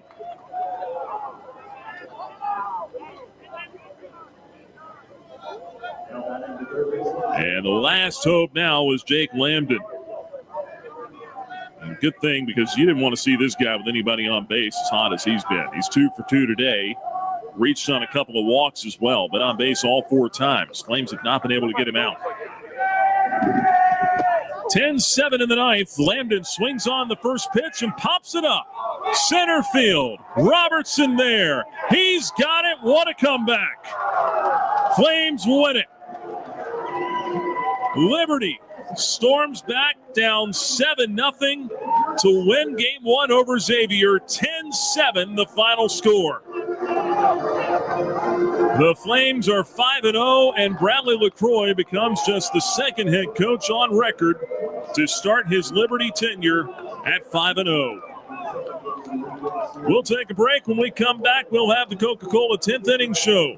We'll talk to Coach LaCroix, our player of the game, and much more on the Liberty Flames Sports Network from Van Wagner. Thousands of our teammates make and deliver 300 of the world's best brands and flavors, locally. From the heartland to the coast, in big cities and small towns. Our products are moving, and our trucks are rolling. We share a passion and a purpose, and we love to refresh and serve our communities. We are Coca-Cola Consolidated, your local bottler. Move those coffee chains, Flames fans, and go local. Central Virginia's own Ironclad Coffee Roasters and Baking Company is the premier coffee partner of Liberty Athletics. Pay them a visit at one of their cafes in the Richmond area or at the Richmond International Airport. They'll also ship their specialty grade coffee straight to your door. Visit ironcladcoffee.com. That's www.ironcladcoffee.com to check out the coffee Flames fans are talking about.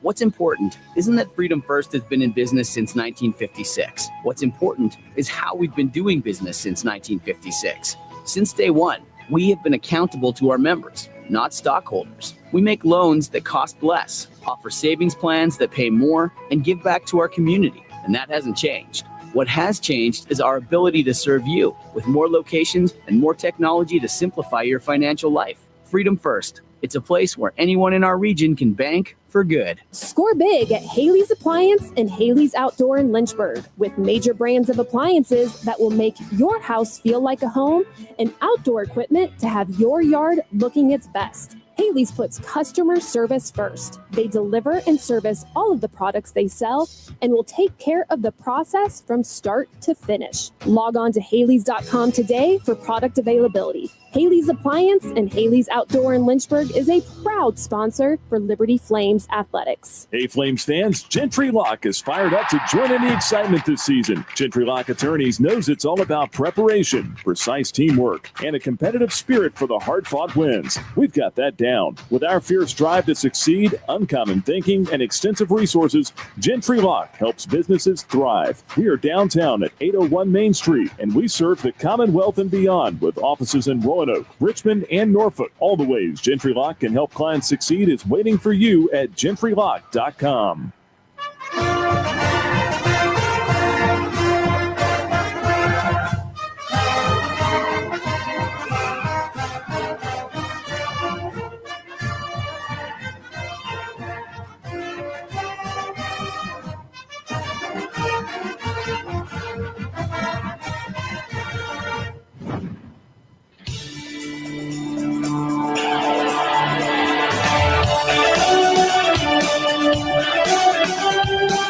You've been listening to Liberty Baseball on the Liberty Flames Sports Network from Van Wagner. Time now for the Coca-Cola 10th Inning Show. Coming up, we'll hear from Flames head coach Bradley LaCroix. We'll have the final stats, our player of the game, post-game analysis, and more right here on the Liberty Flames Sports Network from Van Wagner. And we welcome you back inside the Sid Bream Radio Booth atop Worthington Field at Liberty Baseball Stadium, where the Flames win this one 10-7. Liberty over Xavier in Game 1 of this three-game series. Nick Pierce back here with you for the Coca-Cola 10th Inning Show. We've got final stats fresh off the printer. We've got our Thompson Brooks Insurance Player of the Game. We'll hopefully be able to talk to Landon Seeley here in just a little bit. Freshman goes 4 for 5 and delivers the go-ahead knock in the 8th inning. But for now, we'll head down to the Flames dugout, and Bradley LaCroix is joining us there with our post-game conversation. Coach, you got us? Yeah, I got you. Hey, wow. I mean, comebacks, there's comebacks, and then there's comebacks. I mean, this was 7-0 after the 4th inning, and I said this at one point, I think in the 8th, it would have been real easy for this club to just pack it in, say, you know what, our starter didn't have it today, it's cold, we'll get him tomorrow. There was none of that down there. I mean, just how about the makeup of this ball club to give you, I mean, for Webb to come in and just give you a chance to come back and for these guys to do it?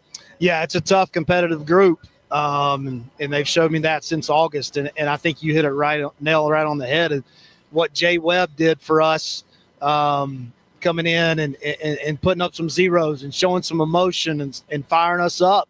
It got the offense going a little bit, got some belief. He did an outstanding job to keep us in the game, and we chipped away, and then obviously got him there in the 8th.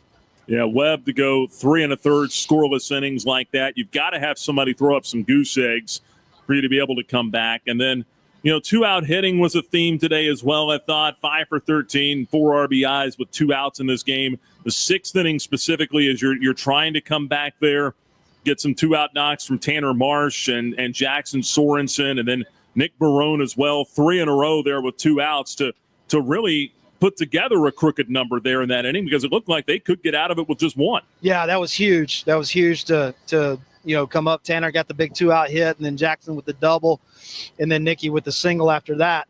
Gave us a little momentum, and we talk about it being momentum all the time, right? And Jay Webb kept throwing those zeros up, so we knew if we could chip away, and those 2-out hits were huge. Coach, how about Landon Seeley? I mean, we talked about him preseason. You've got to find a way to get him in the lineup. You've done that with the DH spot. Kid goes 4 for 5 today, delivers the go-ahead RBIs in the 8th inning, And, I mean, it just looks like that kid isn't phased out there. I mean, is ignorance bliss sometimes for a freshman? Yeah, for sure. But, I mean, he's super talented. He's a dynamic athlete, and the moment's not too big for him, which is very rare, for a freshman. But like I told you from day one, he's got to be in our lineup because he can do so many good things. But he stepped up big today along with some other guys, but obviously that big hit there in the 8th was huge. And it looked like, did Camden Troyer run the stop sign there at third? He did. He ran right through Coach Cox's stop sign. It worked out. Right. But it's something we'll talk about tomorrow in our game review. There's always something you can get better at. It's like I said, if you're going to run it, you better be safe, right? That's right. You have the feel for that right there, and he did. So, sometimes you just do it, and, you guys come out of here with the win. And the bullpen, you talk about Webb, talk about McCusker there to come in and that situation. Then the double play in the 8th inning, off the bat, I said, oh, that's unfortunate. Swafford's going to catch it, not Troyer, because he's not going to have any momentum going to home. But, man, what a throw, and then the execution by Moore on that, too, to reach back across and get the tag on him. Huge play, right? We bring McCusker in, bases loaded, nobody out. They hit a tweener ball. Normally, Camden probably catches that ball. The wind's knocking it down. And to be honest with you, a little surprised they tagged with nobody out there, and that was the first out. But Swaff, great job of playing baseball, right? He knew if he caught, he had to spin and throw. Made an aggressive throw, used the turf. Tucker made a great catch and tag on it. And then Josh got the third out, and it was huge for us. Yeah, it really was. And it felt like that was kind of a momentum play right there, too. And did it feel like in the dugout, hey, we can't lose this game now? Yeah, absolutely, right? Bases loaded, nobody out, down a run, get out of it, nothing, and then, boom, we come back and punch them. So it was a huge play, huge pitches by Josh to put him in a tough spot when he's only thrown one inning all year. He comes in and does a great job. Gets his first Division I victory as well. And, Coach, you talk about things to get better at. I know the walks are going to bother you here a little bit today. That's uncharacteristic out of what we've seen from this club so far, though. Yeah, we talk about it a lot, right? And the guys know strike one, get strike one. And we were just behind and didn't make some pitches. And, the free pass, we talk about it a lot. And they, we're fortunate because they beat us in that category. And sometimes it happens. But, for Webb and McCusker and even Trey Cooper, he threw strikes. He got hit, and that's going to happen. But Swink and Cooper Harrington, gave up some free passes, but they'll be better next time out. Coach, appreciate the time. Going to let you go get warm. Is Landon Seeley down there? Yeah, he's right here beside me. Perfect. Appreciate your time. Thank you. All right, that is the head coach, Bradley LaCroix. We're going to get Landon Seeley now, our Thompson Brooks Insurance Player of the Game. 4 hits here today, delivers the game winner in the 8th inning as well as Liberty comes from behind, down 7-0. They come back and win this thing 10-7. Landon, how you feeling right now? Cold? Not too bad. It's not the worst, especially when you're out there playing. You have a lot of adrenaline and get a lot of water in you, keeps you warm. But no matter how cold I am or would be, this win makes it worth it. So. I tell you what, to do what you've done as a freshman, hitting, I think, over 400 right now, you go 4 for 5 today. Do you just not know any better? Do you at the moment, it just doesn't seem too big for you right now? It's even from the start, being young, I have, Jesus makes everything better. He gives you peace in every situation that you're in. And that's where I'm at right now, and I know Jesus has brought me from a lot. So it's to see what he does in my life. It just gives me confidence every time I go up there and step in the box, because there's nothing that I can't handle with him, and there's no situation that's too big, because this is all just part of life. I'm a follower of Jesus that plays baseball, as our Shepherd Dunk always says. So I just stay true to that, and that's pretty much it. How important was your faith to you when choosing a college, and how much did it factor into you coming here? I would say a lot, because, I was committed to a school before, and this was kind of one of my dream schools. My sister went here, and I knew how nice it was and what it means faith-wise here. So I just thank the Lord every day that I'm here, because this is where I want to be, and I'm glad he brought me here. newcomer, I mean, along with 26 newcomers here total this year, Landon. I mean, how have you guys been able to gel so quickly? Because it's something I talked about with Coach a minute ago.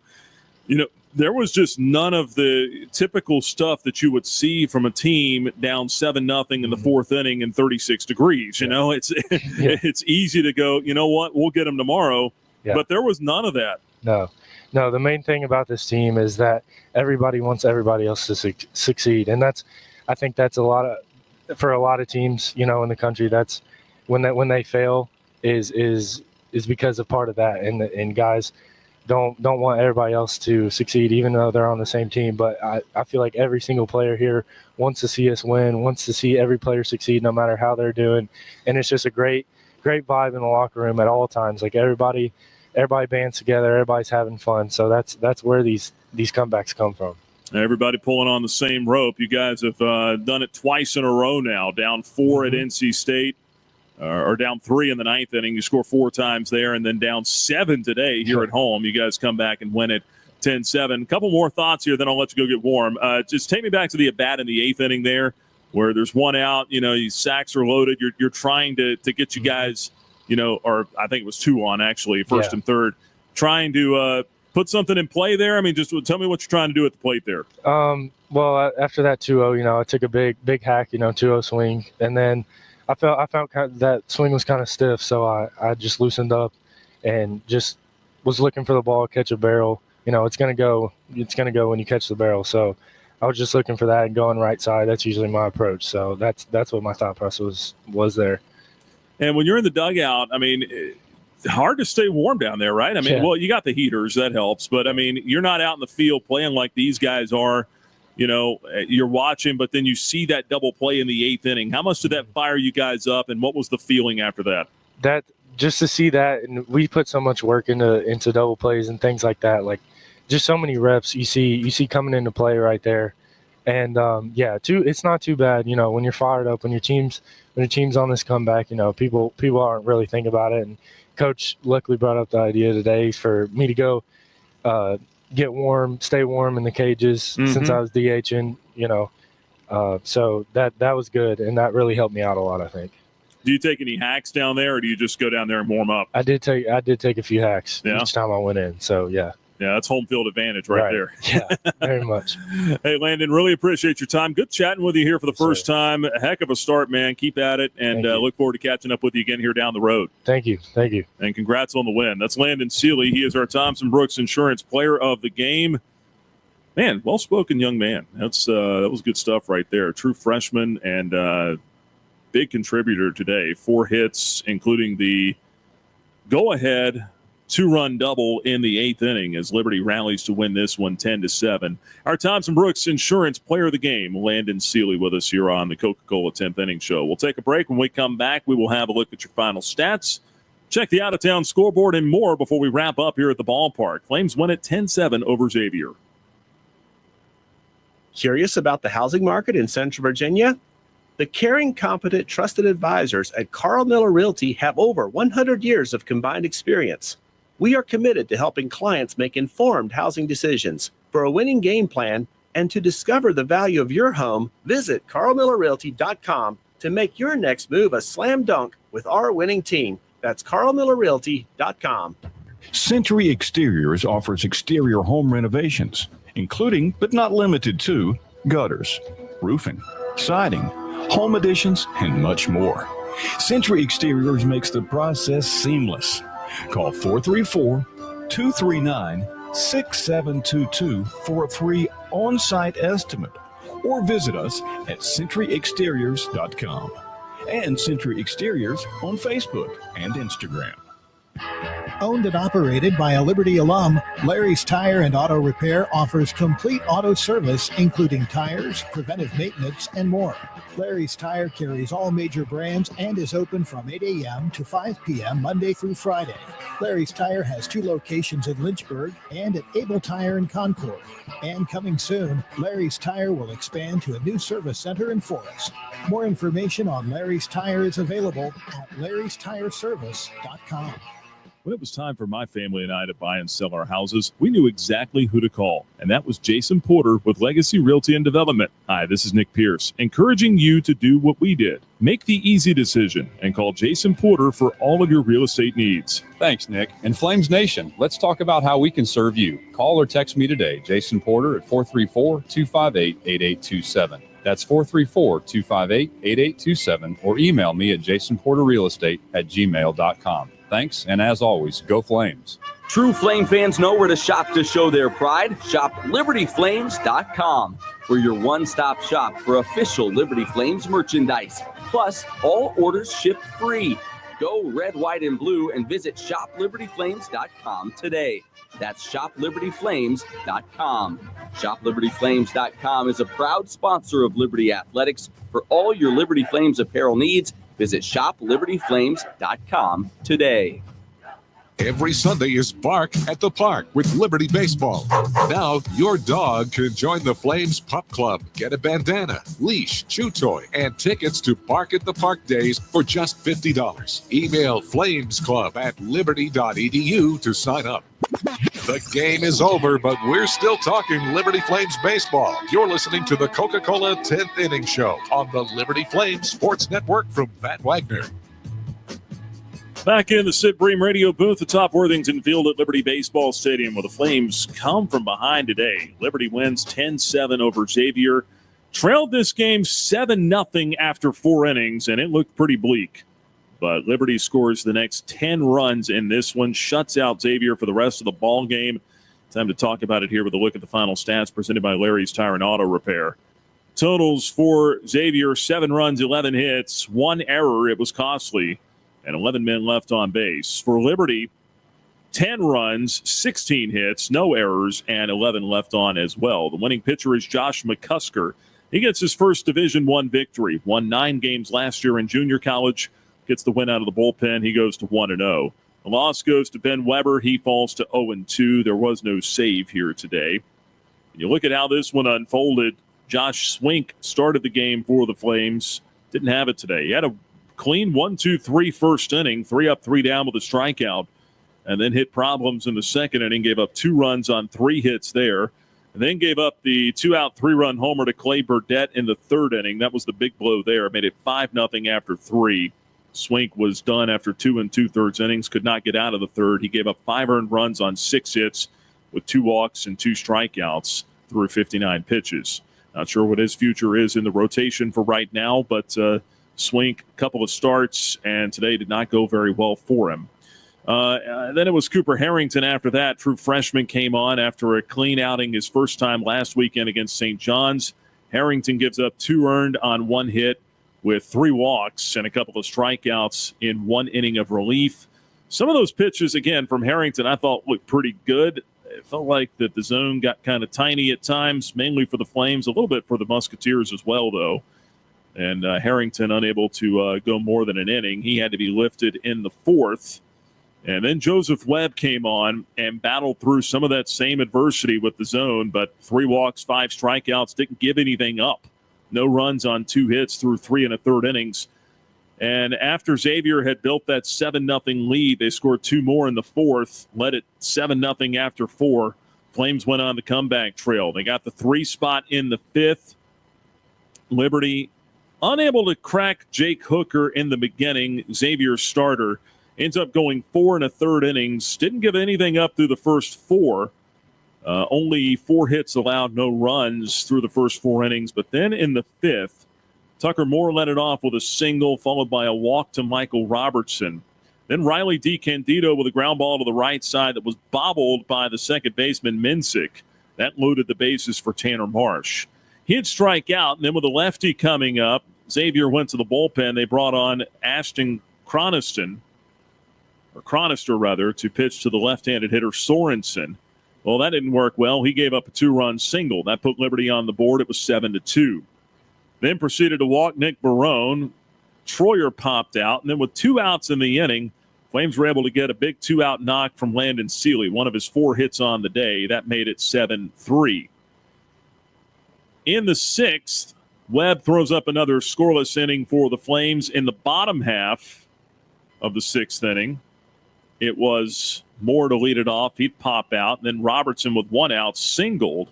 Got to second on a wild pitch with 2 outs in the inning. Tanner Marsh comes up with a big base hit to drive him in. Marsh had a good day as well. He goes 3 for 5 at the plate.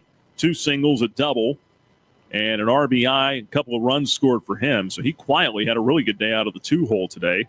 That RBI single would make it 7-4. Then the RBI double after that from Jackson Sorensen makes it 7-5.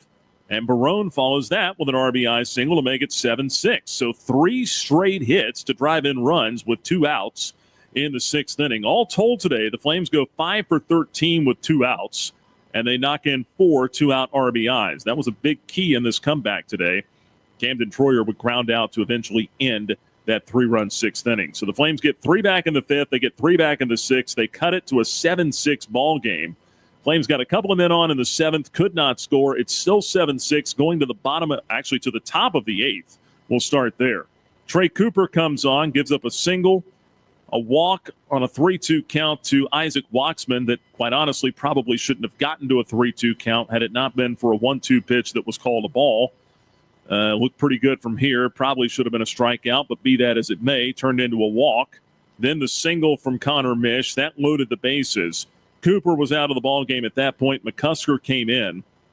A lengthy battle with pinch hitter Hayden Christensen. Gets him to pop out to the right side, shallow right field. Troyer didn't catch it, but Easton Swafford did. Second baseman out on the outfield turf. Momentum taking him away from the plate. They tag at third with Anderson, who led off the inning with a single. He tags up on that pop out by Christensen, and Swafford delivered a near-perfect throw to home. Tucker Moore did the work on the backside of it, reaching back across home plate to tag the runner. They get the double play there. Pop out, 4 unassisted, then 4-2 on the put out at home. 2 out in the inning. Burdette would fly out after that. And at that point, Liberty had all the momentum in its dugout, even trailing 7-6. In the bottom of the 8th, Marsh leads off with a double. Then 2 batters later, with 1 out of the inning, you got Nick Barone at the plate. He splits the gap in right center for a triple to drive in Marsh. That would tie the game at 7. Pitching change at that point. Xavier would lift Ben Weber, bring on Trevor Geddes, the lefty, to try to get Camden Troyer. Well, that didn't work. He hit him on the 4th pitch that he threw. The first 3 were out of the strike zone as well, so it would have been ball 4 either way. That put him on. Geddes gets lifted then for a right-hander, Hoskins, to come on with men at first and third and 1 man out. He faces Seeley. Seeley sends a double down the right field line. That scored Barone, and then Troyer scored all the way from first. And we talked about it with Coach LaCroix. Ran through the stop sign of Andrew Cox at third base. But if you're going to do that, you better be right, and Camden Troyer was right. He scored on a head-first slide to make it 9-7 Liberty. Flames would get another run later in the inning. Seeley would end up scoring on a wild pitch to make it 10-7. Then in the 9th, Josh McCusker came back out, walked the leadoff man Peters, erased him on a 4-6-3 double play. Lambden, the 9-hole hitter, would fly out to center to end it. And that's how the Flames came from behind, down 7-0 to win this one 10-7 over the Xavier Musketeers. Liberty now 2-0 all-time against Xavier, 5-0 on the season. Xavier with a loss falls to 2-3. Time of the ball game, 3 hours, 31 minutes, 759 paid to see it here in Lynchburg. And again, if you didn't hear this stat a moment ago, Bradley LaCroix is just the 2nd head coach on record at Liberty to begin his tenure 5-0. The only other guy to do it was Jim Toman. He did it in his first 5 games in 2008. So that means tomorrow, Coach LaCroix can do something that, at least on record, has never been done, and that is win his first 6 ball games as the head coach at Liberty. Flames are 5-0, shaking hands with a 10-7 win in the cold here on a Friday afternoon in Lynchburg. Game 2 of the series coming up tomorrow. We'll tell you more about that in just a moment. Let's quickly check the out-of-town scoreboard here, built by Frank Good Builders. We'll start with Flames softball in town.